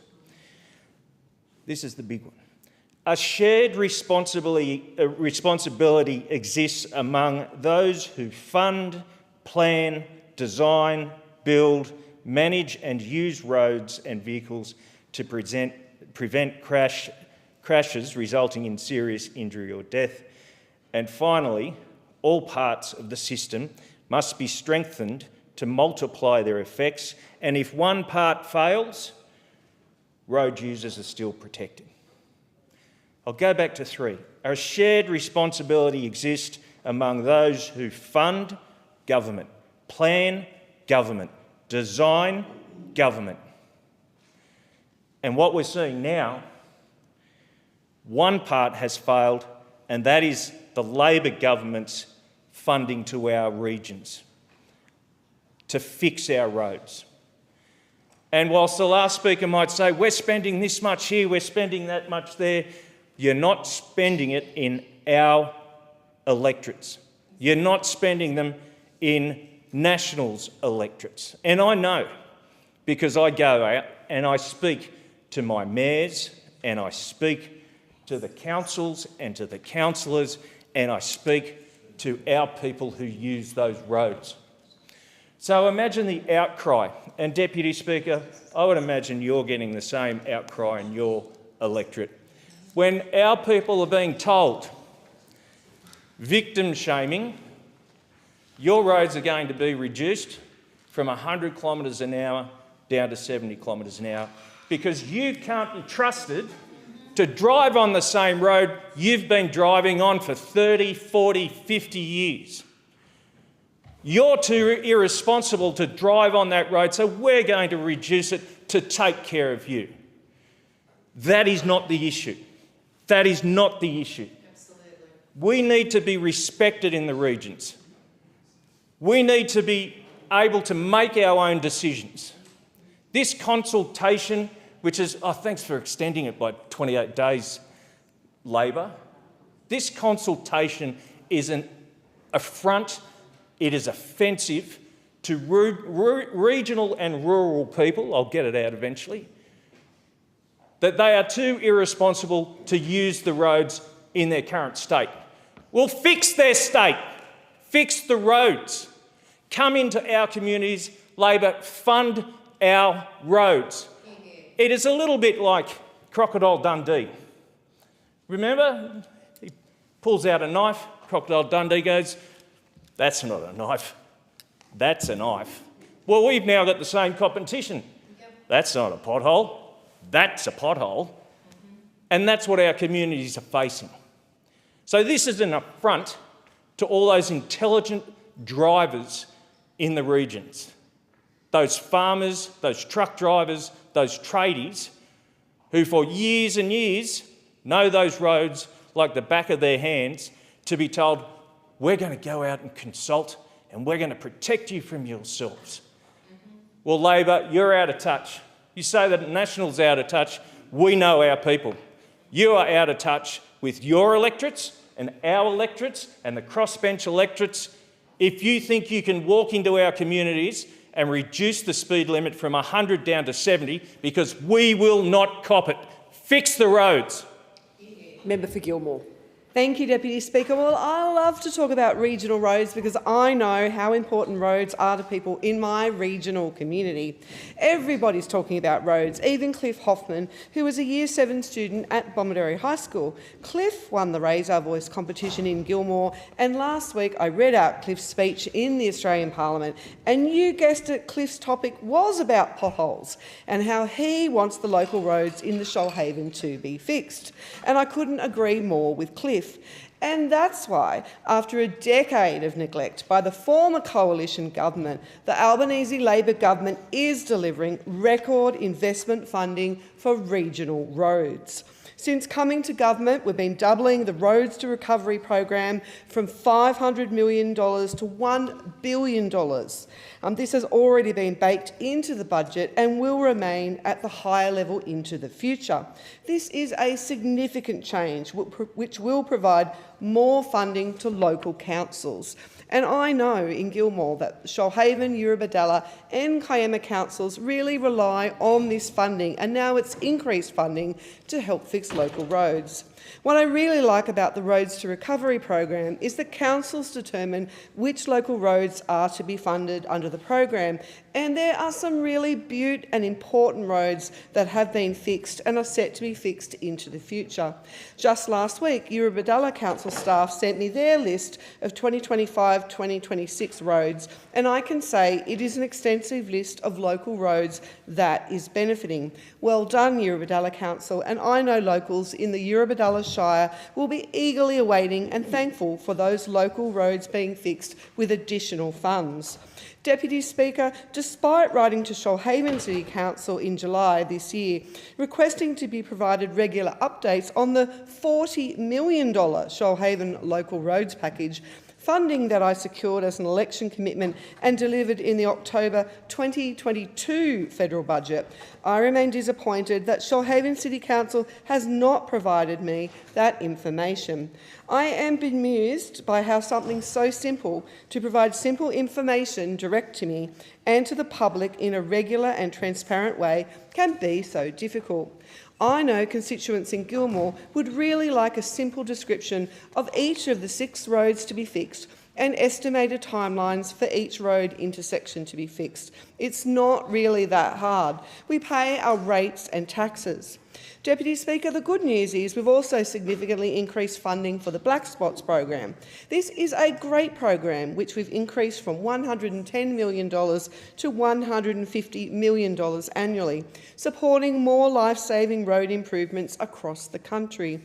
All local councils in Gilmore have benefited from this program, and it's great to see more Black Spot program funded local roads being fixed, thanks to extra funding from the Albanese Labor government.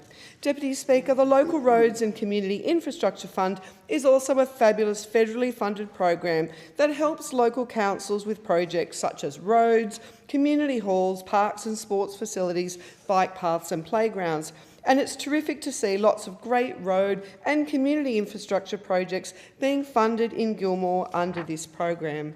Deputy Speaker, when it comes to larger road infrastructure projects, which I've been fighting for, these are either in construction or finally progressing well. And I'm proud to be part of the Albanese Labor government that is getting on with these important regional road projects. You can't miss the construction progress on the Jervis Bay flyover, which now has the concrete girders in place to support the new bridge. Pleasingly, the new bridge is set to be open by mid-next year, making the intersection safer, with the project set for full completion in 2027, made possible with $100 million in federal funding.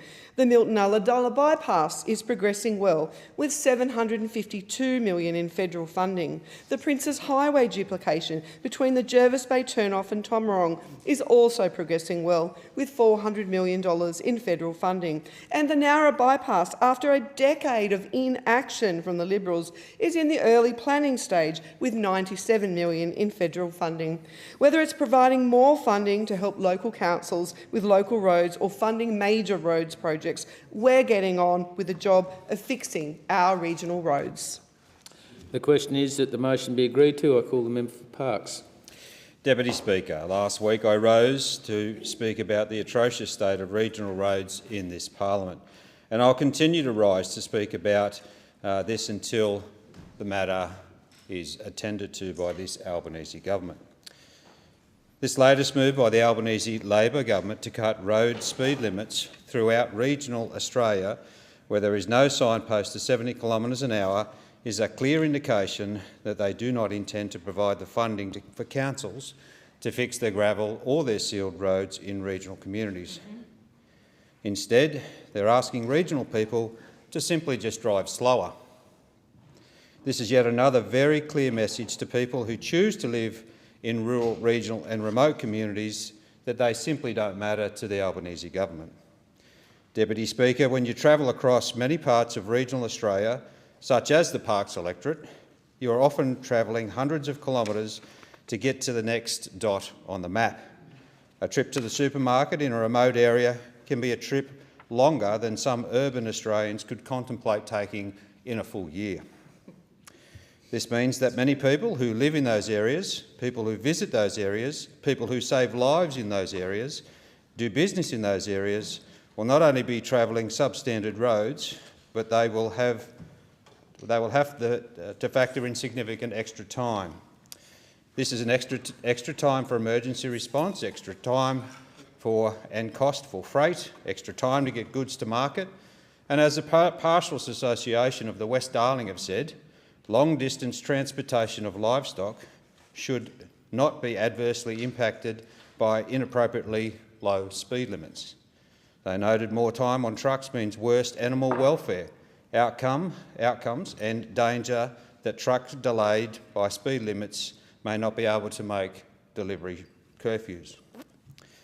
Deputy Speaker, the Pastoralists Association of West Darling feels so strongly about this issue that they have said there is a real risk this move will be used as the Albanese government's stalking horse to cut road funding and maintenance repairs for regional communities. Regional Australians should not accept that the condition of their roads is going backwards, and it is most certainly should not accept that this is all that can be done going forward. All 20 of the local government areas in my electorate have suffered some sort of natural disaster in the last 4 years.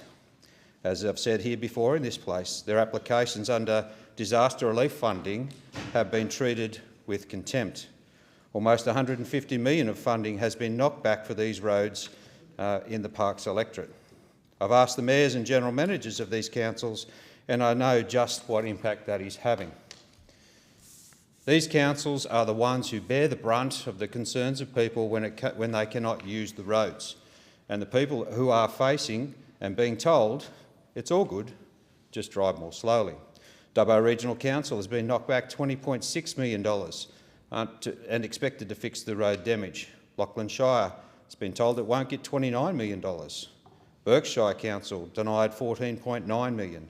Narrabri Shire Council is looking at $21.5 million shortfall, and the Gunnedah Shire is missing out on $4.7 million in funding that's needed. In their submission on the matter, the Berkshire Council said, Council continues to be frustrated by decision makers ignoring the lived experience and long-standing Shire residents and looking for a one-size-fits-all solution. The Council called for evidence-based data to support its proposal. And the Country Mayors Association of New South Wales have announced that rural, regional and remote councils in New South Wales are unilaterally opposed to the proposal to reduce speed limits. They have said the move would increase travel times and, along with this, the sense of isolation. It would also add road freight expenses and an overburden policing resources. In short, Country Mayors Association have said it represents an alarming disconnect between Australian government and the real-world experience of users of regional, remote and rural roads. Deputy Speaker, it's not good enough to tell councils whose communities have suffered natural disasters, watching rivers of water over the roads in their communities, that it's just what they have to put up with and live with. Expecting councils to build infrastructure with less will lead to poorer outcomes. Cheaper is not better, and it's certainly not fairer. The question is that the motion be agreed to. I call the member for Braddon. Thank you, Deputy Speaker. After a decade of neglect and underinvestment by the former coalition government, the Albanese Labor government is delivering record infrastructure investment to rebuild our regions and make our roads safer for all Australians. We're not just talking about change, but we're actually delivering it. We understand that safe, reliable infrastructure is the backbone of thriving communities. That's why the Department of Infrastructure is undertaking a comprehensive consultation process, engaging with road safety experts, industry leaders, local governments and, of course, everyday Australians. We've committed to a 10-year infrastructure investment pipeline exceeding $120 billion, the largest and most sustainable infrastructure investment in our nation's history. This pipeline supports a program of nationally significant transport infrastructure projects across each state and territory, with a strong focus on regional Australia.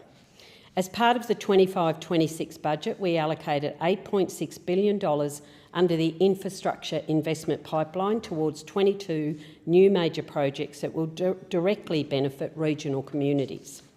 In Tasmania, we're investing $2.3 billion over the next decade to deliver transformative infrastructure upgrades across the state. And this includes $628.8 million for the new Bridgewater Bridge, which officially opened in June 2025 and is already improving travel times and safety for thousands of Tasmanians that travel that every day. $363.2 million for upgrades to the East and West Tamar, the Bass and the Ridgely highways. Now, when I talk about highways, I also talk about these roads that are in regional Tasmania. Many of them are in the area that I represent. $150 million to duplicate the Tasman Highway, causeways, easing congestion and improving safety. $100 million for safety improvements to the iconic Great Eastern Drive. $82 million to expand the bulk minerals export facility at the Burnie Port, supporting regional export and jobs. $80 million for bridge and road pavement replacements across the state, and $80 million for safety upgrades to the Lyell Highway, a vital route for those commuting to the West Coast communities.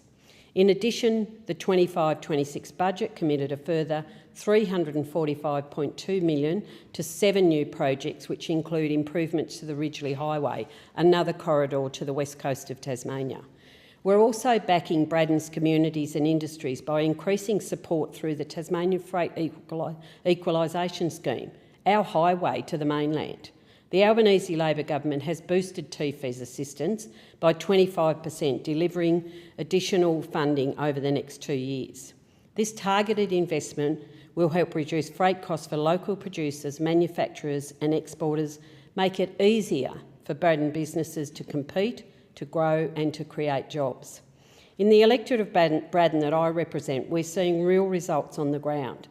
Under Phase 4 of Local Roads and Community Infrastructure Program, 8 local councils in Braddon received over $4 million to deliver priority road and community infrastructure projects. Central Coast Council, nearly $800,000. Circular Head Council, over $800,000. City of Burnie, almost $500,000. Devonport City Council, over $500,000.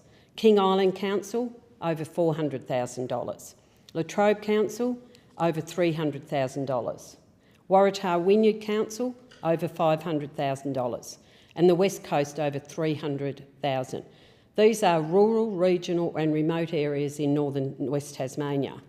Through the Black Spot program, we're delivering $685,000 to improve dangerous intersections in Braddon, and under the Better Active Transport Grant program, we're funding $1.27 million for the Sprayton Connector in Devonport, Stage 3 and 4, and $192 for a Wynyard to Smithton shared user trail feasibility study supporting active transport and tourism. Across the country, we are delivering for regional Australia. We've increased the Black Spot program to $150 million annually and created the SOFA Local Roads and Infrastructure program with $200 million per year to improve safety and productivity on local roads. We're investing in safer roads, stronger communities and a better future for Tasmanians and regional Australia. We're listening to locals and delivering on our commitments. The question is that the motion be agreed to. I call the member for Capricornia. Thank you, Deputy Speaker. I rise today to speak on behalf of the people of Capricornia and regional Australians right across this nation. People are tired of being punished for living beyond the city limits. The Albanese Labor government's plan to slash default regional road speed limits to as low as 70 kilometres per hour is nothing short of lazy, short-sighted and damaging to regional Australia. Let's call this proposal what it really is, a Labor shortcut dressed up as road safety. Instead of repairing our roads, they want to reduce our speed. Labor's own proposal would see speed limits reduced on dirt, gravel or sealed roads that are in poor condition, and that says it all. They are admitting that our roads are in disrepair. They are admitting that the system is failing. But rather than fund maintenance, fix the potholes, reseal the shoulders, repaint the lines and install proper safety features, Labor's answer is simply to tell Australians to drive slower. That is not leadership, that is laziness. It is the latest chapter in a pattern of lazy Labor, a party that wraps everything in red, green and black tape that prefers slogans to substance. When the government first floated this plan, they gave Australians just 28 days to respond, a completely inadequate timeframe. Only after pressure from the coalition did they extend that consultation period. That's not transparency, that's panic. This policy will have real-world consequences. It will slow regional Australia to a crawl. For farmers, truckies, tradies and small business operators, time is money. For every extra 30 or 40 minutes added to a delivery, there are higher freight costs, longer work days and less productivity. That translates directly into high prices for consumers and smaller profits for local operators already battling cost of living pressures. So let's talk about the economic impacts. Poor road conditions already drive up fuel consumption and wear and tear on vehicles. Slowing traffic on top of that just compounds the problem. The result? Increased vehicle operating costs, higher transport times and reduced competitiveness for regional businesses. It also weakens our national supply chains. Fewer goods move at a slower pace for a higher price, and that flows from the farm gate to the supermarket shelf. You can't keep the nation's economy healthy when you're putting the brakes on its regions. Instead of addressing the root cause of road trauma, which is unsafe, unfunded infrastructure, Labor is taking the easy way out. And let's not forget the human cost, Deputy Speaker. Every minute added to a school bus run or a medical appointment is time away from family, work and community. In the bush, distance already defines our lives. Labor's policy makes that distance even greater and our communities even smaller. And at the same time as they talk about road safety, they're cutting the local roads and community infrastructure program, the very program councils rely on to maintain safe and efficient local roads. Councils like Isaac in Capricornia want to upgrade roads to a safe standard, delivering projects like the Phillips Creek Bridge Replacement Project that improves the safety and load capacity of the bridge and improves flood resilience. But cutting the local roads and community infrastructure program will see transformational regional programs like this dry up. The truth is, real road safety comes from investment, not inaction. Meanwhile, Deputy Speaker, roads like Marlborough Road are under much more pressure because of Labor's reckless rush to renewables, and they added heavy vehicle traffic associated with the construction of Phase 2 at the Clark Creek Wind Farm. These roads cannot cope. Actually, Deputy Speaker, if Labor can't stump up the funding needed for the Marlborough Road, perhaps Twiggy Forrest could improve the very roads these companies are using. Let's be clear, slower speed limits mean more pain for the regions. Labor's slow speed limits will mean longer trips to school, to hospital, to market. It means greater isolation for our elderly, higher costs for our farmers, and more frustration for every person who drives to earn a living. Deputy Speaker, can you imagine the outcry if city commuters were told their morning drive to work would take 40% longer? If the Labor latte sippers had to wait for their morning oat milk flat white, they wouldn't cope. But honestly, I shouldn't joke. That's exactly what regional Australians are being told to accept, that their time, their productivity, their way of life are worth less. Well, they're not. I say to the Minister, get on with funding rural road repairs. Don't cripple our regions with another knee-jerk policy cooked up in Canberra. Let's build safer, stronger, efficient regional roads. Let's deliver proper consultation, real investment and safety improvements that protect lives. Because, Deputy Speaker, regional Australia needs a fair go. Safe roads and a government willing to do the hard work to deliver both. Thank you. The question is that the motion be agreed to. I call the member for Patterson. Thanks, Deputy Speaker. I rise to speak on this motion moved by the member for Mallee, and I must say it is disappointing to see yet another attempt by those opposite to play politics with the safety of regional Australians. After a decade of neglect by the former coalition government, the member opposite and her colleagues are now trying to deliberately mislead the people of regional and rural Australia about what is really going on here. Let's be absolutely clear. The idea of reviewing speed limits on high-risk regional roads did not start with this government. It was, in fact, a coalition commitment. As part of the National Road Safety Action Plan 2018 to 2020, the then Deputy Prime Minister, Michael McCormack, made it priority action number 1 to review speed limits on high-risk regional roads. So let's be clear, the coalition kicked this off. In May 2018, the former coalition government, together with state and territory transport and infrastructure ministers, released a communique explicitly calling for speed reviews as part of their forward work. So it is a bit rich for the Nationals to come in here now, feign outrage and campaign against their own policy. The Albanese Labor government is putting their policy out for consultation, transparently, openly and with proper community engagement. No decision has been made, no speed limits have been changed.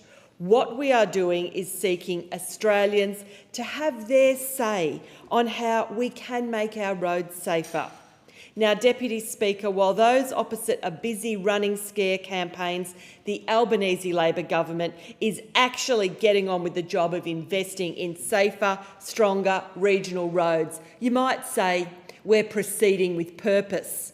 After a decade of neglect by the former coalition government, we're delivering record investment in regional infrastructure and we are making regional roads safer. Since coming into government, we've doubled the Roads to Recovery program from $500 million to $1 billion, with a B, $1 billion per year. This isn't a one-off boost, it's baked into the budget and will remain at that higher level into the future. We've increased the Black Spot program to $150 million per year, targeting dangerous crash sites across regional and rural Australia.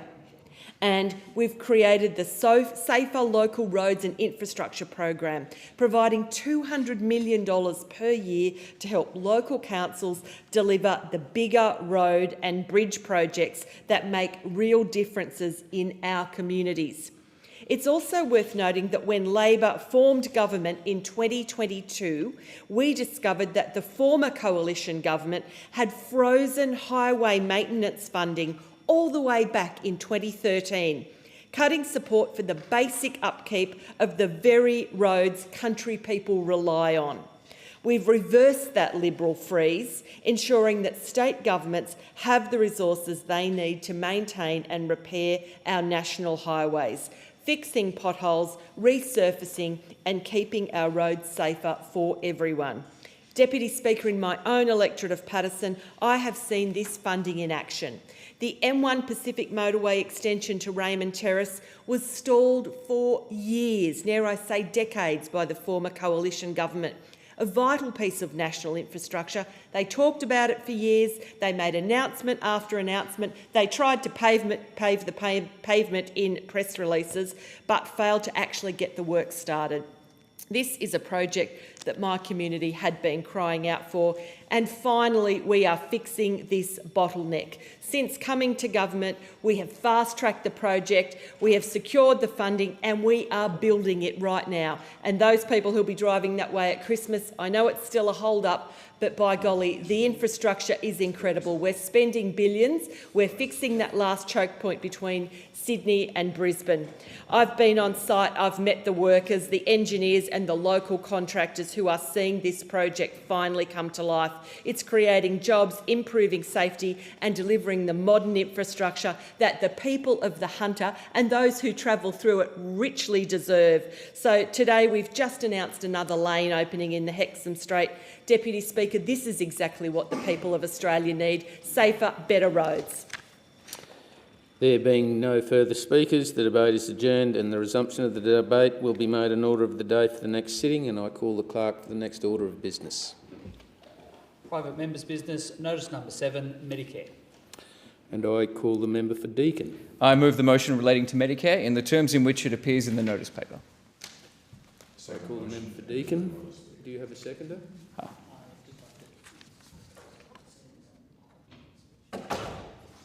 I call the member for Deakin. Thank you, Deputy Speaker. Over the weekend, I met Dr. Sarah Razagi, a GP at Forest Hill Medical and Dental Centre. This is one of the practices that has become 100% bulk billed thanks to the Albanese Labor government's expanding of bulk billing incentives to all Australians. The single largest investment in Medicare since Labor created it over 40 years ago. Sarah told me this change means that she can focus on her patients and their needs without worrying about how many people she can feasibly bulk bill. She could see in her patients that a gap fee just wasn't sustainable for them, so she did what she could to support her patients and bulk billed as often as she could, often at her own financial detriment. So now that she's able to bulk bill all of her patients, she can finally focus on their well-being and know that the Albanese government has her back. Forest Hill isn't the only clinic in Deakin to go 100% bulk billing since we announced our changes. I've also visited Seymour Street Medical and Dental Centre, which is now also bulk billing every patient. Between Seymour Street and Forest Hill alone, patients in my community will be saving almost $1.4 million. That's just across 2 clinics. Imagine the savings we're going to see as more clinics take up the incentives and provide more bulk billing. That's going to make a massive difference in Deakin, and I'm so proud to be part of a government that is making it easier to leave your credit card at home when you seek medical care. Deputy Speaker, unfortunately, the Australian people had to wait for a Labor government to fix Medicare. When the now opposition leader was Health Minister, do you know how many Medicare rebates increases we saw? 0.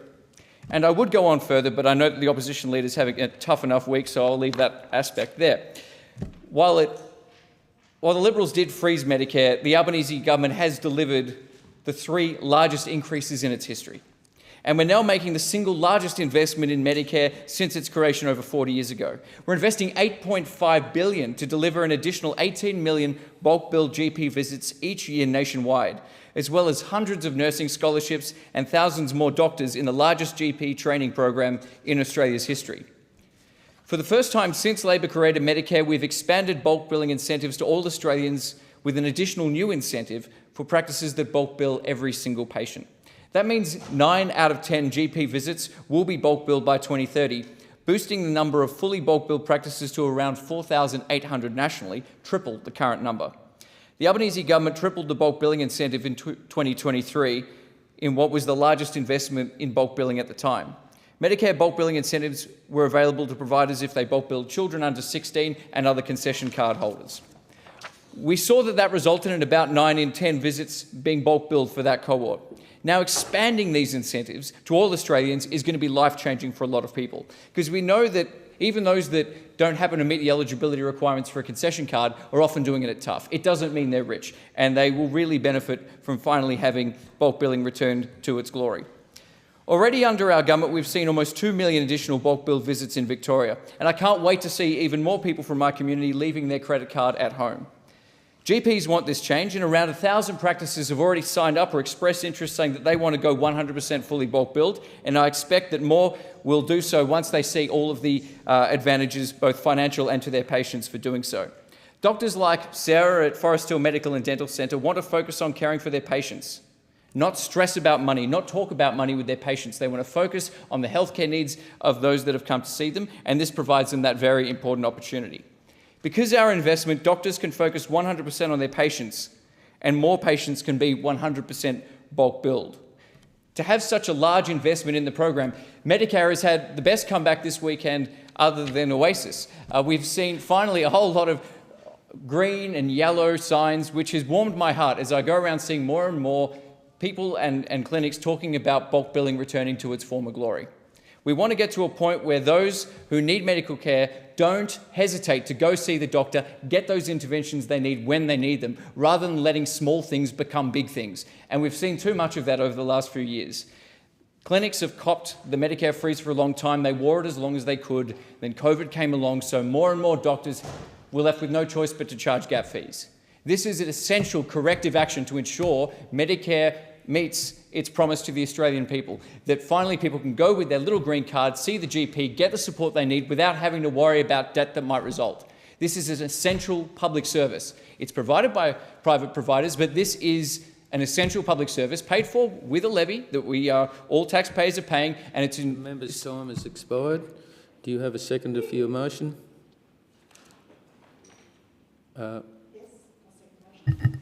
Member for... Bonner. Bonner. Thank you. I call the member for Dawson. Deputy Speaker, on May the 1st, the Prime Minister held up his green Medicare card and declared, under Labor, all you will need is your Medicare card, not your credit card. Excuse me, member for Dawson, could you take to your seat? Correct. Thank you. Can I start again? Apologies. You have the call, member for Dawson. Thank you, Deputy Speaker. On May the 1st, the Prime Minister held up his green card and declared, under Labor, all you need is your Medicare card, not your credit card to see a doctor. Well, Deputy Speaker, I can tell you this, that's not absolutely true in my electorate of Dawson. Because in Dawson, you can wave that Medicare card as much as you like, but unless you've got your credit card, you can't see a doctor. In Mackay, a regional city of 130,000 people, there is not one single bulk billing clinic. If you're not on a concession card, you cannot see a doctor without your credit card. In the Whitsundays, Bowen and Burdekin, the same story. Not one clinic. The nearest bulk billing clinic is in Townsville, an 800-kilometre round trip from Mackay. That's 8 hours of driving, more than $100 of out-of-pocket expenses for fuel alone, just to see a bulk billing GP. That's not Medicare, that's Medi-don't care. Deputy Speaker, all last week we heard that side boast. In my electorate we've got these bulk billing clinics. Frankly, I'm sick to death of hearing how Labor only cares about their own backyard. The people on that side couldn't care less about the community suffering under Labor's blatant neglect. We're not talking about tiny backwater towns here. Mackay has a population of more than 130,000 people, and there's not one single fully bulk billed GP. Medi-fail. And yet, while regional Australians are struggling to access a GP, the government recently announced $10.5 million for 3 bulk billing clinics in Canberra. Canberra, the wealthiest city in the country, where the median household income is 30% higher than the national average.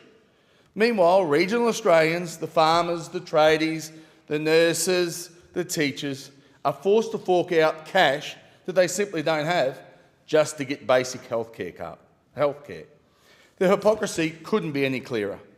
Labor talks about strengthening Medicare, but in reality, they weakened access for very Australians who rely on it the most. Let's look at the facts. People in regional areas are 50% more likely to delay or skip seeing a GP due to cost compared to those in the cities. This government loves to talk about record funding, but Deputy Speaker, in communities like mine, none of that is reaching the front line. Since Labor came to office, out-of-pocket healthcare costs have jumped by 25% in the electorate of Dawson alone. Families and pensioners are paying more. They're waiting longer and they're getting less. That's not a healthcare system to be proud of. That's a crisis. And what's the government's answer? They say, don't worry, 9 out of 10 GP visits will be bulk billed by 2030. 2030! Well, Deputy Speaker, you tell that to a pensioner in Proserpine who can't get a doctor's appointment now. Tell that to a young family in Bowen choosing between groceries or a GP visit.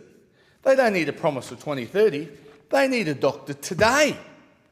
Real Medicare is about care on the ground, not slogans in Canberra. You can't deliver bulk billing by throwing money at city clinics where regional towns go without doctors, nurses and clinics entirely. Labor needs a plan, one that recognises that regional Australians deserve the same access to healthcare as those in capital cities. Deputy Speaker, the Prime Minister says Medicare represents who we are. But I say this right now, Medicare represents the growing divide between city and country. The people of Dawson don't need slogans, they need services. Until this government stops pretending that Melbourne and Mackay are the same, that metro and regional health systems are equal, we'll keep seeing the same result. Regional Australia's paying more, travelling further and getting less. Deputy Speaker, it's time this government delivers Medicare that actually works for all Australians, because in the meantime, regional Australians will have to keep carrying their credit cards because their Medicare card, their little green card, is little more than a discount voucher. The question is that the motion be agreed to, and I call the member for Moreton. Thank you very much, Deputy Speaker. And Deputy Speaker, it does not surprise me one iota that the member for Dawson does not support Medicare. It does not surprise me one iota that the member for Dawson does not support the bulk billing investment that this government is doing. Because this is a member opposite who is part of a coalition and who is part of a party who, when they were in government, tried to introduce a co-payment. And what is a co-payment, Deputy Speaker? A co-payment is the death of Medicare. Not only that, Deputy Speaker, the member for Dawson was part of a coalition, is part of a coalition who, when they were in government, cut billions of dollars from health funding. And cut billions of dollars of health funding that people rely on each and every day to make sure that they can get better. And Deputy Speaker, in contrast, this is a Labor government that is investing in health and investing in the people who need it most when they get sick, the people who need it most when someone falls down and breaks their arm, the people who need it most when a diagnosis comes back that is devastating. Deputy Speaker, that's why we've invested in urgent care clinics. That's why we've invested in women's health. That's why we've invested in cheaper medicines. That's why we've invested in bulk billing. And what we know already is that hundreds of GP practices have signed up. And they've signed up because they know that our communities, that Australians, that people from my community and the member for Lyons, it doesn't matter where you are in this country, what they need is bulk billing, and that is what Labor is delivering. Deputy Speaker, Medicare had its 40th birthday last year, and it was well worth celebrating 40 years of low or no cost health services for Australians, no matter where they lived or how much they earned, because Labor is the party of Medicare. We invented it, and we don't leave it to rest idle. We invest in it, we support it, we make it better, and it's part of who we are as a party, and it's part of who we are as a government. And now at 41, Medicare is going from strength to strength. This is thanks to a Labor government that's committed to the belief that when you need medical assistance, you deserve to receive high-quality healthcare quickly without breaking the bank. In 2023, Labor tripled the bulk billing incentive for people who need to see their GP most often, for pensioners, for concession card holders, and families with children. And this drove the turnaround of bulk billing, enabling an additional 6.5 million bulk billed GP visits with an additional 1.2 million in Queensland alone. Deputy Speaker, last Saturday was the 1st of November, and it was an important day, another one, in the history of Medicare and in the history of our health system. Because for the first time, bulk billing incentives will be paid to GPs for every patient they bulk bill, not just the groups I mentioned. And what does this mean? This incentive represents the single largest investment in Medicare ever. It equates to 18 million additional bulk billed visits per year. 18 million additional bulk billed visits. That's something that makes a difference. It makes a difference whether you're an older Australian. It makes a difference whether you have a brand new baby that you want to get to an urgent care clinic. It makes a difference whether you're someone who is sick. It makes a difference whether you're someone who has an injury. And it means that by 2030, 9 out of 10 visits will be bulk billed in this country. And that is something to celebrate. It's something to celebrate because this is a government that doesn't just talk about our investment in healthcare. It doesn't just say that we'll do something, it delivers. And when we deliver, we make it real and we make it happen. And that's what we've seen with bulk billed services to date. That's what we've seen with urgent care clinics. That's what we are seeing with our Medicare mental health clinics. That's what we are seeing with new endo and pelvic pain clinics. That's what we are seeing with cheaper medicines. That's what we are seeing across the whole of our health sector. Because Australians deserve accessible and affordable care every day, and Labor delivers that. The question is that the motion be agreed to. I call the member for Lyon. Deputy Speaker, investment in Medicare is always welcome. I'm hopeful that the additional bulk billing incentive payments will directly benefit Lyon constituents who've seen a serious decline in bulk billing availability in the last 4 years. I look forward to hearing from Lyon locals that it has hit the ground. But praise has not been universal. General practice clinics and owners are already disclosing publicly that they will not be signing up to the incentives. Why? Well, firstly, signing up to the program is prohibitively time-consuming and complex, and most GPs and practice managers, certainly in regional Australia, are already incredibly busy and do not have the time to do the paperwork. Secondly, the incentives are not sufficient in offsetting the soaring operational costs of running a clinic under Labor's skyrocketing energy prices. To enable 100% bulk billing, many GPs insist that if they were to take part in the program, their practice would lose hundreds of thousands of dollars a year and ultimately jeopardise the viability of keeping the practice open. Deputy Speaker, I want constituents to have access to no appointment necessary bulk bills after hours care. An urgent care clinic in Taree will complement a state-funded one, the Foster Tuncurry Health Facility, that my state colleague, the member for Mile Lakes, has successfully obtained funding for after the Minns government axed funding for a public hospital. Now, the mover of this motion, the member for Deakin, references a number of other policies that the government has undertaken to strengthen Medicare, including opening 90 Medicare urgent care clinics across the country, with 47 more on the way. Well, one would think this would be good news for my electorate. Lyon is, after all, the oldest electorate and one of the poorest in the country, so surely it should be on the list to receive a federally funded urgent care clinic. Well, it's not. Surely it's one of the 47 that is on the list to be delivered down the track. Well, it's not. Out of the 137 urgent care clinics the government will operate, not one falls within the borders of my electorate. My electorate and my constituents sit squarely in the middle of a yawning service gap that exists between Coffs Harbour and Newcastle. And despite my many calls to the Minister to work with me to fix this gap and deliver an urgent care clinic in the Lyon electorate, I've been continually knocked back. My request should not be of any surprise to the government. During the election, I called for an urgent care clinic in Taree. Labor ran a candidate against me. So why did Labor not match my commitment and budget for it during the election as they did in the many others they are delivering? I note that an urgent care clinic that was committed to in Maitland will benefit many of my constituents, and I'm grateful to the government for this commitment. But Maitland is almost 2 hours away, too far for the people of Taree and Foster and the Mid-North Coast to access.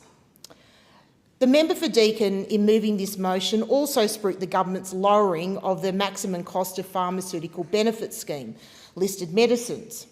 And while we all hope this initiative will land in the pockets of hard-working Australians, increasingly we're seeing these savings washed away by other surging price rises created by this government's policies. Deputy Speaker, just last Friday I received a call from a constituent who had undergone a pathology test and only after the fact was told an invoice would be sent to him. Now, this is another policy brought in by the Albanese government, but curiously, they are not spruiking this one, which runs completely counter to their misleading narrative that they are delivering cheaper, more accessible health. This formerly free health service is no longer, thanks to the government placing tighter restrictions on who can get Medicare-funded vitamin B12 and urine specimen testing. This gentleman who contacted my office could not believe that the Prime Minister, who theatrically waved his Medicare card and promised on no less than 71 occasions that all you need is your Medicare card, not your credit card, throughout the election campaign and since, was doing the exact opposite when it came to pathology. This decision, as my constituent warned, will deter many Australians from clinical tests, potentially creating more complex and expensive health problems down the track. In his own words, if I'd been made aware of the cost prior to the test, then I don't think I would have had it. Health is one of the major concerns on the mind of Lyne residents. Again, the oldest electorate and one of the poorest in the country. We feel we're missing out on our fair share of investment in local health services under this government. Now, I'm here to work constructively, whomever is in government, to support the health needs of Lyne communities. The question is that the motion be agreed to, and I call the member for Bonner.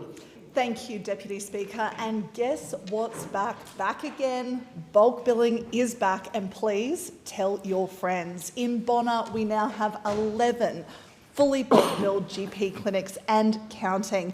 Archer Medical Centre, Doctors on Manly Road, Garden City Family Doctors, Good Health Medical Centres, Garden City, Mount Gravatt, Carindale, Mansfield Family Practice, Mount Gravatt Family Practice, Real Care Medical Centre, Tingalpa Health Care Centre and Yulu Burribar. This is all thanks to the Albanese Labor government's record investment in Medicare. It's been 40 years since its inception and we are tripling the bulk billing incentive. This will mean Australians can see a GP for free and access care when they need it most. Deputy Speaker, this is just the beginning. Over the next 4 years, we will see around 4,800 GP clinics converted to fully fledged bulk billing practices. Nationally, over 1,000 have already signed up. In Queensland, we have 1,430 GP practices, and over the weekend, we actually saw a doubling of fully bulk billed practices. That's 408 across the Sunshine State. This means more bulk billing doctors to more communities and easing pressure on families. Where they need to see a doctor, all they're going to need is their Medicare card, not their credit card. And as a member of this Labor government, I am committed to delivering real cost of living relief for my constituents in Bonner and to build a fairer and healthier Australia for the mum from Mansfield, the student from Belmont, or for the pensioner from Wynnum Manly. More constituents in my electorate of Bonner will be able to see a GP for free. Deputy Speaker, but more good news is on the way. We have opened 90 Medicare urgent care clinics right across the country and 47 more are on the way, including in my electorate. The Carindale Medicare Urgent Care Clinic will be open in the coming months. The expressions of interest have now closed and I cannot wait to cut the ribbon on that clinic and open it up to members of my community. This will be the first Medicare Urgent Care Clinic in Bonner, and hundreds of locals signed my petition calling for an urgent care clinic in our electorate, and I'm so proud to see that Labor is delivering for them, has heard them, and that we will see this delivered in the coming months. Labor is delivering tangible, substantial cost of living relief, and that will benefit millions of Australians, not just in my community in Bonner. And we are also investing, of course, in women's health at a record rate. On the weekend, we listed even more new contraceptive options onto the PBS, and it's great to see menopausal hormone therapies being added to the PBS as well. We are also delivering expanded endometriosis clinics to help deliver earlier diagnosis and treatment, something that will change the lives of women for years often have had their pain dismissed. The Albanese Labor government is providing Australian women with more choices at lower costs. And we know that women have faced a significant range of barriers to accessing healthcare, and often at significant cost just by virtue of being a woman. Australia has had one of the lowest rates of long-acting reversible contraceptive use in the developed world, and medical rebates for insertion of IUDs and birth control implants will increase by up to 150%, with around 300,000 women each year expected to save up to $400 in out-of-pocket costs under the changes that are being made. The Albanese Labor government is also funding free training for health practitioners in the insertion and removal of IUDs to boost the number of qualified practitioners and improve access to services. In addition, a 40% bulk billing incentive will be introduced, incentivising health professionals to provide long-acting contraceptive services and support women to have greater contraceptive choice. These are all part of Labor's landmark Women's Health Package, investing almost $800 million to deliver improved healthcare for women and girls. Deputy Speaker, this is what a Labor government does. We strengthen Medicare, we deliver cost of living relief, and we keep working to build a fairer and healthier future for all Australians. Yeah. The question is that the motion be agreed to. I call the member for Grey. Speaker, there is a crisis unfolding in regional Australia, the collapsing access to general practice services. It is not easy to see a GP in the country, and I think we can all agree your postcode should not determine whether you get healthcare. Yeah. Labor is busy spruiking its urgent Medicare clinics, presenting them as a solution to healthcare, but I have news for this Parliament. Most people in my electorate will never get access to one. In fact, on health outcomes, people in my electorate of Grey already have some of the worst outcomes in the country. We have the highest rates of diabetes in the country, more than double the national average. We have some of the worst access to healthcare, and we have some of the lowest life expectancy rates. While access to seeing a doctor in my community is getting worse, not better. Now, policymakers need to stop playing politics with healthcare. They know exactly how medical clinics operate, and they know the real-world consequences of their policies. Now, for those unaware, GP clinics make money on brief consultations and subsidise the longer, more complex consultations, which often the clinics service at a loss. Labor's new policy is simply putting pressure on the clinics to find ways to fund these essential longer appointments. And this was confirmed with the Health Department in Senate estimates, and that it will cost more to see a GP this year and next. Everyone I speak with, from councils to community members, recognise that there is a massive issue with access to GPs in rural and remote communities. Yet despite this widespread recognition, no one is doing anything meaningful to make a difference, especially this Labor government. Only last month, another medical clinic in my electorate closed its doors for good. That closure means the residents of Peterborough now must drive over an hour to see a GP and wait over 6 weeks to get an appointment. This is unacceptable, Speaker. Even communities that have traditionally been strong for championing rural general practice, like Tumby Bay, Clare, Port Lincoln, are struggling badly. The wait time to see a GP in Tumby Bay right now is a shocking 9 weeks. And then there are locums, the temporary doctors filling in the gaps. While they keep some hospitals running, the widespread use of locums in my electorate only hurts our communities even more. Take Peterborough again, where the local clinic closed, it stopped supplying doctors to the local hospital. So the LHN stepped in and turned to the local market at a cost of over $4,000 per day per doctor.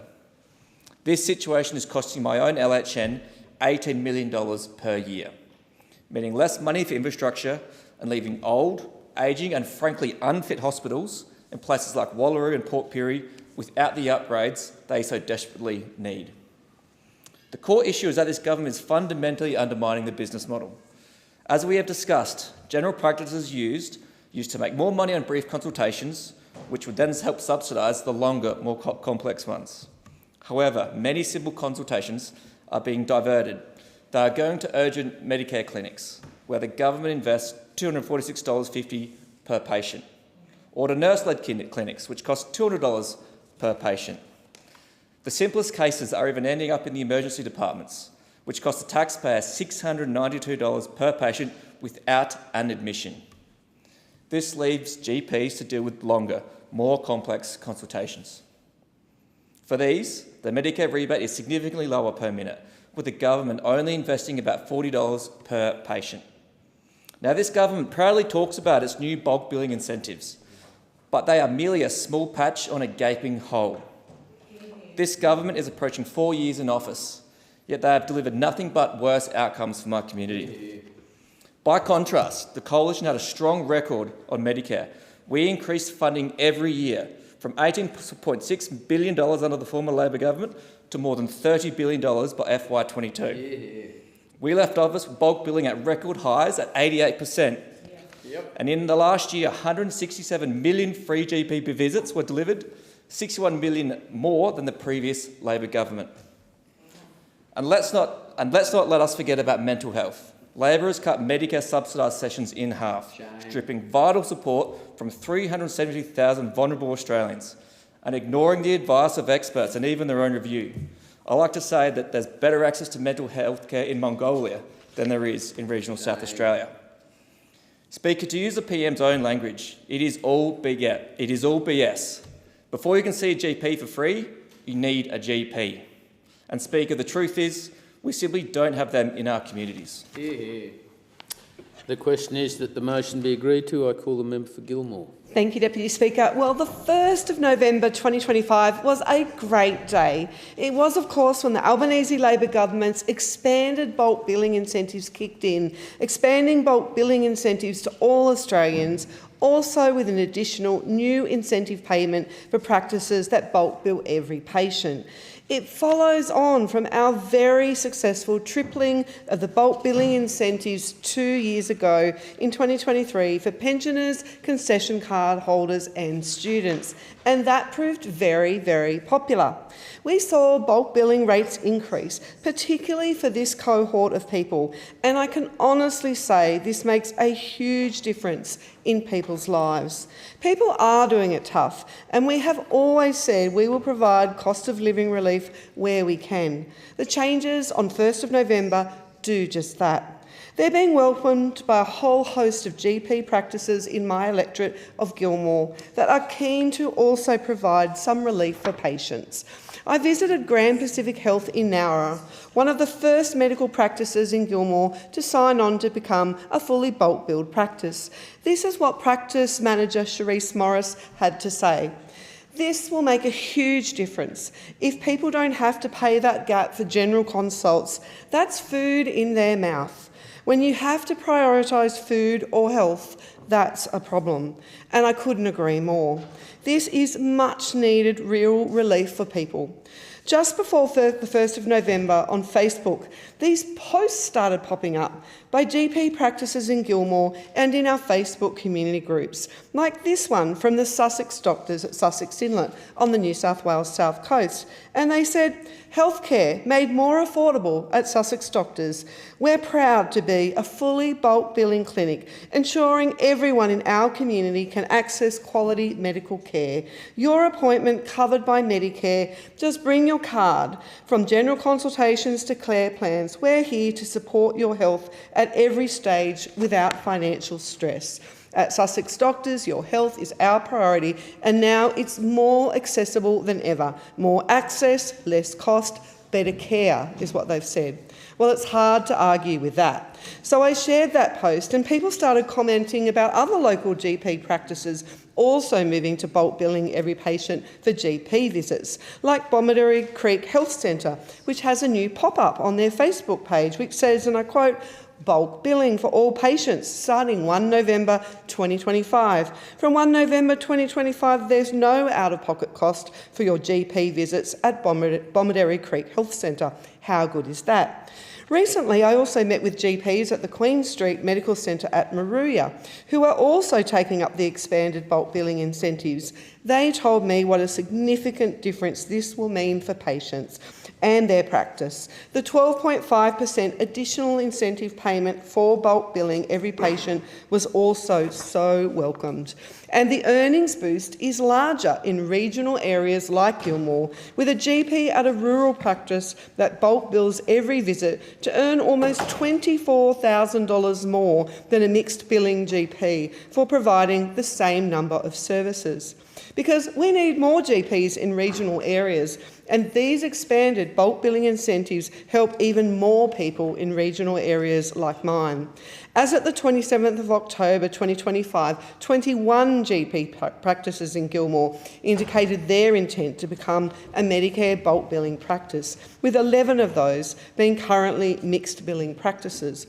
So from these expanded bulk billing incentives, we've seen mixed billing practices become full bulk billing and more practices in total becoming full bulk billing.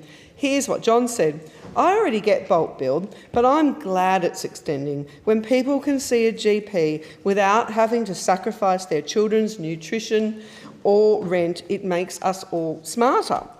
Deputy Speaker, the Albanese Labor government has delivered the 3 largest increases in history, and now we're making the single largest investment in Medicare since its creation over 40 years ago. And I'm also looking forward to the new Nowra Medicare Urgent Care Clinic, which I know many people in my community are very much looking forward to as well, and I know that that's moving forward well. And also the expanded hours for the Batemans Bay Medicare Urgent Care Clinic, with the hours from 6 a.m. to midnight, 18 hours a day, the longest of any urgent care clinic in the country. Labor created Medicare, and the Labor government will always strengthen Medicare.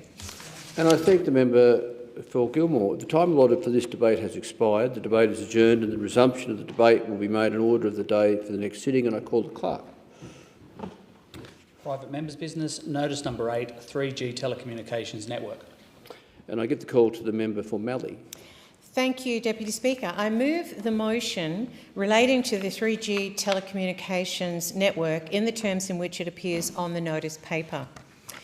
The shutdown of 3G telecommunications network in 2024 has been nothing short of a disaster for regional communities, and the government's response has been woefully inadequate. I rise today to speak on behalf of regional Australians across this country who have been left behind, again by the Albanese Labor government, when it comes to access to telecommunications services. Let me be clear. While the decision to shut down the 3G network was made by commercial operators, TPG in January of 2024, followed by Optus and Telstra in the October, it was the Albanese government's responsibility to ensure that regional Australians would not be worse off. The Senate inquiry into the shutdown made that abundantly clear. The government should have delayed the shutdown until it was satisfied that the 4G network provided coverage equivalent to or better than 3G. But instead of taking action, the government relied on the promises of telcos, promises that have actually proven hollow. Thousands of Australians, particularly in rural and remote areas, now face worse coverage or no coverage at all. Phones drop to SOS mode, medical alarms have failed, farmers are left without connectivity on their properties. This is not just inconvenient, it is dangerous. The impacts have been widespread. Devices that relied on 3G, ag tech tools, for example, security systems and life-saving medical equipment have been rendered useless. People are forced to install expensive satellite systems like Starlink just to stay connected.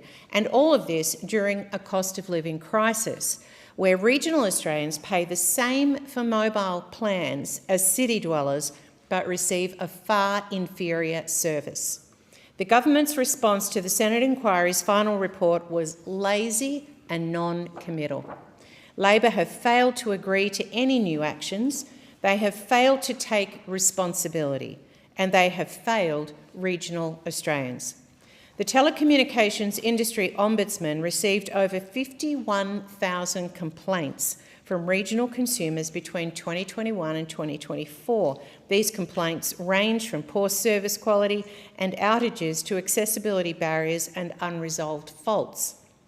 Some constituents have reported faults for years without any improvement. Others were misled into signing up for services that simply don't work where they live. Deputy Speaker, this is unacceptable.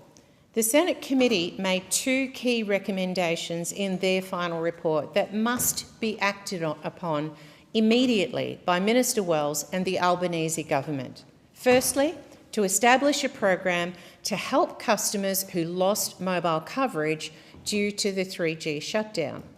This program should be co-funded by government and industry and include subsidies for connectivity equipment, boosters, satellite services, and replacements for obsolete devices. Secondly, they should expand the national audit of mobile coverage to include off-road areas, including private land such as farms and grazing properties. This data must be collected from consumers, cross-referenced with telco data and published in an accessible format. I call on the Minister for Communications to take responsibility for this botched shutdown. We need transparency. We need action. And we need a government that listens and acts for regional Australians. The Prime Minister likes to say, on repeat, no one held back, no one left behind. We all know the saying, but every regional Australian knows he doesn't mean it. Because when it comes to mobile connectivity, a bit like roads, we have been held back. We have been left behind. It is time for the Albanese government to stop ignoring the regions and start fixing the mess they helped to create. Regional Australians deserve better. They deserve reliable mobile coverage. They deserve to be heard. And I thank the member for Mallee. Is the motion seconded? I second the motion and reserve my right to speak. And I thank the member for Casey. The question before the Federation Chamber now is that the motion be agreed to, and I give the call to the member for Leichhardt. Thank you, Speaker. I rise today to speak on the motion moved by the member for Mallee. And I'm glad to have the opportunity to talk about telecommunications, especially given my electorate and its struggles to get solid phone coverage. And I can say with absolute certainty that everyone on this side wants and supports better telecommunications, especially for the regions. And we can say that with confidence because we didn't try to downgrade the NBN the first chance we got. You should have access to quality communication services no matter where you live, be it Canberra or Cairns, Sydney or Sasia, Melbourne or Marpoon. You deserve good coverage. Sadly, that is not the case. My electorate is vast, it is empty, and there's not a lot of coverage. 97% of Leichhardt has no mobile phone coverage.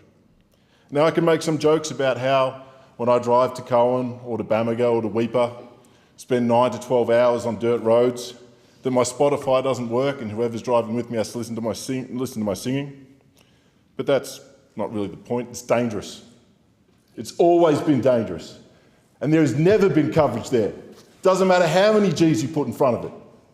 I've been in this role for 6 months.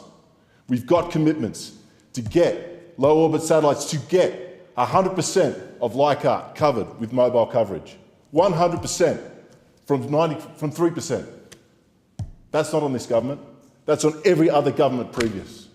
97% without coverage. That's impacting health, education, transport, small business, all the things that are claimed to be supported by the other side, ignored. So there are regions that matter, but apparently mine didn't. And that's why we, in Labor, are investing in telecommunications. The $55 million, the round 8 of the Mobile Black Spot program. $50 million for Regional Roads Australia, Mobile Australia pilot programs. Round 3 of the Regional Connectivity Program awarded just over $115 million towards 74 projects that respond to local priorities with the objective of maximising economic opportunities and social benefits for regional remote communities. 2 successful rounds of the On-Farm Connectivity Program was provided over $30.4 million in rebates, delivering on thousands of connectivity solutions for primary producers, and another $20 million committed to be a part of the Round 3 program. Connectivity doesn't just mean phones. It increases the yield of our farmers. Our cane growers are now using connectivity to check their crops, understand their runoff, and make sure that they can handle their pests.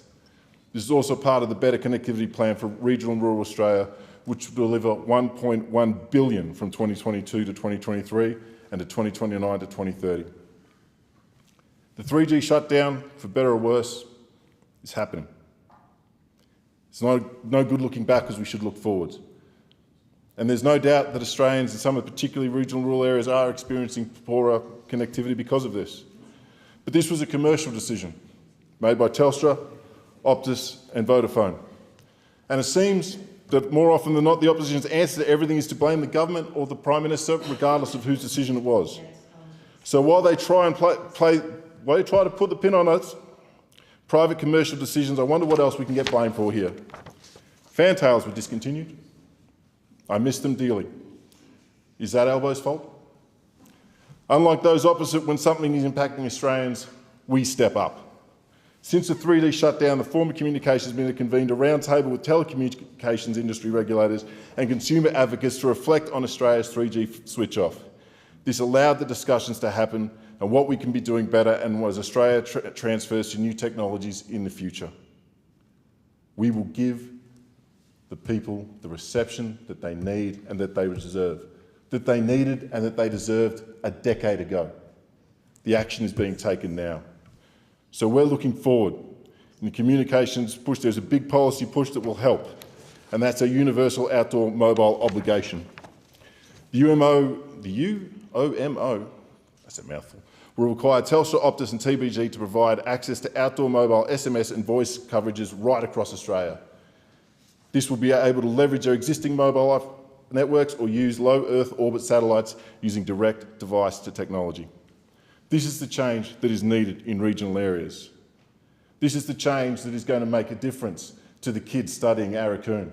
This is going to make travel in the Cape safer should you blow out a tyre or hit a pig. This is going to allow health done over telehealth, giving better health outcomes. It is great news for my community. And I thank the member for Leichhardt. But the question is that the motion be agreed to, and I give the call to the member for Casey. Well, thank you, Deputy Speaker. And I want to commend the member for Mallee for this motion. It's a very important one because the reality is, as we on this side talk about often, the phone lines working can be the difference between life and death. Yeah. And when Australians pick up the phone and call 000, they expect that the phone will be answered and they will get the help that they need. And it's not a political line. Many in my community, myself included, were impacted by the June storms of 2021.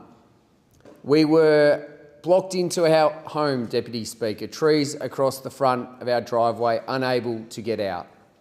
And when the power ran out, which it did late in the night, and we woke up early that morning, we had no phone reception. And there is not a more vulnerable feeling that you have as a husband and as a father than knowing that if a disaster had happened, if a tree had fallen across our house, as it did to many in our community, I wasn't able to call 000 to get the help my family needed. We had situations where our CFA brigades, not trained in storm recovery or helping people in storms, were navigating in pitch dark, and CFA communications officers were having to try and text message other brigade members to make sure they could know where they are and what was going on. And one of the brigade communications officers shared a story with me at that time where they could not move their phone for want of losing reception. If they moved it a centimetre, they would lose reception. And that's what we talk about, and that's why we're so passionate on this side about making sure we have strong communications in this country. And we have a minister that is failing the Australian people. We just heard it from the member for Leichhardt. They are so quick to blame private enterprise, Optus, Telstra, etc. And they absolutely have a role to play. But there's a little bit of a hint in the title, Minister for Communications. That makes this government and the minister responsible for making sure the Australian people get the communications they need.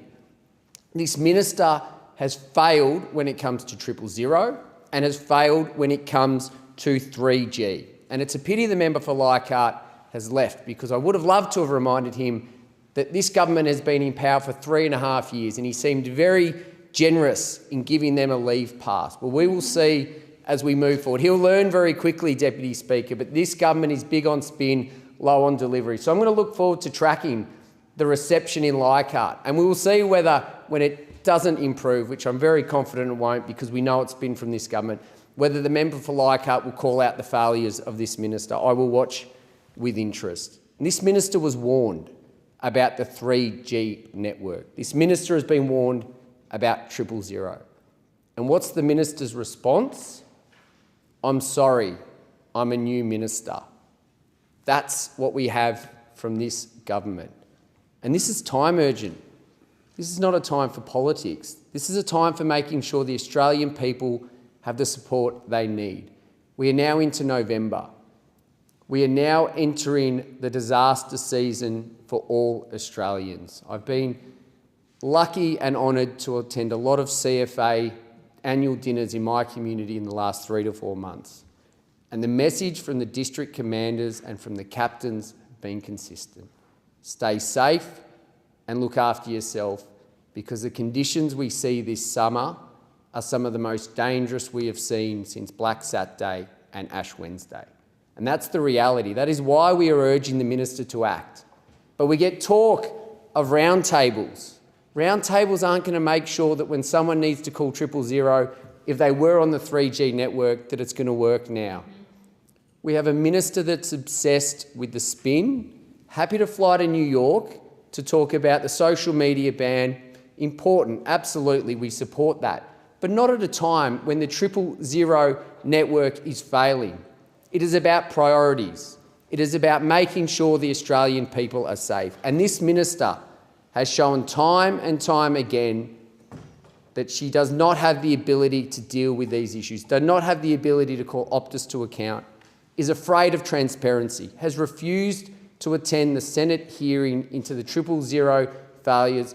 The Australian people can have no confidence in this minister or this government, and it is a shame, because it is the Australian people that pay the price for their continual failures. And I thank the member for Casey. The question is that the motion be agreed to, and I give the call to the member for Bendigo.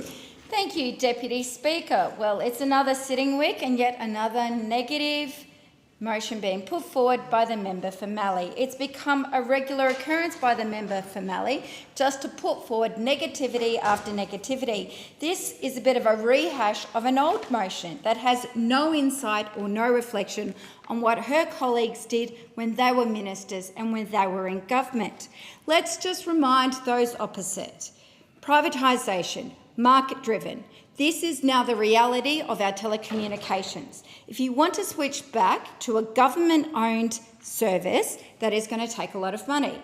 Now, those opposite may also forget that it was the Howard government, T1, T2, T3, that effectively privatised our telecommunications. That was the last time in this country we had reliable communications, where every house had a landline, a copper landline, as was the technology in the day. So we lost the ability to control the markets back when it was privatised under the Nationals and the Liberals during the Howard government. What we have today is a patchwork market, which those opposite failed to do anything about in their 9 years of government. Round after round of their mobile black spot program that went through the audit office that found it did not genuinely increase coverage for regional areas. Electorates like my electorate, a regional electorate, where we might get one per term of the previous government, did little to nothing to improve the coverage in my electorate. Those opposite criticising a round table. But I say to those opposite, you're so opposed to regulation, which is what you need if you want to regulate a market to deliver service to everybody. The markets don't like to go to the regions because you build a tower and if there aren't the customers, they're not going to build it. This is what telcos tell them and tell us all the time. The market isn't going to build a tower in Metcalfe in my electorate. There aren't the customers to sustain that investment. They turn around and say, what are you going to do?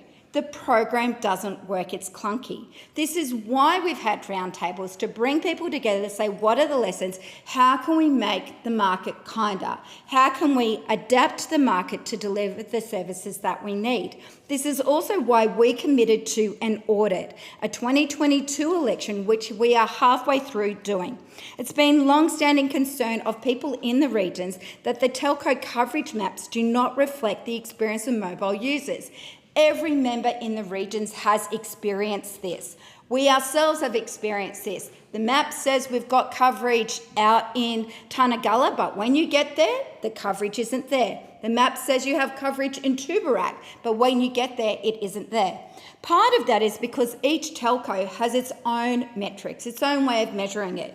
Now, we are proposing to standardise it. We want to see all the telcos using the same set of measures. Those opposite are opposed to it. They say it's more red tape for the telcos. They want their cake and eat it too. They are not genuinely interested in improving telecommunications in the regions. All they want to do is throw mud and throw stones. We, on this side of the House, accept that it is a long-term challenge and we are working to build the coverage. We genuinely believe on this side of the House that regardless of where you live, you should have access to telecommunications. Our vision is absolutely clear, is making Australia the most connected continent in the world, and we acknowledge we have a lot of work to do, and that is why we're getting on to do it. The $1.1 billion that is going into better connectivity plan for rural and regional Australia. We are not going to let the telcos dictate to us where the investment will be. We want to see everybody having access to those devices because that's how a lot of us access our lives. $55 million for the latest round of 8 of the Black Spots program is currently under assessment, and we will improve coverage as opposed to what those did opposite. $50 million to improve telecommunications program for our regional roads. Round 3 of the connectivity programs just awarded to 74 projects, successful rounds of farm connectivity programs, and the list goes on. And then we get to what we're also doing, and it is our government, a Labor government delivering this, the universal outdoor mobile obligation. It is this government, a Labor government, that will make this a requirement. Not the Liberals, not the Nationals, not the 9 years that they had in government, but a Labor government. Watch this space. Outdoor mobile obligation under us. Thank the member for Bendigo. The question is that the motion be agreed to, and I give the call to the member for Parkes. Thank you, Deputy Speaker. The lack of reliable telecommunications in regional Australia has created a very, very dangerous situation. The loss of the 3G network last year has plunged Albanese's forgotten Australians into further isolation, with many people left with no coverage at all. Anyone in this chamber or in Parliament House today, or our loved ones, could be driving along a regional road, let's say the Newell Highway, a critical route that connects Victoria with Queensland, transversing my own electorate, the federal seat of Parkes. Imagine something happened to yourself or your loved one while you were on that route and you were stranded beside the highway. Well, Deputy Speaker, in most areas outside the township along that critical highway, there is absolutely no reception. You or your loved one would have no way to call for help. You or your loved one would be at the mercy of other drivers passing by to help you. It is quite simply unacceptable. This would not happen to those who live in metropolitan areas like Sydney, Brisbane and Melbourne and Perth. Or if it did, it'd be fixed in an Albanese flash. This is only one of the dangerous consequences of this situation.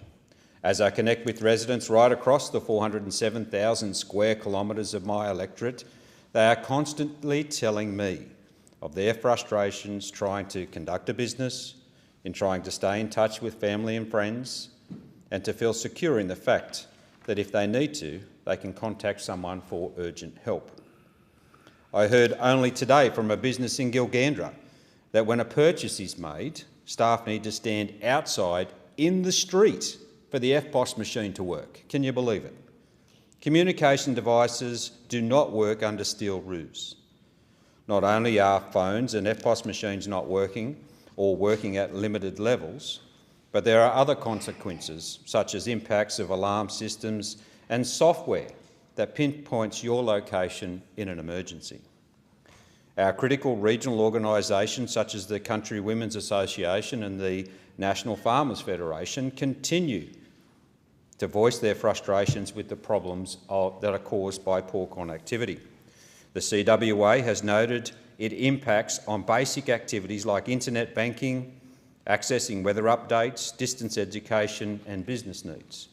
Today, a representative of the CWA has said the organisation sent Telstra details of about 100 cases of connectivity failure across New South Wales in March. They have yet to receive an answer, and they continue to hear problems from their membership. The National Farmers Federation have said connectivity is essential to productively, sustainably and the livability of Australians farming in regional communities. Deputy Speaker, results came out today of a survey carried out by the Land newspaper.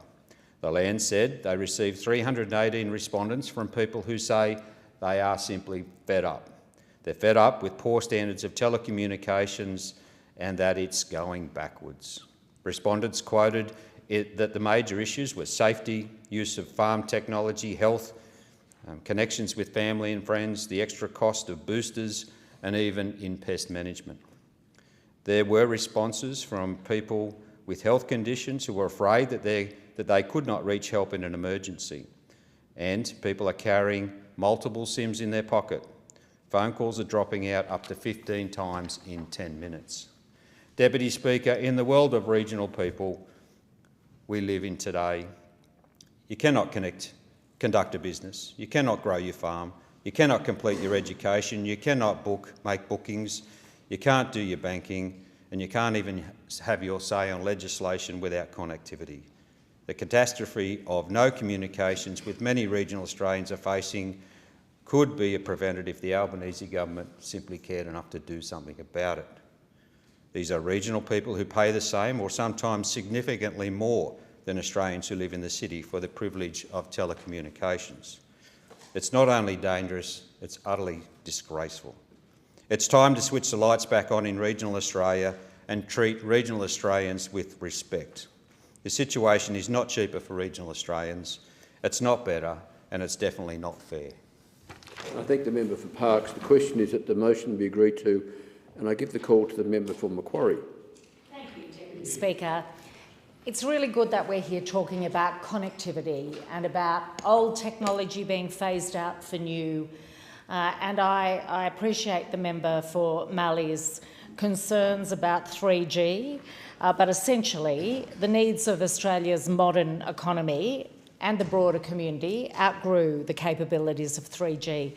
And it's not the first time we've had to shift technologies, and it's not the last time that we're going to have to shift technologies. So, Deputy Speaker, that's what I want to focus on. It is really important that we learn the lessons from every one of these experiences. They're all going to be different. And 3G certainly had its challenges, but I have to say, it isn't the biggest challenge in connectivity that my community faced then or now. There continue to be challenges in staying connected. You know, we deserve, and this government believes that there should be coverage that is reliable, resilient, and I want to see that reliable and resilient coverage across the 4,300 kilometre square electorate that I represent. It is vital when there is a fire, a bushfire or a flood or a big storm that you have that connectivity. And I don't say that just as someone who can look at it objectively and say, oh, it must be really important. I've actually been in the circumstance where I've needed to use mobile coverage to contact my then 18-year-old as he was at home with a bushfire burning very near to him to work out how quickly can he get out, what has he got time to take. Yes, he took the cat. That was a good thing. But those conversations are not... They're not hypothetical for people who live in the Blue Mountains or the Hawkesbury, whether it's fire or flood. They are conversations that many of us have had, and we've only been able to have them because we had connectivity. Now, in the case that I experienced, this is going back to 2013, we could not communicate by voice repeatedly. Text had a better chance of getting through. Lines were very busy. You didn't actually know if your text message was going through. So they're really scary times for people, and that's why I had always known theoretically how important connectivity was, but it is absolutely a life and death matter in electorates like mine that the network is connected, reliable and resilient. And that's what I've been fighting for the 15 years I've been in politics, but most particularly the nearly 10 years that I've been in this parliament. And when I was in opposition, I pushed hard to have that additional mobile funding we needed to deal with some of the black spots. When the Liberals gave up and took away a new mobile phone tower from Mount Tomah, which is on the Bells line of road that heads west from Sydney, the telcos decided it was a bit hard to install, so the Liberals agreed for them to take it away from our community after we had fought to get it. I fought to get it back. And I'm very pleased to say that I understand the connection to power is imminent, and that community, years and years after it should have, and everybody who passes through on that busy stretch will soon have mobile coverage across that whole section. When fires and flooding in the Macdonald Valley, in the northern part of my electorate of Macquarie, made it impossible for the Liberals to ignore telecommunication needs, they provided funding to the Hawkesbury Council.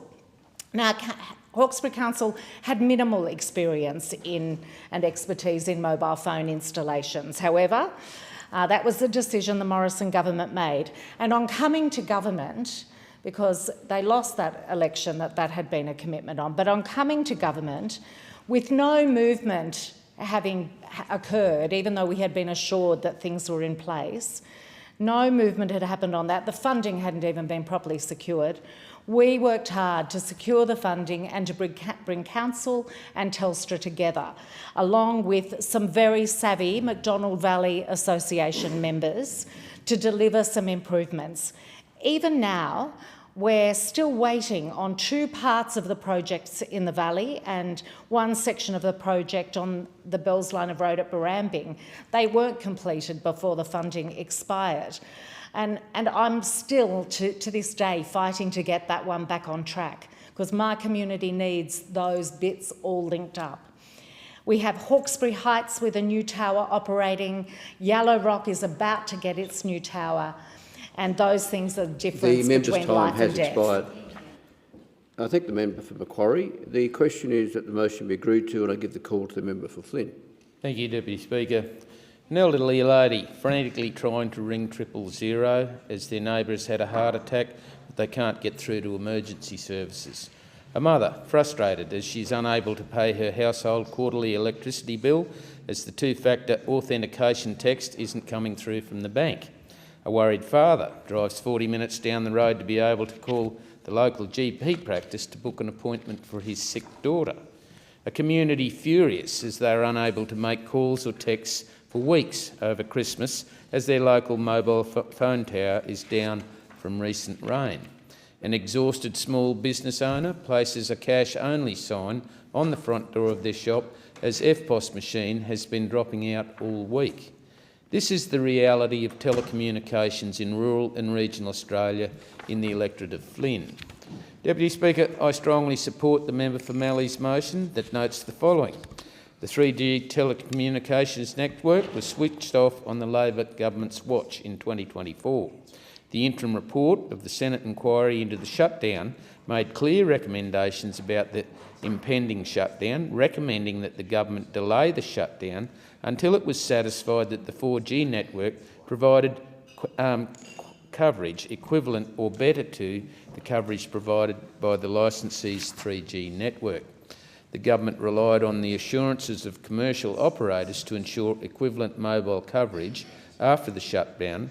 Despite promises, regional Australians have been detrimentally affected and thousands of consumers have been left with worse or no coverage at all.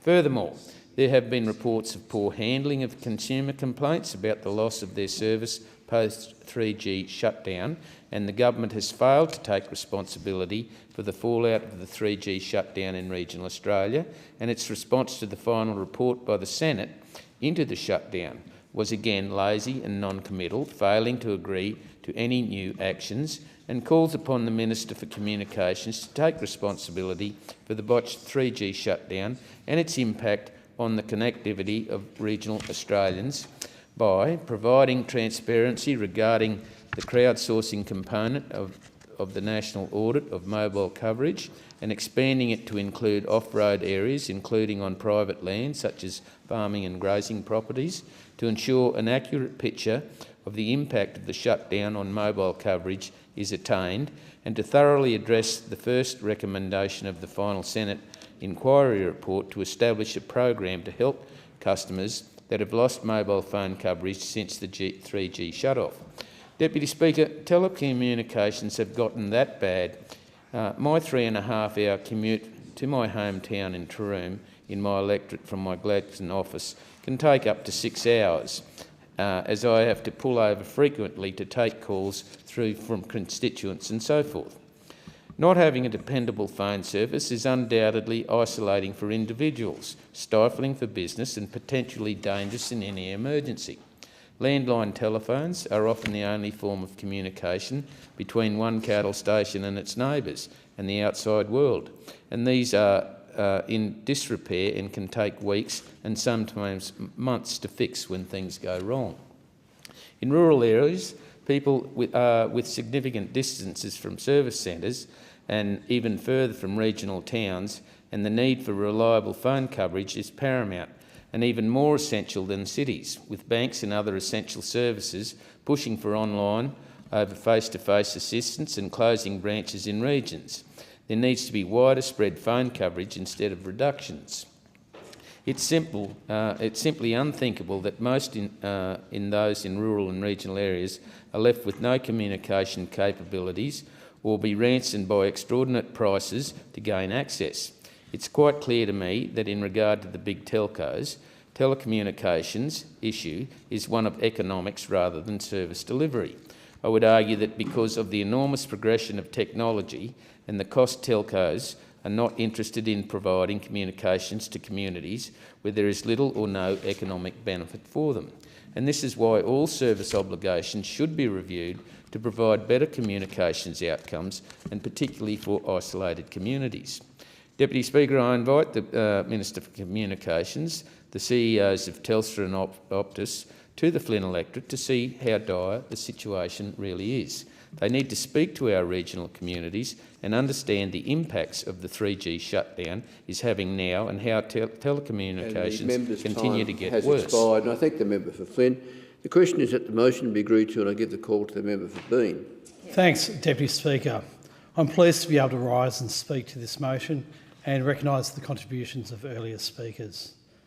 I thank the member for Mallee for bringing this matter forward to the attention of the House. In doing so, the member has afforded us the opportunity to explore the importance and implications of the 3G shutdown and what can be learned from it.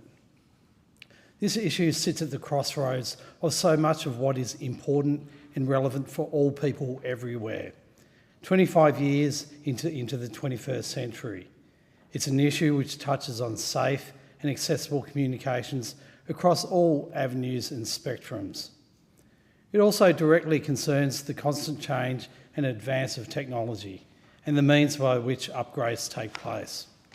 I suspect, Deputy Speaker, that this will not be the last time that this House will debate similar issues.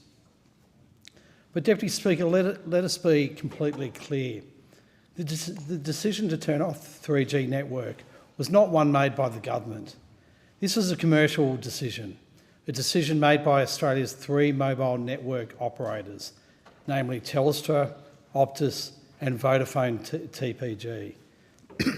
They made this decision, and while we are navigating the impacts and implications of this switch off, the reasons behind the change, as stated by the 3 mobile network operators, make sense. The 3G network was very suitable for calls and texts, but only for basic online activities, and completely unsuitable for accessing the full range of data-intensive online applications and services which are an everyday part of our economic society. In short, we had outgrown what 3G could offer, and the continuing presence of this capability was taking up valuable spectrum. But, Deputy Speaker, as in all change, the 3G switch-off has not come without some cost.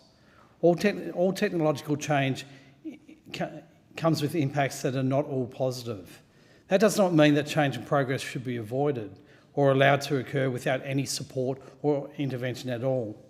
Indeed, Deputy Speaker, the difference between this government and the previous one is that we're committed to seeing the change through and ensuring that no one is left behind or falls through the cracks that can sometimes form between opportunity and progress. The government has made its expectations clear to the mobile network operators, and we're continuing to monitor the impacts of the 3G switch-off. We have already identified areas where coverage and access to communications have been adversely impacted, and we are providing support in those areas and to those affected.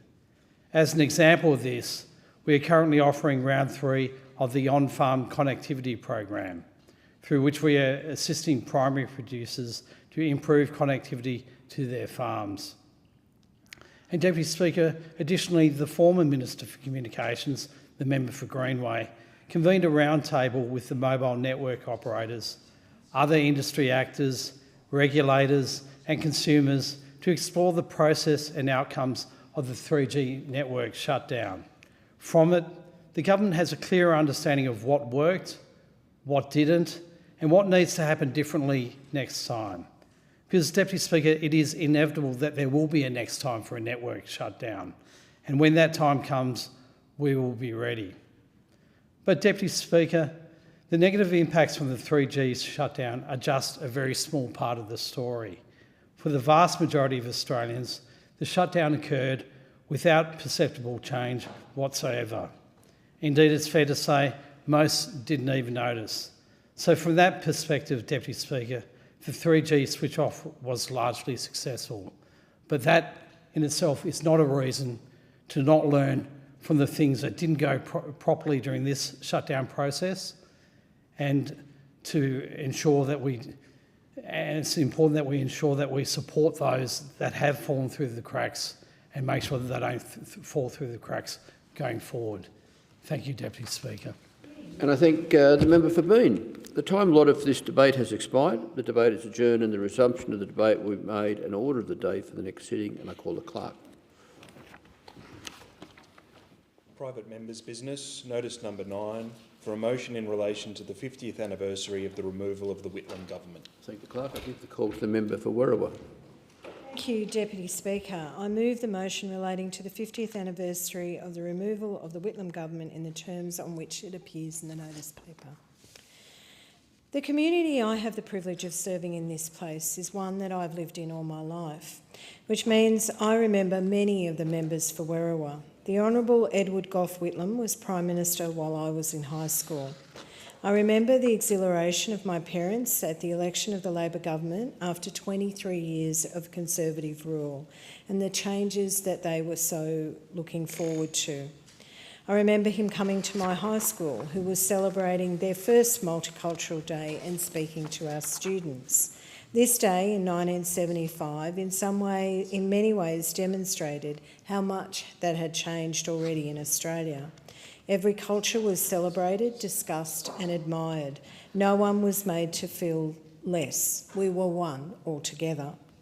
The Whitlam government was elected with a mandate to implement change, and they left a legacy that is amazing. Accomplishing so much in 3 short years changed Australia for the better and laid the groundwork for the opportunity and successes we have enjoyed in the years since. The Whitlam era was significant for Australia. His government believed it could improve the conditions for everyday Australians. In the first few weeks, conscription ended, diplomatic relations with China began, and the remaining troops returned home from Vietnam.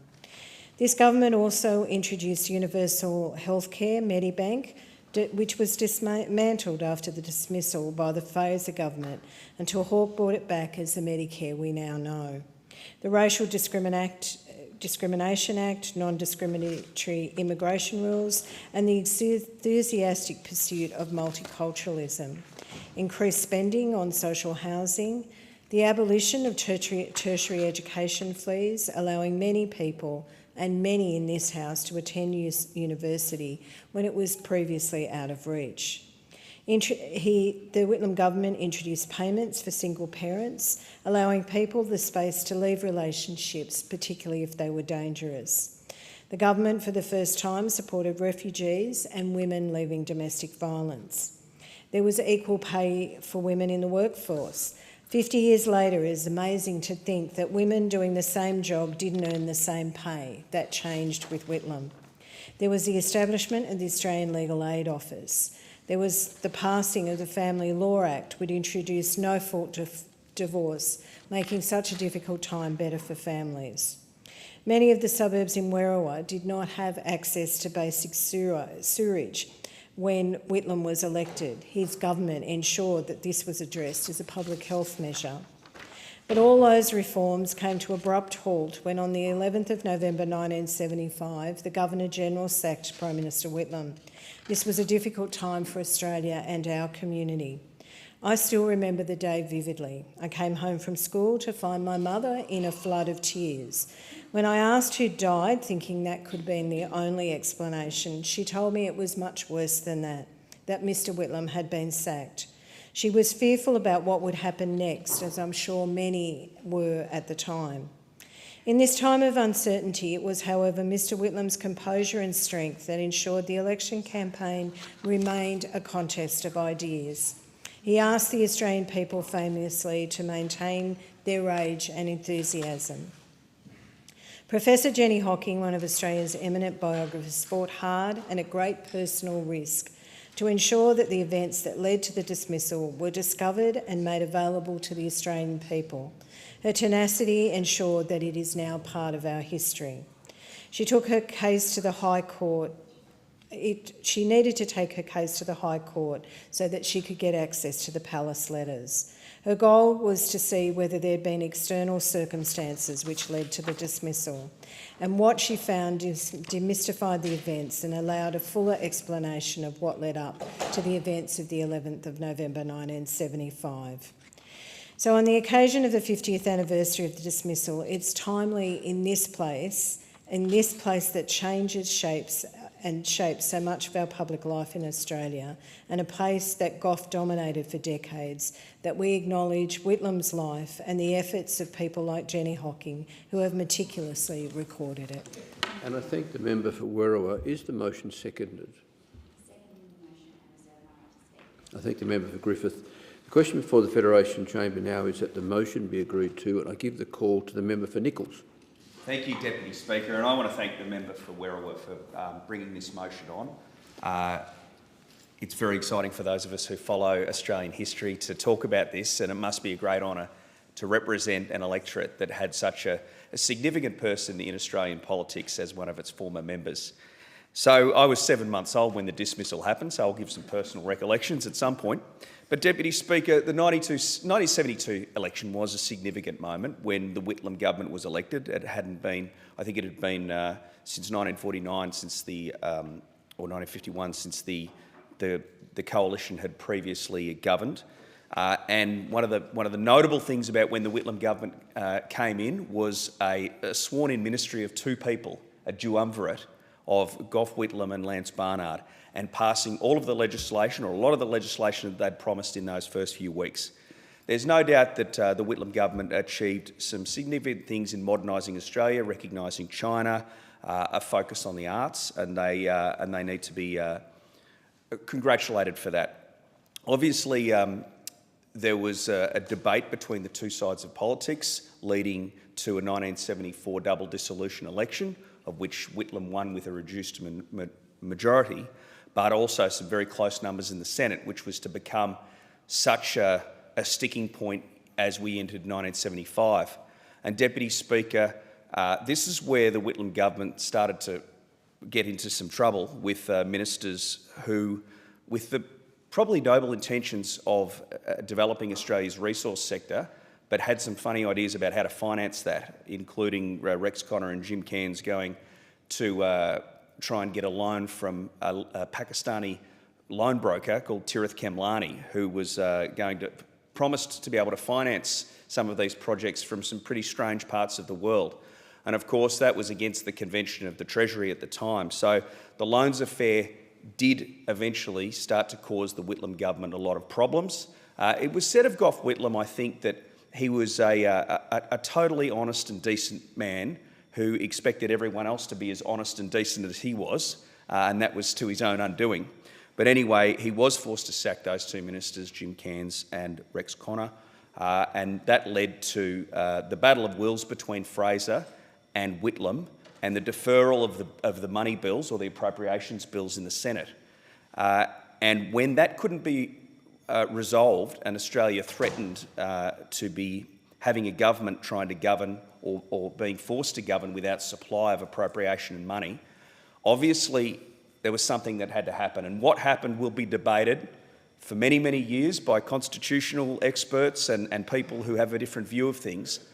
But you can only imagine how dramatic it must have been for Whitlam to drive out to see Sir John Kerr at Yarralumla, only to be handed a letter by Sir John Kerr dismissing him and withdrawing his commission as Prime Minister, only to, in the next few moments, have Malcolm Fraser come into his office and hand him a letter commissioning him to form a government. Incredible times in Australian democratic history. I think it's worth noting that people say, and I learnt when I was a kid that, you know, that Kerr sacked a democratically elected government, and that was true. However, Kerr sacked it. I would ask that members keep their noise down so that the Speaker can a democratically elected government, and that's true. I think it's worth noting the caveat that Fraser was commissioned to form a caretaker government as long as he promised to call an election, which he did, and that election was won in a significant landslide by the coalition. The dismissal was a huge moment in Australian history. As I said earlier, it's debated. I think the Whitlam government was an iconic government. I think it did some wonderful things. I think it governed in an irresponsible way throughout 1975, and I think that the Governor-General, whether he was right to act or not, somebody had to break the deadlock so those supply bills that could be passed. And I think it's interesting that when Whitlam was dismissed and he went back he failed to inform his own team, who still thought they were in government, and passed the supply bills in the Senate, not knowing that the government had changed. Again, crazy times in Australian politics, but he was an iconic person. It was an iconic moment in Australian history. We need to talk about it and celebrate it, and I thank you for bringing the motion. Thank you. And I thank the member for Nichols. The question is that the motion be agreed to, and I give the call to the member for Hasluck. Thanks, Deputy Speaker, and I thank the member for Werriwa for bringing this motion before the Parliament. On the 11th of November, my mind's focus will be on Remembrance Day, but also, as many of us do on that date, to also consider the events of 1975, now 50 years ago. Almost all of us were children at that time. And look, and I'm not going to be able to do justice to the matters of the constitutional crisis in just a couple of minutes, so I too recommend those interested to read Professor Hocking's article in Pearls and Irritations. There has been so much written about the rights and the wrongs and the what might have beens. So rather, I will focus on the legacy of the Whitlam government and what it means for me and for the people of Hasluck today in 2025. Prior to his election, Whitlam said, We are all diminished when any of us are denied proper education. The nation is the poorer, a poorer economy, a poorer civilisation because of this human and national waste. The Whitlam government abolished university fees and expanded access to tertiary education. They established the Australian Schools Commission to allocate funding on the basis of need. Whitlam changed the face of education in Australia.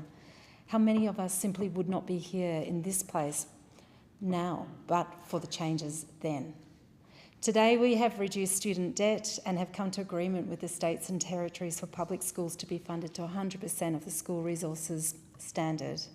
I know what a great difference that this will make to the many primary and high schools in Hasluck. In 1972, Whitlam said, "We will establish universal health insurance so that every Australian can have access to Medicare without fear of cost." And they did. The Whitlam government introduced the first universal health insurance scheme in Medibank. Unfortunately, that sank into the swamp under Fraser, but we built it again as Fraser under Medicare under Hawke. The Albanese government has since then invested yet more in Medicare, more than any other, and we aim to see bulk billing restored so that the only card you need to see the doctor is your Medicare card. Already the fully bulk billed Medicare urgent care clinics have had over 2 million presentations, and in Hasluck, in addition to the centre we opened in Midland and also we have in Morley, we'll be adding a new one in Ellenbrook, and this is something I've been advocating for strongly because I see the success of it.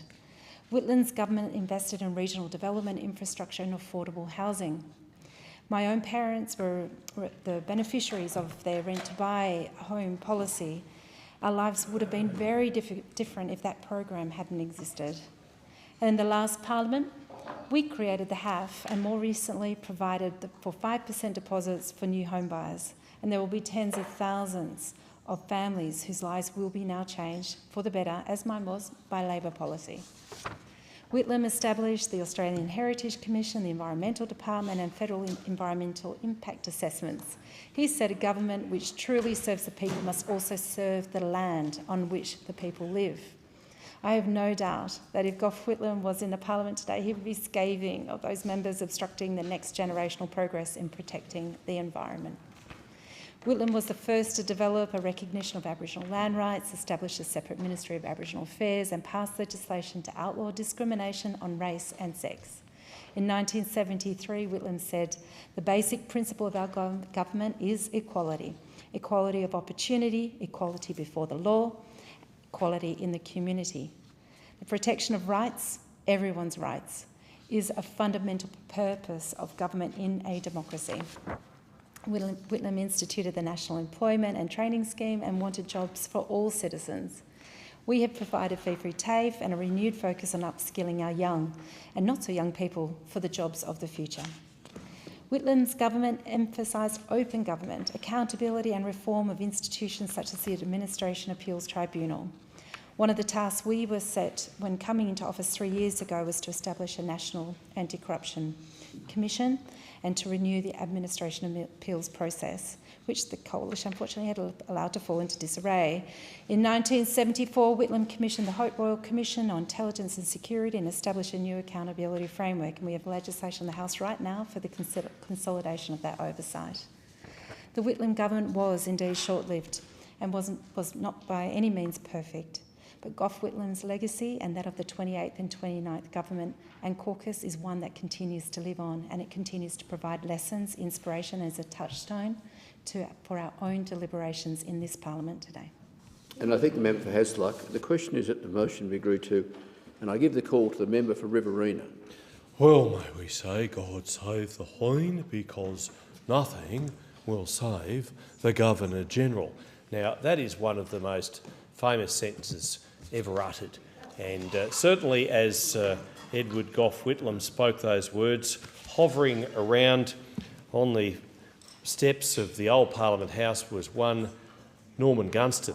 That is an only in Australia political moment. Could you imagine in any other country where such an historic event was taking place, the dismissal of the country's leader, and you've got a comedian there doing almost stand-up comedy, talking with Kip Enderby discussing the moment with Bob Hawke and others. Billy Snedden was there, and of course that statement has gone down in the annals of Australian political history.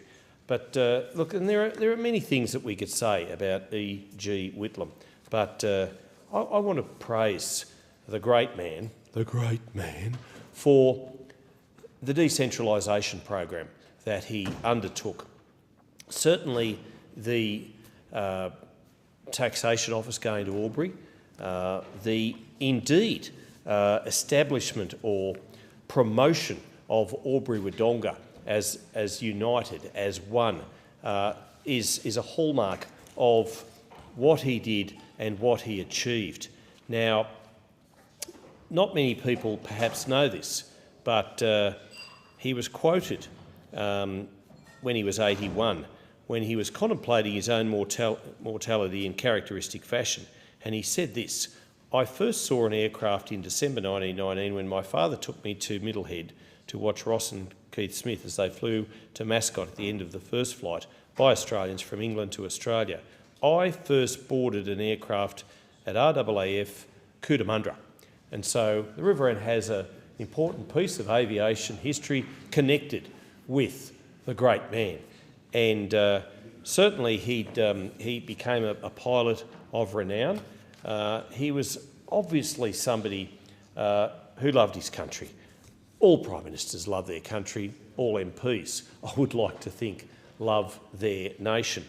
And as I say, that decentralisation program that he pursued vigorously at the start, what a shame that as a legacy to Gough, that it really hasn't been taken advantage of, and we haven't got the big cities in inland Australia that we see in other countries, such as, for example, the United States of America, because 80% of Australians, figures probably even higher, live on the eastern seaboard, live on that coastal strip, and we've got such amazing opportunities for Australians and for migrants to avail themselves in inland Australia.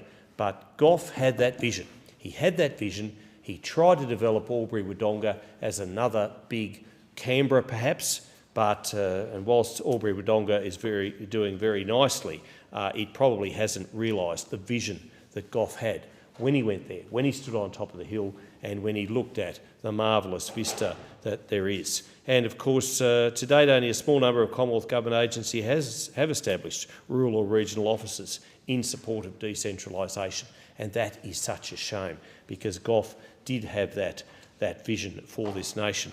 One of his other great legacies I would like to talk about is his late marvellous wife, Margaret. And he was married to Margaret from 1942 until her death in 2012. And of course, E.G. Whitlam outlived her by a couple of years, dying on the 21st of October 2014 at the age of 98. But what a partnership they were. What a pair they were when they were either doing domestic duties or indeed on the world stage. And there are many university graduates who owe their degree to Gough's vision for Australia. He wanted to make this country a smarter, fairer place. Yes, like all Prime Ministers, there were ups and downs along the way. Certainly the end wouldn't have been the way that he would have liked it, but we record that moment in time. I'm pleased that the now Governor-General Sam Mostyn is also acknowledging this time with some important activities and events, because as Australians we should mark this very important milestone. Thank you. The time allotted for this debate has expired. The debate is adjourned and the resumption of the debate will be made in order of the day for the next sitting, and I call the clerk. Private members' business. Next order of the day, resumption of debate on the motion moved by the member for Banks in relation to government election commitments. The question is that the motion be agreed to, and I give the call to the member for Moreton. Thank you very much, Deputy Speaker. And Deputy Speaker, it's been 6 months. It's been 6 months since the 3rd of May when Australians went to the polls. It's been 6 months since Australians got to participate in that great dramatic and democratic process of being able to cast their vote. And it's been 6 months since people chose a Labor government focused on cost of living. But, Deputy Speaker, the measure of a party and the measure of a government has nothing to do with winning elections. The measure of a government is what it does with its time in government. The measure of a government is what it delivers for the people who elected it. And the measure of government is what it does for everyday Australians when it comes to governing. And, Deputy Speaker, you couldn't see a starker contrast between what we've seen from Labor in government and what we've seen over the years from the Coalition in government. And so, Deputy Speaker, when it comes to this Labor government, we are a government with our eyes firmly fixed on delivering for Australians every single day. And, Deputy Speaker, today I want to take you through those points of delivery, what we've been focused on, what we've had our eye fixed on. Firstly, urgent care clinics. The member from when it comes, just pause, sorry, can you just a little quieter? It's very hard to hear. Thank you. Continue. Thank you, Deputy Speaker. Deputy Speaker, urgent care clinics. The Albanese Labor government has been focused on rolling out urgent care clinics so that people in our suburbs can access bulk billing healthcare. And in my electorate of Moreton, and certainly on Brisbane's south side more broadly, we have one at the bottom of Canossa Hospital and we've got one at the bottom of the PA. And what these urgent care clinics do is that they give people the ability to go to a place with just their Medicare card and have a high fever and to go see a doctor. They give you the opportunity to go to a place with just your Medicare card, and if you've got a sprained arm, you can go and see a doctor. And what they do is if your kid is sick on the weekend, they give you a place to go to see your doctor with just your Medicare card. Deputy Speaker, we've also been investing in women's health, the largest investment in women's health that this country has ever seen. And what have we seen from that? We've seen more endo and pelvic pain clinics. We've seen investment in putting PBS medicines for oral contraceptives on the PBS for the first time in 30 years. And we have seen menopause assessments go on a rebate for the first time. That's what we're doing. We are delivering on women's health. Deputy Speaker, more bulk billing. On the 1st of November, we have introduced an increase to the bulk billing incentive. And what that means is that we have seen hundreds of GP practices sign up, hundreds of GP practices who will now only bulk bill. And so if you walk through the doors of a Medicare bulk billing practice, that means, again, you will only have to use your Medicare card. And this is something that's incredibly important to accessible and affordable healthcare. And, Deputy Speaker, when it comes to cost of living, we've been investing. We've been investing, and what we've introduced is 20% off student debt. And whether that's TAFE debt, whether that's debt related to a university course, for someone in my electorate like Helena, who's benefited from that average of $5,500 off your student debt, this is life-changing stuff. This is stuff that has a real impact. Deputy Speaker, we've made medicines cheaper. We've made medicines cheaper so that you will never pay more than $25 for a medicine on the PBS. And for people in my electorate like Ken, that means he saves over $60 each and every month because of a Labor government. Deputy Speaker, we've made deposits 5% for first home buyers. And for people in my electorate like Kane and Jackson, that means that they've been able to get into the housing market. Deputy Speaker, Labor is delivering. And the delivery that we are doing every day makes cost of living easier for people, but we know there is more to do. And that is why 6 months is just the start. Every day this Labor government, this Albanese Labor government, will be focusing on delivering for people. And when we contrast that against what we've seen the opposition spending their time on, they haven't been focused on Helena, they haven't been focused on Kane and Jackson, they haven't been focused on Ken, they've been focused on themselves, on the member for New England, on the member for Canning, on an absolute shambles of a party room. We are focused on delivery, they are focused on division. Thank you, and I give the call to the member for Riverina. Thank you, Deputy Speaker. When you have households paying 15% more for food, 15% more for health, with bulk billing rates going from 88 to 77%, down 11%. When you've got people paying 19% more for housing, that's if you're lucky enough to get a roof over your head, either through ownership or rent. When you have people across Australia paying 37% more for insurance and nearly 40% more for power, more for electricity, then you know that something is seriously wrong with the government of the day, and something is dreadfully, horribly wrong with the administration of Australia right at this point in time. And instead of coming in here and crowing about what they've achieved in 6 months, Labor should be taking their tail between their legs, going back to their electorate and listening to the small business community, listening to Mr and Mrs Average, everyday ordinary Australians who are hurting, who are crippled with the debt foisted upon them by this government.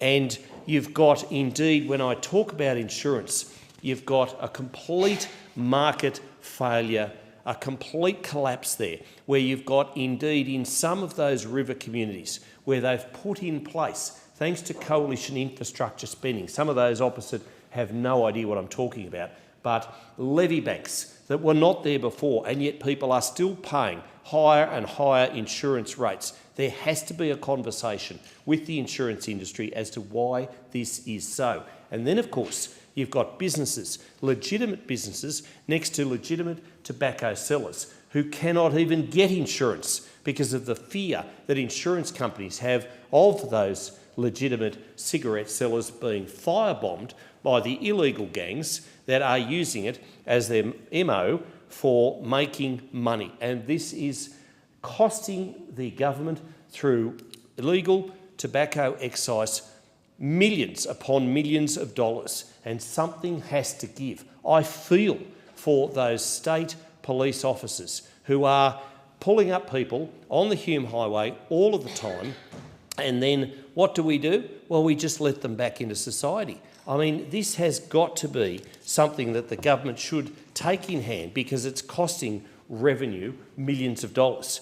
We've got, indeed, bailout after bailout. We had Whyalla, $2.4 billion. No Star, $135 million.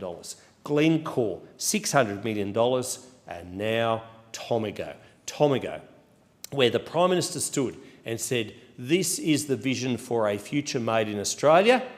And now that aluminium smelter is potentially facing bankruptcy. Well, if that is a future made in Australia, then Labor has to go back to the drawing board as to what it is doing to charge those high energy costs that companies simply can't afford. It'll probably be a boon for the Minister for Climate Action and Energy, the member for McMahon, because it will take 11% of the state's New South Wales power supply out, and that will therefore reduce emissions. But is this the way we want to go? Do we want to start sending everything manufacturing and factory-wise and industrial-wise offshore? Well, that's not the future made in Australia that Labor purports to represent.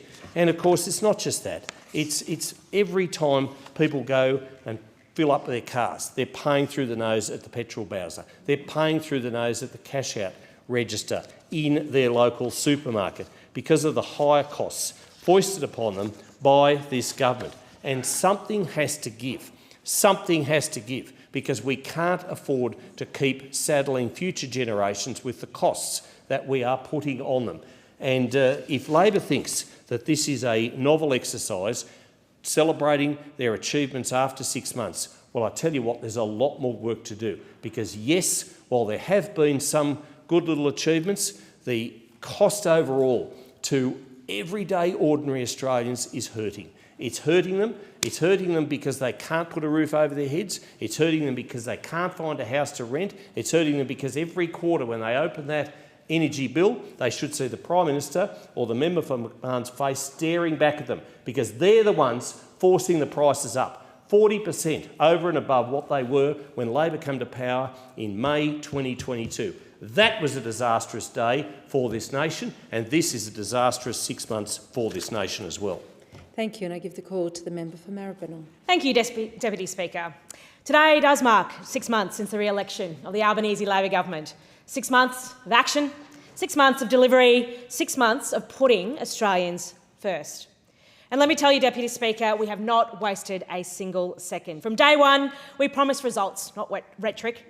We said the first law we would pass in this parliament would to cut student debt by 20%, and we did. Over 3 million Australians now save an average of $5,500. That's real money in people's pockets. That's a nurse being able to save for her first home. That's a young professional finally seeing the light at the end of the tunnel. That's Labor getting on with the job, while the coalition hangs by a thread. We know life is still tough for many Australians. Families are juggling household bills, parents are working long hours, young people are worried about their future. That's why Labor is acting where it matters most. We've made medicines cheaper, boosted the minimum wage, protected penalty rates, and expanded the paid parental leave. This is about fairness. This is about dignity. This is about giving Australians the security that they deserve. And healthcare is no different. Every Australian should be able to see their doctor when they need to, without worrying about cost. That's why we've made the single largest investment into Medicare in its history. And we are opening 50 new urgent care clinics on top of the 87 that are already servicing our communities. Families can take their kids to see a doctor when they need it, and where they can get the care that they need quickly without having to seek help in an ED. Mental health is also no longer an afterthought. We're opening 31 new and upgraded Medicare mental health centres, expanding headspace services and training more professionals to meet demand. And in Maribyrnong, young people will soon have access to a headspace service in Moonee Valley, a place to be heard, a place to get support, and a place to know they're not alone. For younger Australians dreaming of buying their first home, we're turning that dream into reality with just a 5% deposit, so we can see more homes, and we can see more homes being built right across the country. This is about creating real opportunities that make a difference for families, workers, and young people getting into the housing market. And right here in Maribyrnong, Labor is delivering for our community as well. The Gladstone Park Bowls Club is getting a brand new synthetic green and shelter. Walter Street Reserve will soon have a completely new pavilion with female change rooms. And the Buckley Bowls Club redevelopment is transforming the site into a bowls super hub, bringing together Buckley Park, Maribyrnong Park and Essendon Bowls Clubs. These are the places where families, neighbours and communities come together to play, to socialise and celebrate. And after a decade in government, the coalition was never really serious about investing in Maribyrnong, but Labor is getting on with the job and delivering for our community. And speaking of the coalition, nothing has changed. They remain more divided than ever, obsessed with attacking each other, focused on themselves and pushing extremist policies that punish everyday Australians. Even as women, young people and multicultural communities turn their backs on them, their message of division remains. While they bicker, leak and talk our country down, Labor is getting on with the hard work of delivering for working people and their families. Of course, we know there is more work to be done. Life is still hard for many. Families are juggling costs, students still feel pressure, and communities need support. But my colleagues and I are listening to our communities, and we are prepared to work. Fixing the damage of a decade under those opposite doesn't happen overnight, but we are determined to keep working for all Australians. Deputy Speaker, 6 months in, the Albanese Labor government has delivered student debt relief, cost of living support, stronger healthcare, mental health services, women health funding, first home buyer assistance and local projects that make a difference to people in my community. The contrast has never been so clear. Labor is working hard together while the coalition is marred with hate and division. Deputy Speaker, we are proud of what we have achieved, honest about the work still to be done and committed to building a better, fairer, stronger future for us all. Thank you. Thank you, and I give the call to the member for Goldstone. Thank you, Deputy Speaker. And Deputy Speaker, 6 months ago, Australians went to the polls and they weren't sure about the direction of their country. And I've said publicly before, when Australians went to the polls 6 months ago, that they were nervous about their future, anxious. They did not feel that their government was necessarily the right government for the nation. But we also, I believe on our side, failed Australians to give them a viable alternative. And as a consequence, people ultimately made the choice that they felt was available to them. They were forced to vote for a bad government to be re-elected because they had no alternative. That's our failure. It's not something for Labor members to come into this chamber and air punch around and celebrate their incredible victory, because at the end of the day, it has not been this massive vote of confidence in Labor government or its direction for our country, because it doesn't have one. Of course, there was one seat where things were a little bit different. The seat, of course, in the context was the federal electorate of Goldstein.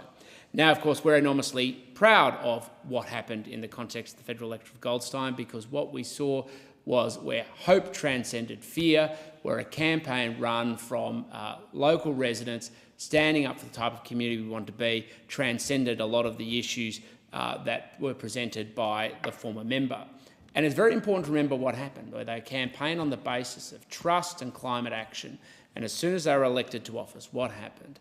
They did things like voted for billions of dollars of new coal and gas subsidies, despite saying they would do other things, as did the member for Wentworth, as did the member for Curtin, as did the member for Kooyong, as did the member for North Sydney, as did the member for Mackellar. And when you're campaigning on the basis of trust, and then you go and break such a pledge to your communities, it is a fundamental breach of trust with the community that will no doubt continue to haunt them for the rest of their political days, because that is really, when you even had Senator Joyce and Senator Canavan didn't vote for these subsidies, but you had the members for Goldstein at the time, the member for Kooyong, the member for Mackellar, the member for Curtin, and the member for North Sydney at the time voting for billions of dollars of new fossil fuel subsidies. It raises a fundamental issue of trust. But nonetheless, Goldstein made a different choice, because they saw that there was a direct consequence. Despite being told that they were going to have a community-backed independent who was going to stand by the community, what they watched is $100 million worth of social infrastructure ripped out of their community. And the member for Maribyrnong, who just gave her speech, boasted about all of the resources that this Labor government is now just giving specifically to her community. Well, Goldstein had a very different experience in the last term of Parliament. We watched as $100 million of local infrastructure funding was ripped out of our community, and what went with it was the financial resources that the City of Bayside, the City of Glenara had to do things like upgrade things like Wilson Storage Oval in Sandringham, the McKinnon Reserve, and of course Brighton Beach Oval. What it meant is that women don't have change room facilities in our community, despite consistent election commitments being made to be able to go on and deliver them. And this is the problem. Despite all the rhetoric, despite all the spin, Labor has failed the Goldstein community, and we are continuing to miss out. But now is the time for us to stand up, because in over the 6 months, this Labor government hasn't just failed Goldstein, it has failed Australia. I have never seen a time where we've got a government that has been so inept and disinterested in combating open corruption. And it's because there are cartel kickbacks that go between the CFMEU public projects all the way through to the connections to the Labor Party itself.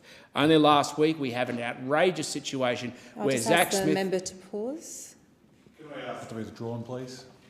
On what grounds?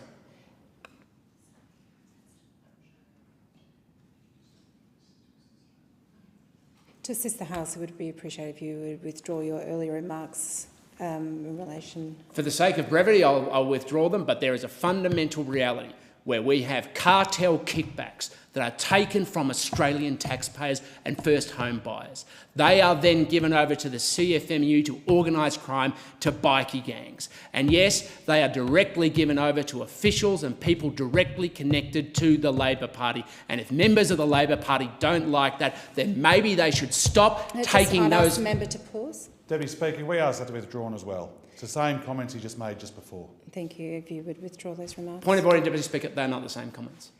They are still a reflection on the members, and I think you should, in the interest of progressing forward, I'd ask you to withdraw the comments. I'm happy to cease my speech. Thank you. Is that sufficient? I just need to... Yeah, if the member for Goldstein would return, I asked if you would withdraw the comments because they were a reflection on the members. I will withdraw. Thank you. And I give the call to the member for Bonner. Thank you, Deputy Speaker. It is hard to believe that it's been 6 months since the election, 6 months since the people of Bonner put their trust in me, and 6 months since the Albanese Labor government was returned to continue building a stronger, fairer and more secure Australia. And what a wonderful 6 months it has been. In that short time, we have achieved a great deal together right across our community and, of course, across the nation. Locally in Bonna, we've been out every single day, listening, helping and delivering. We held our first ever Bonna Seniors Expo. Nearly 1,000 seniors came through the doors to connect, learn and celebrate the vital contribution of older Australians. I've also visited 21 schools in the last 6 months, meeting students, teachers and parents who are passionate about their futures. My office has also supported over 1,500 residents, helping locals navigate the NDIS, aged care, secure housing and understand government services. We've hosted mobile officers each and every month to bring government to the people, not the other way around. Because, Deputy Speaker, that is what being a strong local voice looks like. From Carina to Carindale, Wynnum to Wishart, Murray to Mansfield, we've supported 23 community and sporting clubs with almost $60,000 in volunteer grants, helping incredible groups like the Mount Gravatt Bowls Club, Bayside BMX and the Roachdale Community Garden continue the work that brings our community together. We've also backed another 7 local organisations with over $71,000 in funding through the Stronger Communities program, delivering for groups like Babby Youth and Family Services, Mackenzie Special School and Wynnum Manly Seagulls. That's what Labor investment looks like: practical, local and life-changing. Nationally, Speaker, this government has hit the ground running. We made a promise to the Australian people to keep focus, to stay the course and to keep building a better future. And we're delivering.